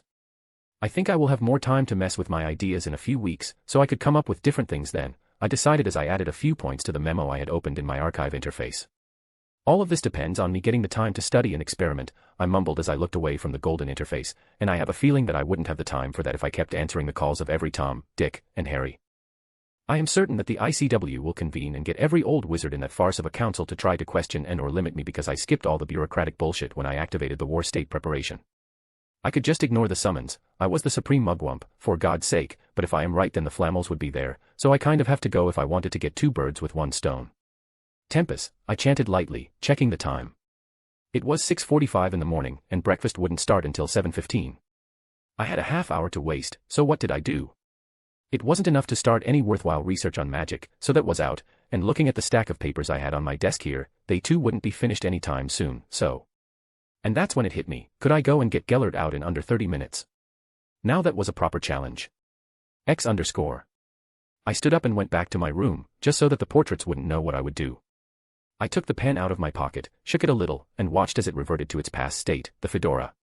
I put it on my head as I self-transfigured myself for disguise, and apparat directly outside the wards of the Nurmengard castle in the Austrian Alps. I threw a few concealment spells on myself as I started to walk towards the castle, slipping past the marking, identification, and alarm wards with ease. It wasn't the first time I had come here after all, the old Dumbledore had visited this place twice, once when he handled Gellert's imprisonment, and once more about 16 years ago when he consoled him about the prophecy. I went inside, slipping past the guard, as I made sure to cast a minor compulsion on him, a small thing for him to go about his day and not notice anything suspicious. It's one of the best ways when it came to infiltration because it required so little magic and left the rest of the work to the victim's brain. I did the same thing again when I came across any guard or prisoner on my way towards the highest tower, where Gellert's cell was located. While the prison was not as dreadful as Azkaban, it was not by any means less safe, in fact, I believed it to be safer than Azkaban. It was the reason why the ICW used it as one of the primary locations to hold international prisoners. My walk soon came to a halt as I finally arrived in front of a big, black door, with only a small enchanted window that fit a plate of food at most. Now, how do I go about not alerting all these words plastered on the door? I thought as I stood atop the stairs that led to the cell. This place was tiny. A certain daring idea came to mind, so I started to very subtly release magic, making sure not to go beyond the threshold of lumos or a levitation charm to not tip off the magic detection wards.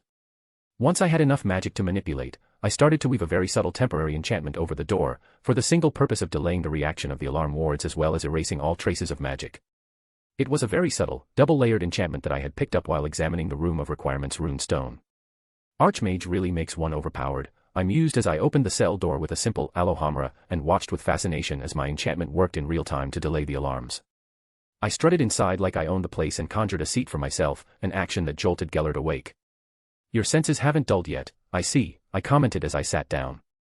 Albus, what a nice surprise. I didn't expect you to visit me after the last time. An aged man with heterochromatic eyes stared back at me with mirth, amusement, and more than a little bit of confusion. The man in question was old with a wrinkled face, a hunched back, and looked very disheveled. His gray hair was dirty, his clothes were worn out, and his overall appearance spoke of long suffering, a stark contrast from the sharp man I remember. Yeah, well, things changed, I replied simply as I made myself comfortable. So what brings you to me, old friend? All disguised too, for that matter. If I didn't know you any better, I would say you are here to get me out. Gellert chuckled a little as he sat himself straight. Or as straight as an old man's back could get. Ah, but that's the fun part, though, I am here to get you out. Now it was my turn to chuckle as I watched his face gain a subtle frown that conveyed his confusion. Until now, he'd been operating under the assumption that I was Dumbledore, simply because he sensed my magic, and one's magic was a very hard thing to disguise. I let all the magic cast on me dissolve, my self-transfiguration spell melting away as I returned to my original shape and form. Gellert's eyes widened as he saw my appearance before he started laughing maniacally. So it was true after all, he mumbled. I didn't know what he was referring to, but I didn't care either. So, how have you been?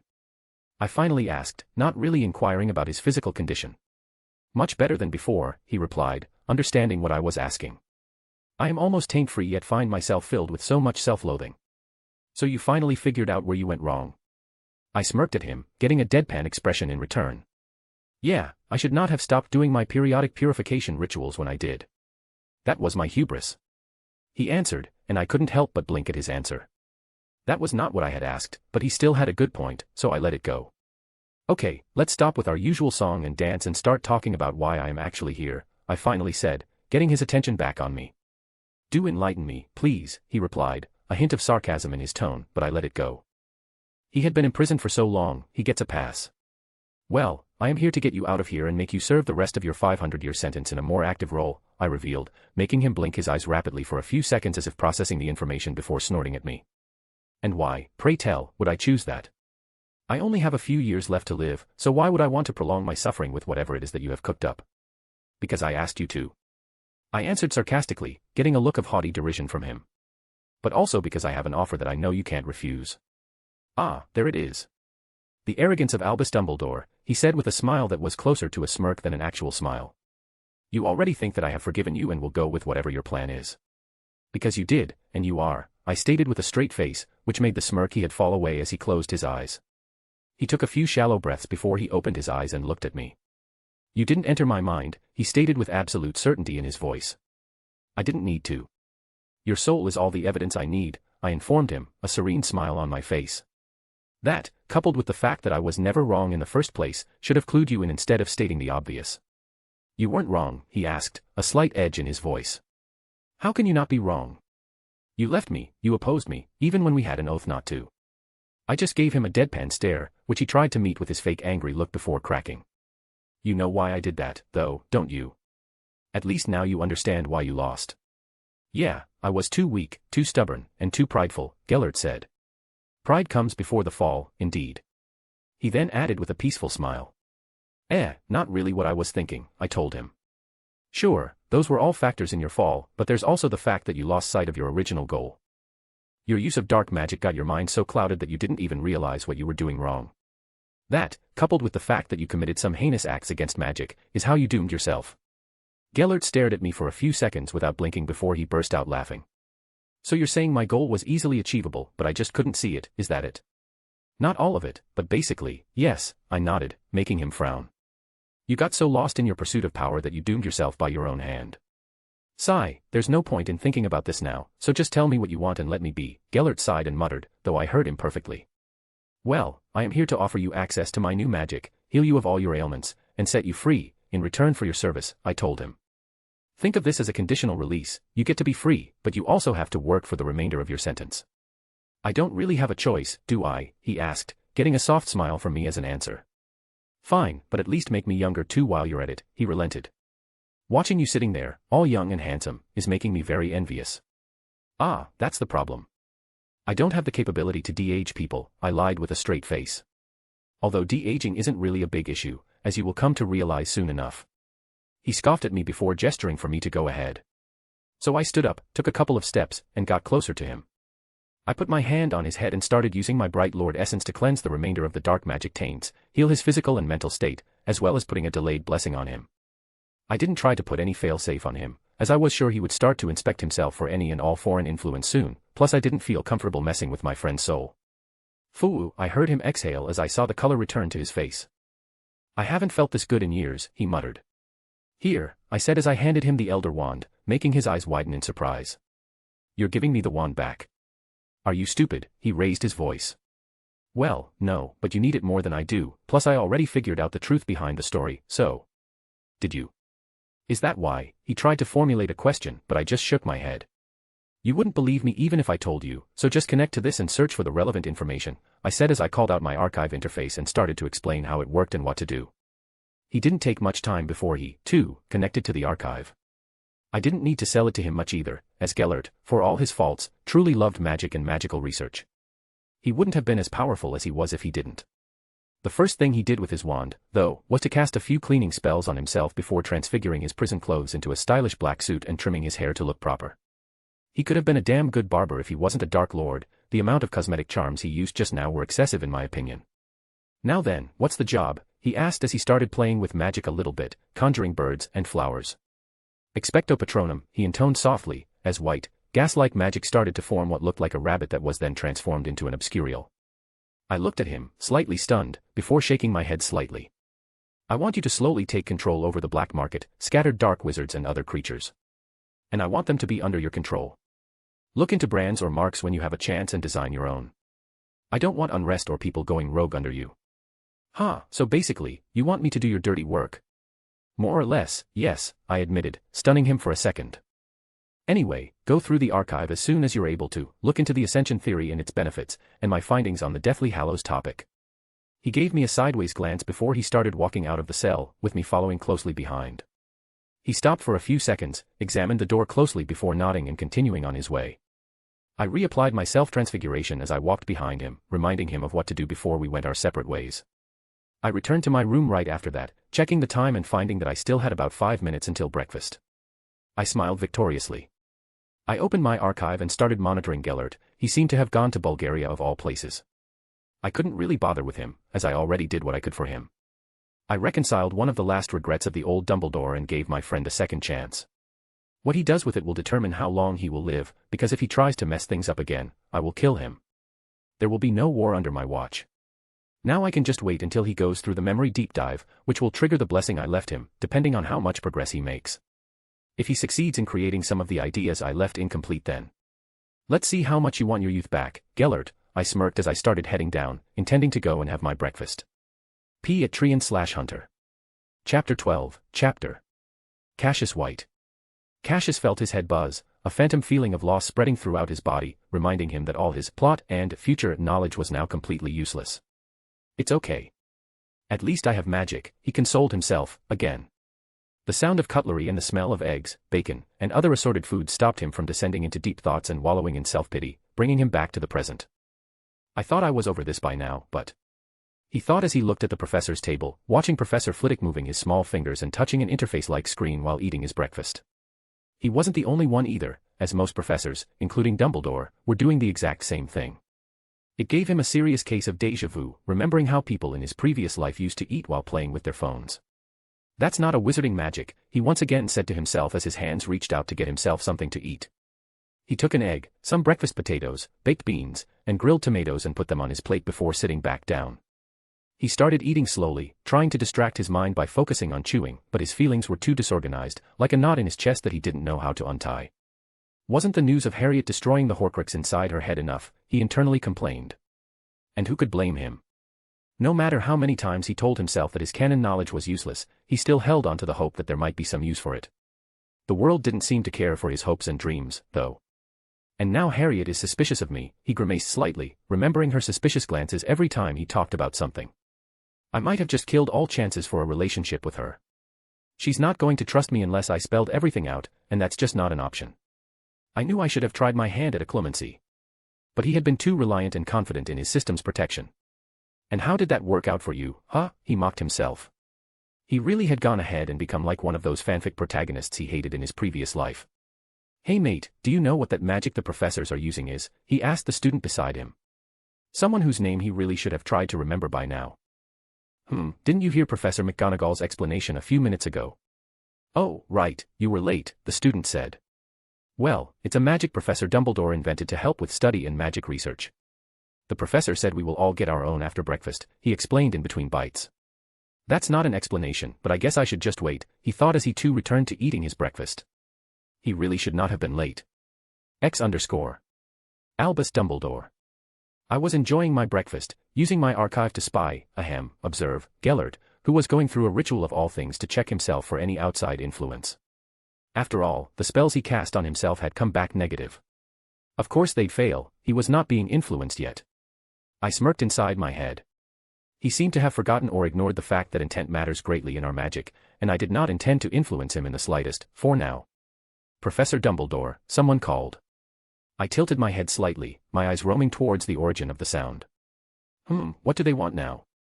I saw the Weasley twins standing next to each other, hands grasping the table edge in resistance as their friends pulled on their robes to force them to sit back down. Yes, Messrs. Weasley. I answered, amused by the situation. Professor, we were just wondering when the lecture you promised last time will begin, they asked together, making the students near them look away as if they had nothing to do with them. I chuckled at the situation, I often forgot that to them, I am still Headmaster Dumbledore. I turned my gaze to the right, hoping to see what my fellow professors thought, but McGonagall continued to eat her breakfast as if this had nothing to do with her. Flitwick, on the other hand, looked at me hopefully. Ah, he has the first lecture with them today, doesn't he? I turned my head to the left, but Horace, Pomona, and the rest just ignored me. Well, it seems we can start after breakfast, I said as I looked back at the students.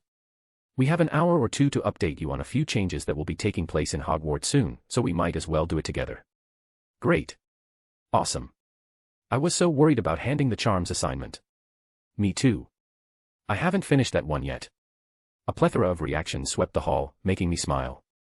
Some of them clued me in on why they had bothered asking about the lecture in the first place. The rest of the breakfast time turned more lively, as opposed to the previous half-sleepy atmosphere. Even the professors relaxed more, as I had just emptied their first period classes.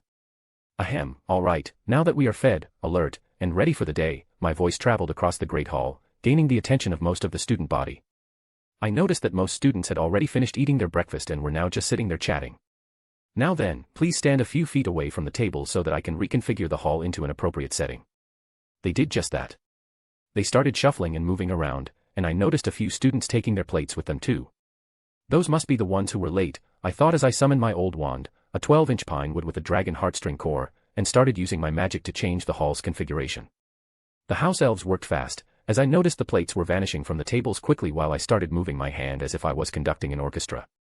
The chairs started getting on top of the tables before they began folding together, into each other, and melting into the ground. Carpets and rugs that had the Hogwarts symbol on them started to quite literally sprout from the ground. Seat cushions of varying sizes and colors began to pop into existence, some had their prospective house symbol on them, others had Hogwarts. Our staff table and seats started turning into big, comfortable sofas on either side, with an armchair in the middle that was mine. Clap. Clap. I clapped my hands as I saw the students looking at the spectacle with awe, even if this was not the first time they had seen it. I can't fault them for that, though, as the atmosphere had been quite tense last time. Now then, take your seats and get comfortable. Professor McGonagall will start by informing you of the upcoming changes before we begin, I announced before turning my head.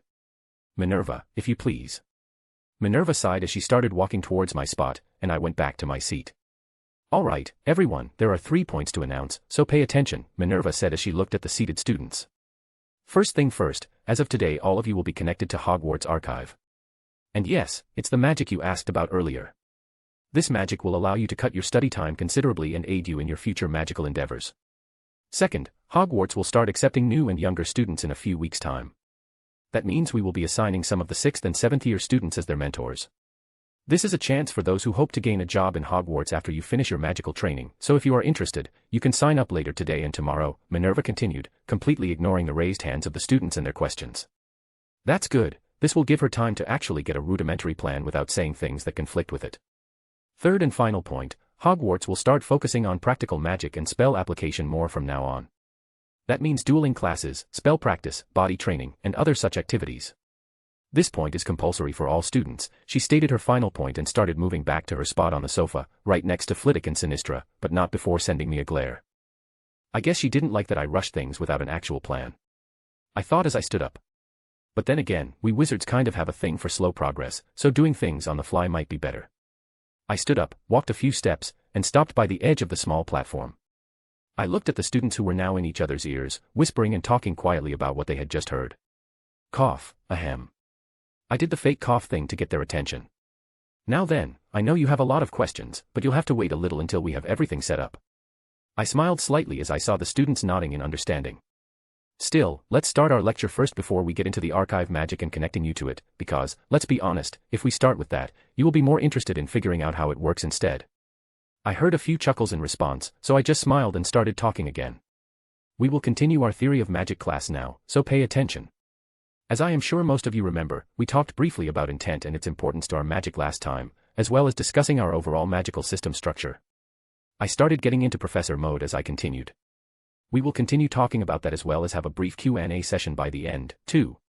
Nevertheless, raise your hand if you have a question. I waved my wand, making an arc-like motion before pulling back and twisting my wrist, creating an illusion that swept over the entirety of the Great Hall, making it appear as if we were in a big Roman auditorium-type classroom, an amphitheater-like room, with a chalkboard behind me, and students seated all around. Today's lecture will start with wand movements. What are they? How do they help us? Why do we need them? Etc. Any guesses? Students started raising their hands, mostly third year and above, which made me blink. If I wasn't clear enough, I meant first years, I added dryly. Most of the students who raised their hands either quickly put their hands down or started making stretching poses to try and save themselves some embarrassment. It didn't work, but B+ for the effort and quick thinking. No one. I asked as I saw that no first year had raised their hand. Even Hermione Granger, who I expected to do such a thing, didn't, but that probably had something to do with Harriet restraining her. Well, it matters not.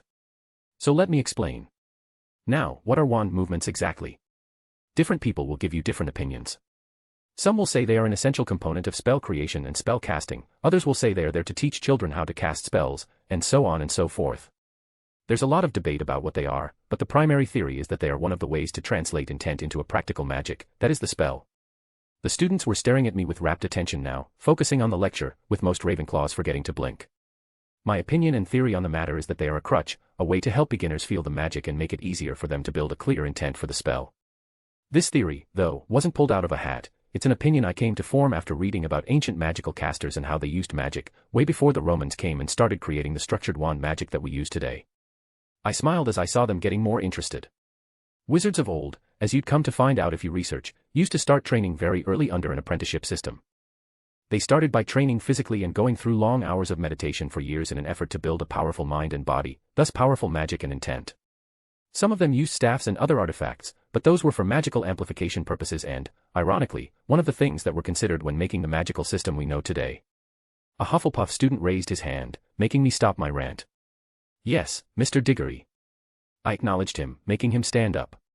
Professor, doesn't that mean today's magical system is better? He asked, while trying not to fidget under the attention of the whole student body. Good question, I said. Though do sit down, please, there was no need to stand up in the first place. As for your question, is our current magical system better? That's debatable. It's easier, and it guarantees more magic-wielding wizards and witches, but I wouldn't say it's better. The old system, while inefficient, did produce some extraordinarily powerful wizards and witches, whose magical might was considered godly by muggles. Still, our current system doesn't lose out by much, as I am sure if people start to put more effort towards training, then they too will be just as powerful, much more easily. I waved my wand in a zigzag pattern and the chalkboard behind me showed a new question. Now, who can tell me, how do we know what wand movement to use when creating a spell? Yet again, no one raised their hand, making me close my eyes. Older students can answer this one, I informed them, with a half-exaggerated sigh. We use arithmancy to determine the wand movements in relation to the intent, after figuring out the incantation. Sir, a voice came from the Ravenclaw side. Turning my gaze, I saw a girl with brown hair and eyes with glasses, Amelia Brown, if I remember correctly. The girl had this whole nerd vibe down to a T, correct? After determining what spell you want, you start translating your intent into numbers. Then, after figuring out what arithmancy system to use, you start figuring out the incantation under the bounds of said system. After, and only after, you have figured that out, do you start researching what wand motions to use, I said. This is why spell creation is a dangerous field, because mistakes cause spells to backfire. I saw looks of enlightenment on the faces of the first years, slightly widened eyes and mouths as they had an moment. Now then, any questions? I asked, my eyes roaming the hall, watching if anyone would ask something. I saw Cassius raising his hand for a second before deciding otherwise, but I wanted to see what he'd ask. Yes, Cassius, what's your question? For a second there, he looked like a deer caught in headlights with all the attention on him. Still, he took a deep breath. Professor, you say that there are different things needed to be done to cast magic, but why? How do we cast it? Why does it succeed while other times it backfires? Those are some very good questions, but answer me this, what do you think happens when we cast magic? I looked around to see if there was anyone who was going to answer. There were none. Well, I'll just tell you. You see, when we cast a spell, we use our energy to carry out what we want to happen. This energy then leaves the body and is divided into three parts, the part that is burned to create a bridge between what we want and the world/reality, the part that carries your want, feeling, intent, whatever, and the part that is burned to carry that payload. All I got in return were scrunched faces, furrowed eyebrows, and blinking eyes. Confusion at its finest. Think of it like sending a letter. You need an envelope and a stamp, the bridge energy, the letter itself with your message, the core energy aka the spell, and the all that gets it from A to B, the carrier energy. If any part is wrong, the letter doesn't arrive, or it goes to the wrong place, a backfire. This time I got some nods but they were mostly from the upper year students so I had to try again. Okay, let me try this in a different way instead, I said as I twirled my wand and made a blank, humanoid-shaped figure appear in front of me, with a wand in its hand. Imagine that this one here is you, or someone you know, okay. Now, let's say he casts a Petrificus Totalis spell, the full body bind curse. I explained as I made the illusion do the wand movement before a white streak of light shot from its wand. Okay, now you used your magic to cast this spell. So, for simplicity's sake, let me show you how the magic you spent is divided. First, a small portion of it is used while you are doing the wand motion, or, if you don't use one, the moment your wand lights up, which, as I said before, acts as a bridge. Everything clear until now? I got a chorus of yes and nods to my question. Okay, here's the next part. Now, most of the energy is the core of the spell, the part that carries what you want the spell to do, in this case, to bind. I continued my explanation as I made the spell light bigger. Now, why does it glow? Where does the glow come from? That's the other small part of the magic, used to make the spell visible and to carry it through the air. You are watching it get burned in real time. So that's why. Oh. I didn't know that. I knew that. You totally didn't, don't lie. Settle down, please, I said as I heard the reactions of the students. I am still not done, you can clap after. Now, if any of you had attended a dueling tournament before, you'll see that there are people who can manipulate the colors of their spells, whether there's a light or not, and other different things. These manipulations have nothing to do with the actual spell's function as much as they reflect magical control and mastery. That means if you are a master, you can manipulate what color your spell is, how fast it moves, even how silent it is. That's the reason why people pursue further mastery after Hogwarts. They are learning a lot of different, finer controls. These are things that we decided to start teaching you soon enough. I dismissed the illusion I cast on the hall, making it turn into butterflies, as I walked back and sat down on my comfortable armchair. Now let's start a brief Q&A session and then we can continue our lesson, I said as I snapped my fingers, and a cup of water appeared hovering next to my still closed hands.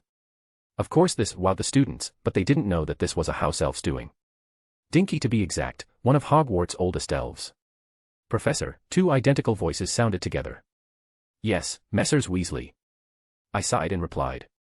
We have a question. About the Muggle world. Do they have joke shops? Like Zonko's, the Weasley twin asked, each having their part of the question. Ha ha ha ha, I laughed lightly.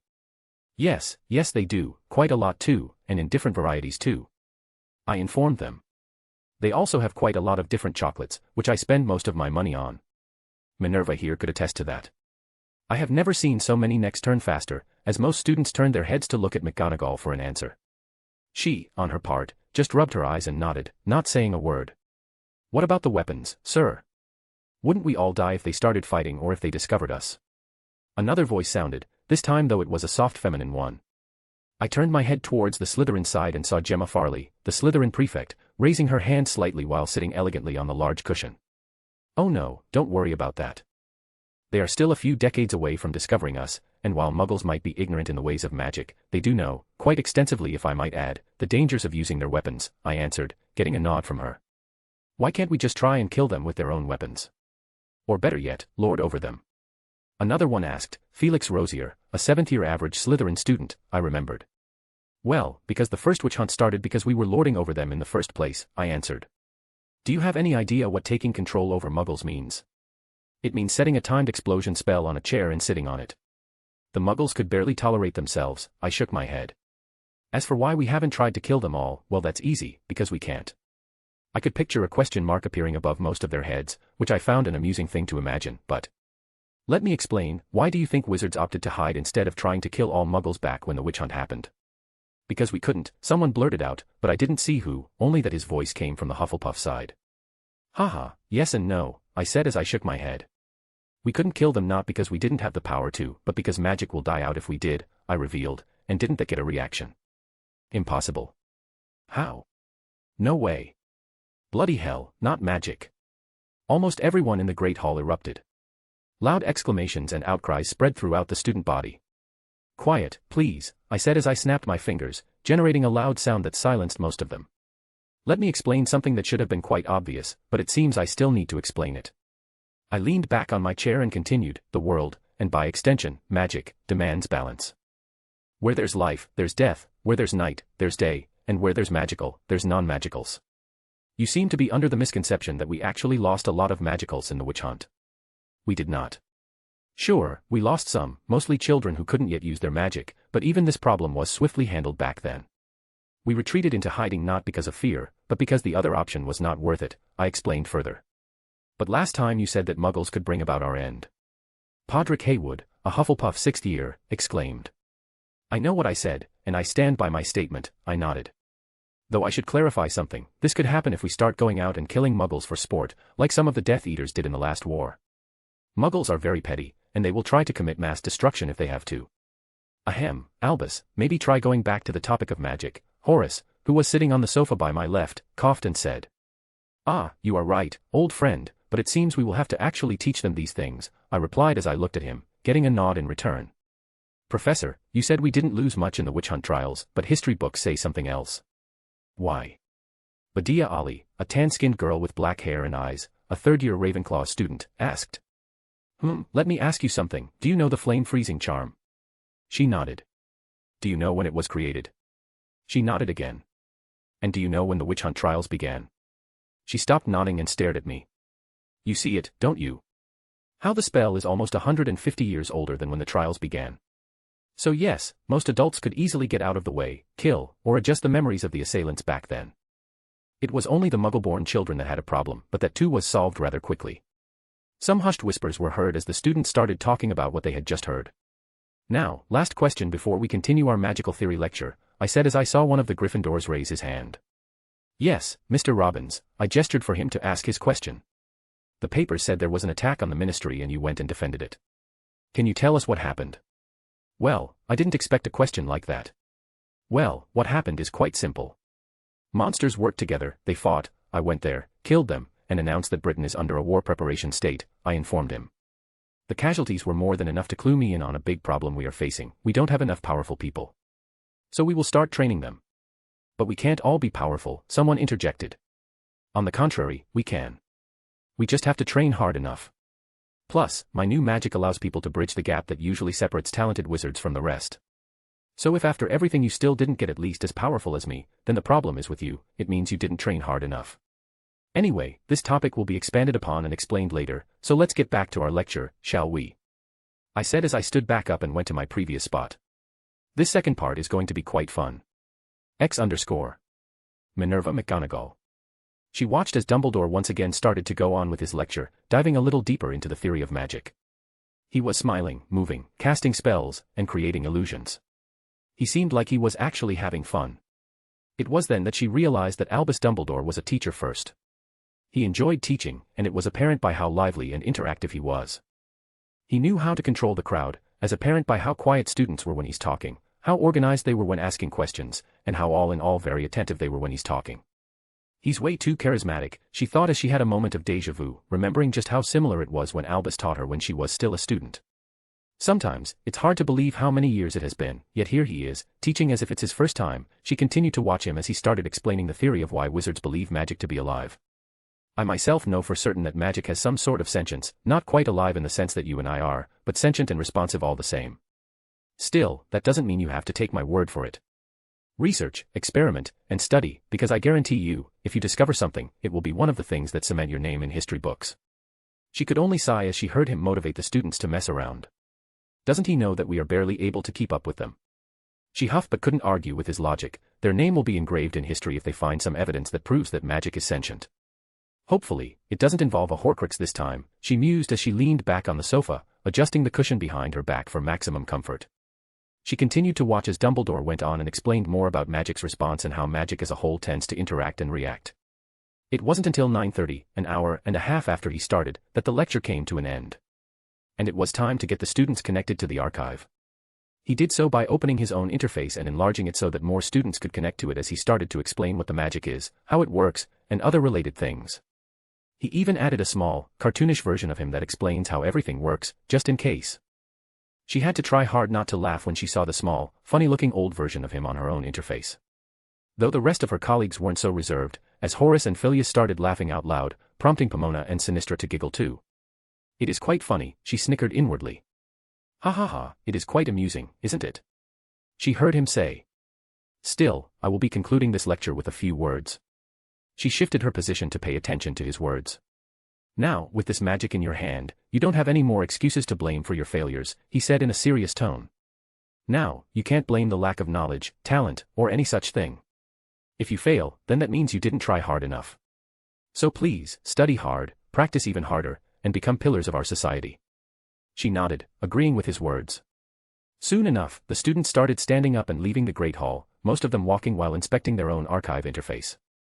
Still, watching them leave filled her with hope. Maybe, just maybe, the future will be a lot better. _. Harriet Potter. Harriet found herself sitting together with Hermione, huddled together on the same armchair, as they explored their new magic. This archive thing was great. Now she could just send and download the information she needs into her head, though for some reason, she can't access information above her own level until she masters everything on her current level. How did the archive know? She wasn't yet sure, but maybe it had something to do with uploading her own experience into it. She'd do some testing later. She raised her head to ask Hermione something but caught sight of Cassius sitting not far from them, his eyebrows knitted tightly as he muttered something about fairy tale and someone named Rob. She didn't know what he was on about, but she could have sworn she heard something about a system and cheating. She shook her head and looked to her side. Hermione, what do you think about the new magic? She asked, not knowing that she just bought herself a half-an-hour rant about computers, the internet, and how much better this magic was than them. I should not have asked. _. Sorry for being late.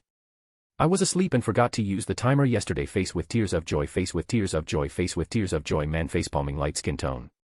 Chapter 13, Chapter. Nicholas Flamel. Two things are infinite, the universe and human stupidity, and I am not sure about the universe. This was the only thought in Nicholas Flamel's mind as he observed the stupidity on display in the current council. The assembly had many names, the Council of Elders, the High Council, which were just fancy titles for old people debating what to do. Different terms had been used to describe them over time, but what they called themselves did not change what they were, a group of people who held the most influence and political power in their respective societies. That, in a nutshell, was the International Confederation of Wizards. If someone were to ask Nicholas his thoughts on the modern council, he would describe it as a gathering of idiots.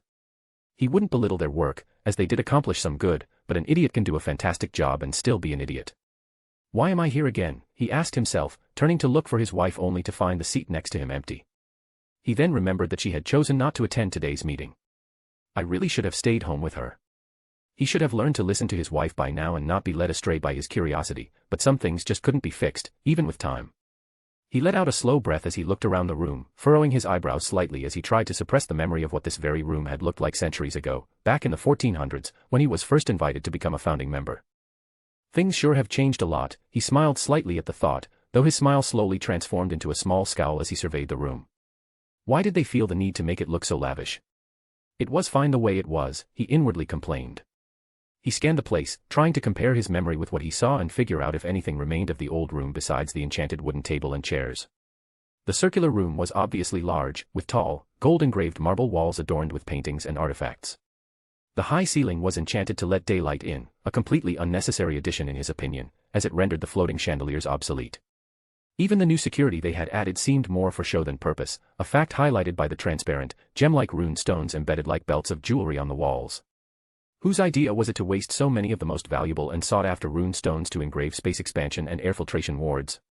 He massaged his eyes as he inspected the stones further, finding that each carried only 1 or 2 wards, and most were for comfort purposes, like that one which ensured every occupant felt only the most comfortable temperature. Really, whose idea was this? Sadly, no one could answer him.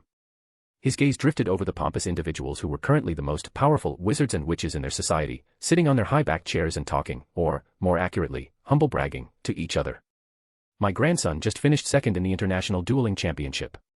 Truly, the future is secured if there are more like him, Nicholas heard one of them say and turned his head to see who it was. Oh, congratulations. My granddaughter just completed her apprenticeship in the Transfiguration Guild, one of the youngest in recent history, too. When did an ICW council meeting become a social event? He wondered, but he couldn't find an answer. He had rarely attended any council meeting since the late 1500s, only visiting the ICW if he had a specific need. Otherwise, he did not interfere, trusting the governing system they had created was functioning properly. And it was. They were doing their jobs wonderfully. It was just that they could have been better. No, they should have been better. Has the quality of witches and wizards really fallen so much since the late 1800s? He asked himself, and apparently, the answer was yes. Before he could continue his thoughts, one of the new Asian upstarts, no matter how long or white his beard, interrupted his inner discussion. A very rude thing to do. What was an old man to do, if not delve deep into his own thoughts? Socialize. Perhaps if he found someone worth talking to. Sir Flammel, it is an honor to meet you, the upstart, whose name Nicholas couldn't be bothered to remember, greeted him. It is nice to meet you, too, he replied with a soft, outward smile, while keeping his thoughts private, as they should be. It truly is nice to have you here, sir. That way, we can at least benefit from your wisdom concerning what to do about Dumbledore and the recent events. The men continued to, as youngsters called it, butter him up. Nicholas only smiled in reply, not bothering to respond further. This might be taken as a sign of condescension, but it was not. He was too old to care for such frivolities and simply wanted to be left alone with his thoughts. The only reason he had come was to satiate his curiosity about Albus's recent news and to see if he could lend a helping hand.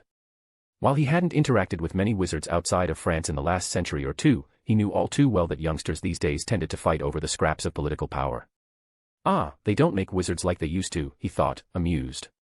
He let his eyes wander around the room, looking at the so-called most powerful wizards in the world.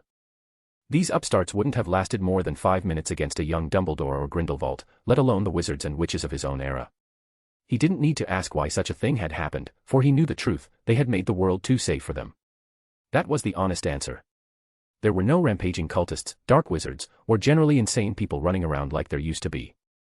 And even those who remained were nothing like their predecessors, too stupid and too weak to pose any real danger. Those were the days, he sighed, remembering how fun it was to go around and call the numbers of insane, idiotic wizards and witches. In the last century alone, there had been only one Dark Lord worth his salt, and that was Gellert Grindelwald. And even he was defeated because he let power go to his head. Back in the day, there were multiple Dark Lords of the same standing as Gellert, and double the number of opposing wizards. There were epic battles and more danger, which forced younglings to train harder just to keep themselves safe. He let out a slow sigh as he reached into his pocket, took out his watch to check the time, put it back, and summoned his grimoire, disguised as a book, to pass the time. This was going to be a long day. While Nicholas Flamel was reading his book in peace, the voices of the other council members traveled through the room, bouncing off the walls yet leaving no echo. His presence was felt before it was registered, a quiet hum of magic that spoke of history, time, and power. Nevertheless, his attendance did not bode well for some of the council members, nor was it good news for others. They had only sent the invitation as a courtesy, as always, and with how urgent this whole meeting was arranged, they doubted that he would even attend. Clearly, they were wrong, and now they were left guessing why. Such was the reason why Elka Schneider, head of magical research and regulations, Gregor Volkov, the previous head of international security, and Vasily Dragomirov, previous minister of magic for Bulgaria, were having a hushed conversation. Now what? Volkov asked, looking at his two temporary allies. We can't go with the original plan, as Flammel will no doubt side with Dumbledore, and the rest will too, just to get the chance to suck up to him, he grumbled. We can still try to corner him by stating that he is distributing an unregulated, untested magic, relying on his status, a clear violation of his position as Supreme Mugwump, Elka replied, trying to show that the plan was not completely dead. Oh, don't start that shit, we all know you just want to get access to that magic and nothing else, Vasily said. It's not even that hard, all you have to do is ask, or wait until he installs it in Demstrang and go there to get access. Do you think I am stupid? Why in Merlin's name would I connect my mind and magic to an unknown magic just because I was told that it's safe?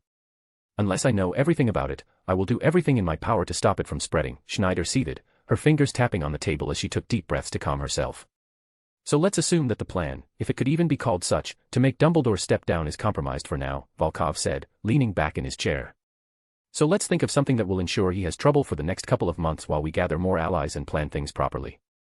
I agree, this is the best course of action right now, Vasily nodded.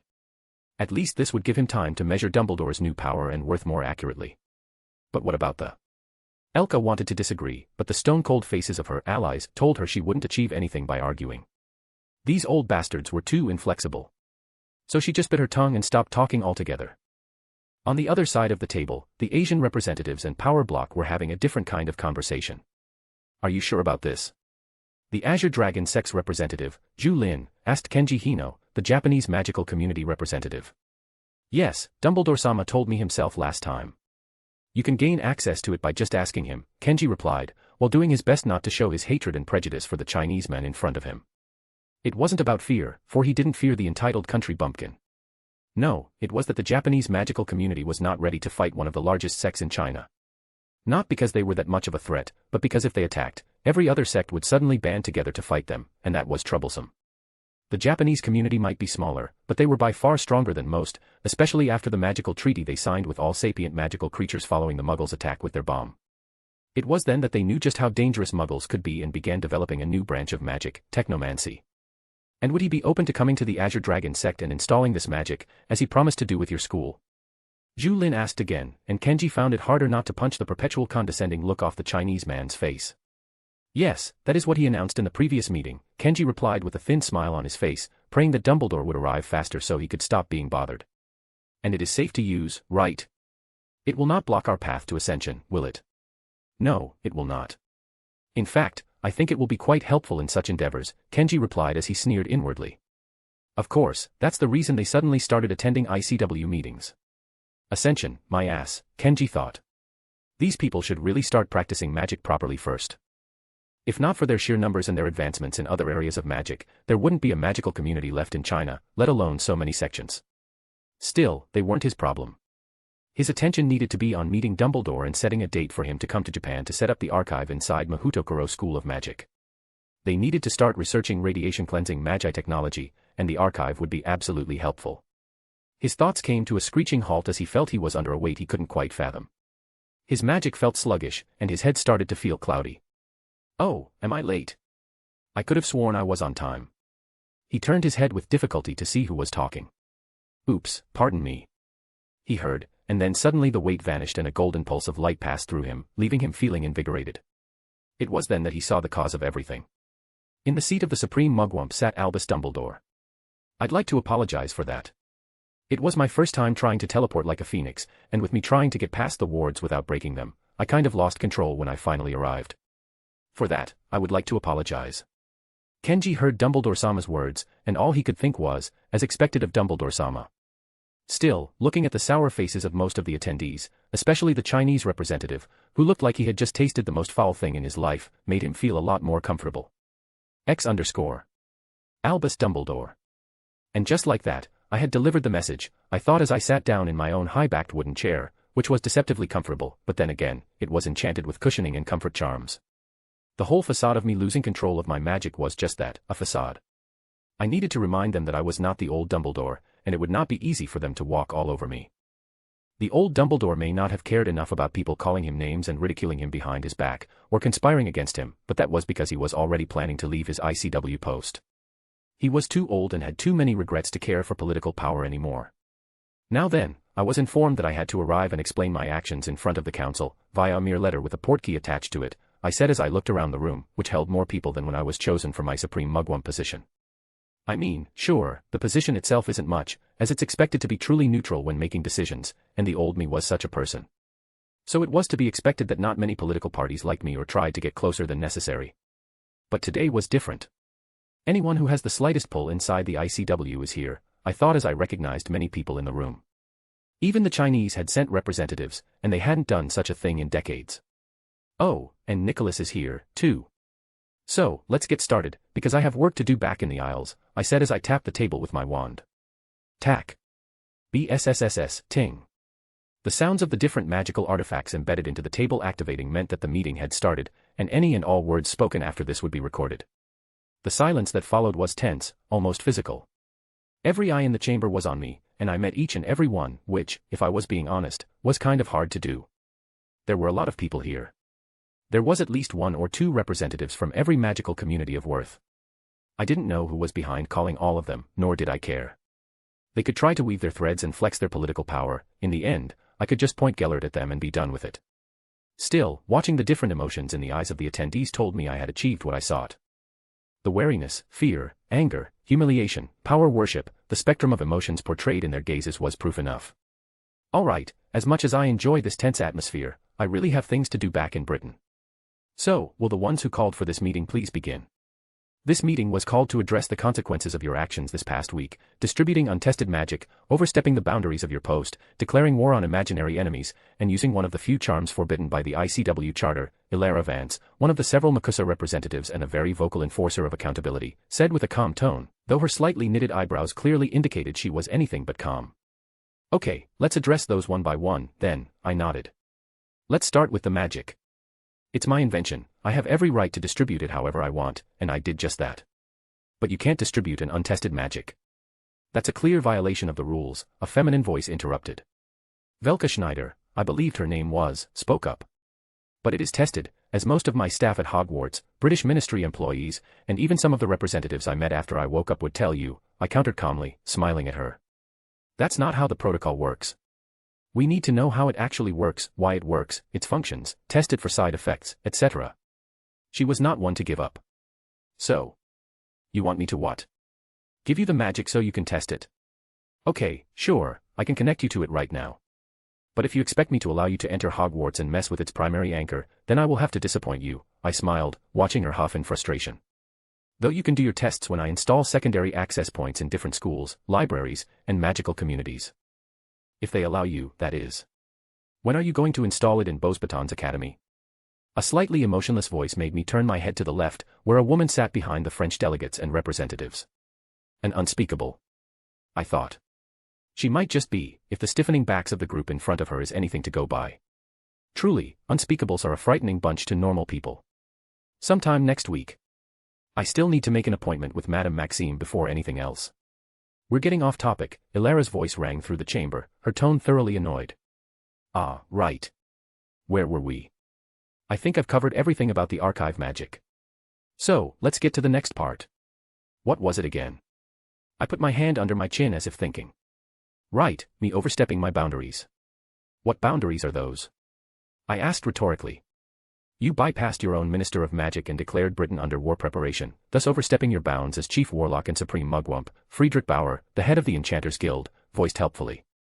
This made me raise an eyebrow. So. I didn't actually overstep anything. You people seem to forget that I took magical oaths when I agreed to fill these positions. Do I look like I have violated any of them? I asked rhetorically, not expecting an answer. We don't know what you did to yourself. You look younger and more powerful. Who knows if those oaths are still applicable?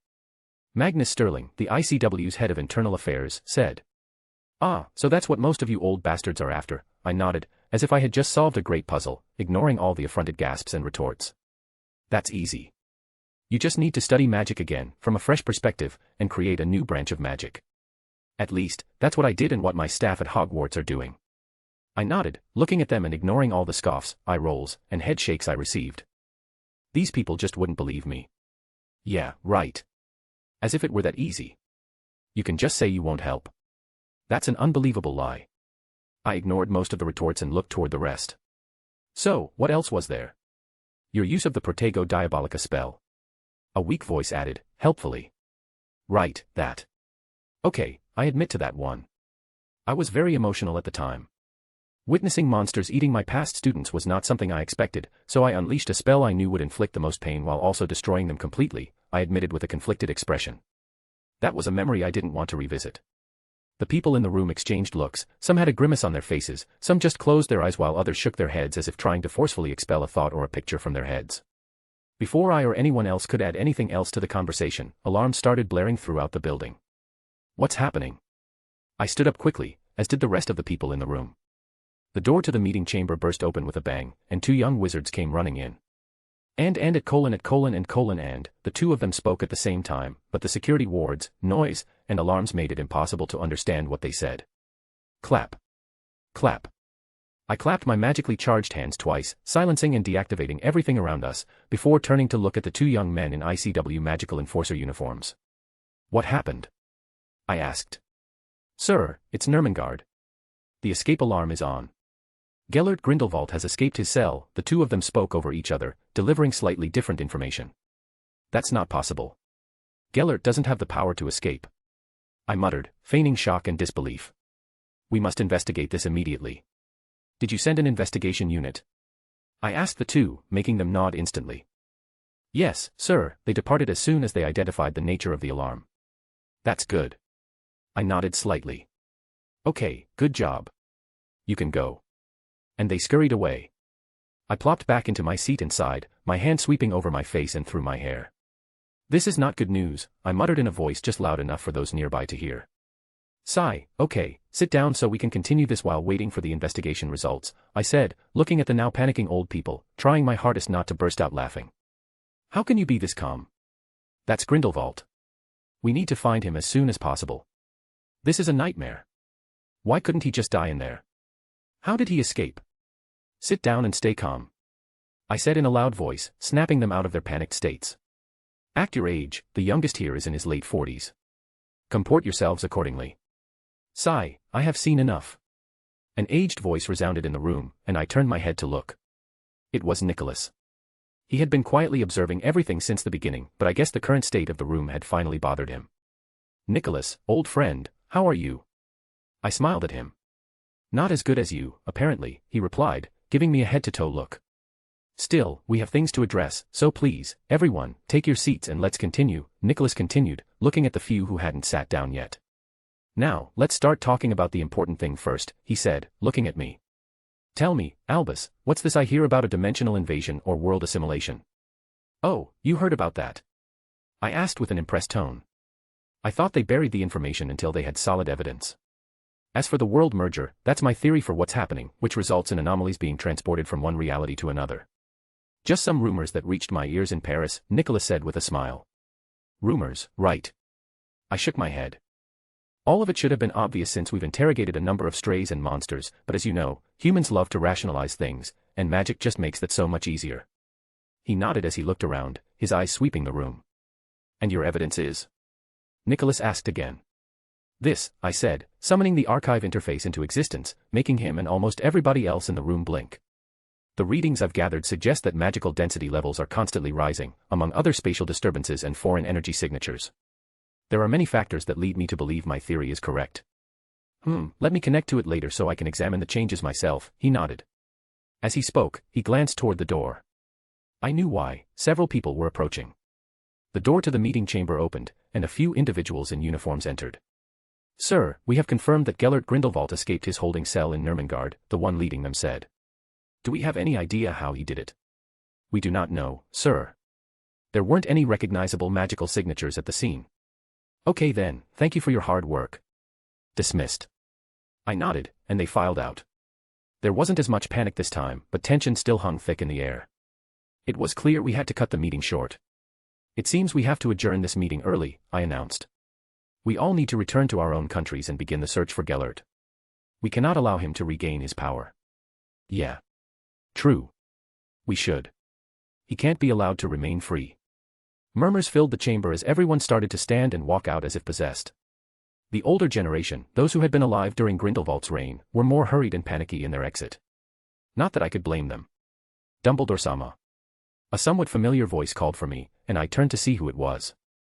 I don't know if you remember me, I am Kenji Hino. Yes, Kenji, the Japanese representative. I remember you, I smiled and shook his hand. It's an honor to be remembered by you, sir, he said with a happy smile. So, what can I do for you, Kenji? I just wanted to set a date for your arrival at Mahutokuro Academy of Magic. Oh, you can set a date for any time next week. Just inform me using your archive, and I will be there, I said with a smile, giving him a pat on the shoulder. Oh, thank you, sir. You can come by any time next week, at your convenience. I will inform you of the specific day later, then. Yes, thank you for your time, sir. Excuse me. He bowed slightly and left. Well then, how about you accompany me to the door, Albus? I heard Nicholas's voice as he walked past me. Of course, old friend, I said, falling into step beside him. How's Pernelli? She's doing well. And you? How did you truly return to your youth? Didn't I just explain it? I asked rhetorically. I am old, Albus, not stupid, he deadpanned, making me chuckle. That is the truth, though, I shrugged. You can try doing the same thing, I'm sure you too can achieve it. I am too old to be bothered by such things. Do you have any idea how many memories one accumulates after more than 660 years? Nicholas shook his head. Still, you need to get a better cover story than this. Like the one you used for the Philosopher's Stone. He cocked an eyebrow at me. You know, the one where it just extends life but doesn't keep the body young. I clarified, noticing how his eyes sharpened for a second before returning to their previous state. I don't know what you mean, he said, shaking his head with a smile. Sure, let's go with that, I shrugged, as if it were no concern of mine, before summoning the archive interface again. Here, just tap your wand on it, and you will be connected, I informed him. I'll give you the same level of access as me so that you can connect Pernelli, too. He hummed in agreement as he touched the interface with his wand. His eyes widened slightly. A mental magic. Yep. The first ever physically manifested mental magic, I nodded proudly. Nicely done, he complimented. You have come a long way since you were young. At least this time I played to my strengths instead of stubbornly trying to become a master alchemist, I laughed. Yes, I'm sure Pernelli will be delighted to play with this, he commented. We continued to talk about various things, me explaining how to navigate the archive and my plans for the upcoming crisis, until we reached the exit. Are you sure you don't want to come by? Nicholas asked. Pernelli would be delighted to see you again. Unfortunately, I can't. I have some unfinished business at the ministry back in Britain, I shook my head regretfully. Oh well, I tried, he said with a smile before taking out his pocket watch, saying the word home, and activating his own portkey to transport himself away. I, on the other hand, simply willed myself back into my room at Hogwarts, leaving with a fiery display of Phoenix teleportation. Scree. I heard Fawkes's melodramatic cry as soon as I arrived in my room, making me shake my head in amusement. He was still salty about the fact that I had learned his teleportation method. No, Fawkes, I am not going to forget you, I said, taking a few sweets from my inner pocket and handing them to him. Scree. Yes, I will keep using you for long-distance teleportation. Today was just an exception. Scree. Yes, I promise, I sighed as I stroked the feathers under his beak, making him sing in contentment. I sat down on my bed and opened the archive interface to see what Gellert and Nicholas were doing. I found that Gellert was in a deep dive session, studying my notes and ideas on word magic, solid script, and how to write runes in the air to cast spells, create barriers, or enchant things quickly. He doesn't know this, but when he solidifies a theory, I will grant him temporary access to my Archmage essence and activate the full blessing on him, reinforcing his belief in the Ascension theory. Still, what kind of magic will he create? I felt almost giddy at the prospect. As for Nicholas, he and Pernelli were still scanning and analyzing the archive. That, too, was a win for me, they were using spells I had never seen before. Still, it's best not to alert them that I'm keeping an eye on them, I thought as I let the archive record everything. As long as they believe they have the highest level of access and that no one can acquire their knowledge without their knowledge. Hee-hey. I love it when a plan comes together. A slight shiver ran down my spine. I shook my head. I could see why villains loved making plans and manipulating others. It was fun. But I should really control myself.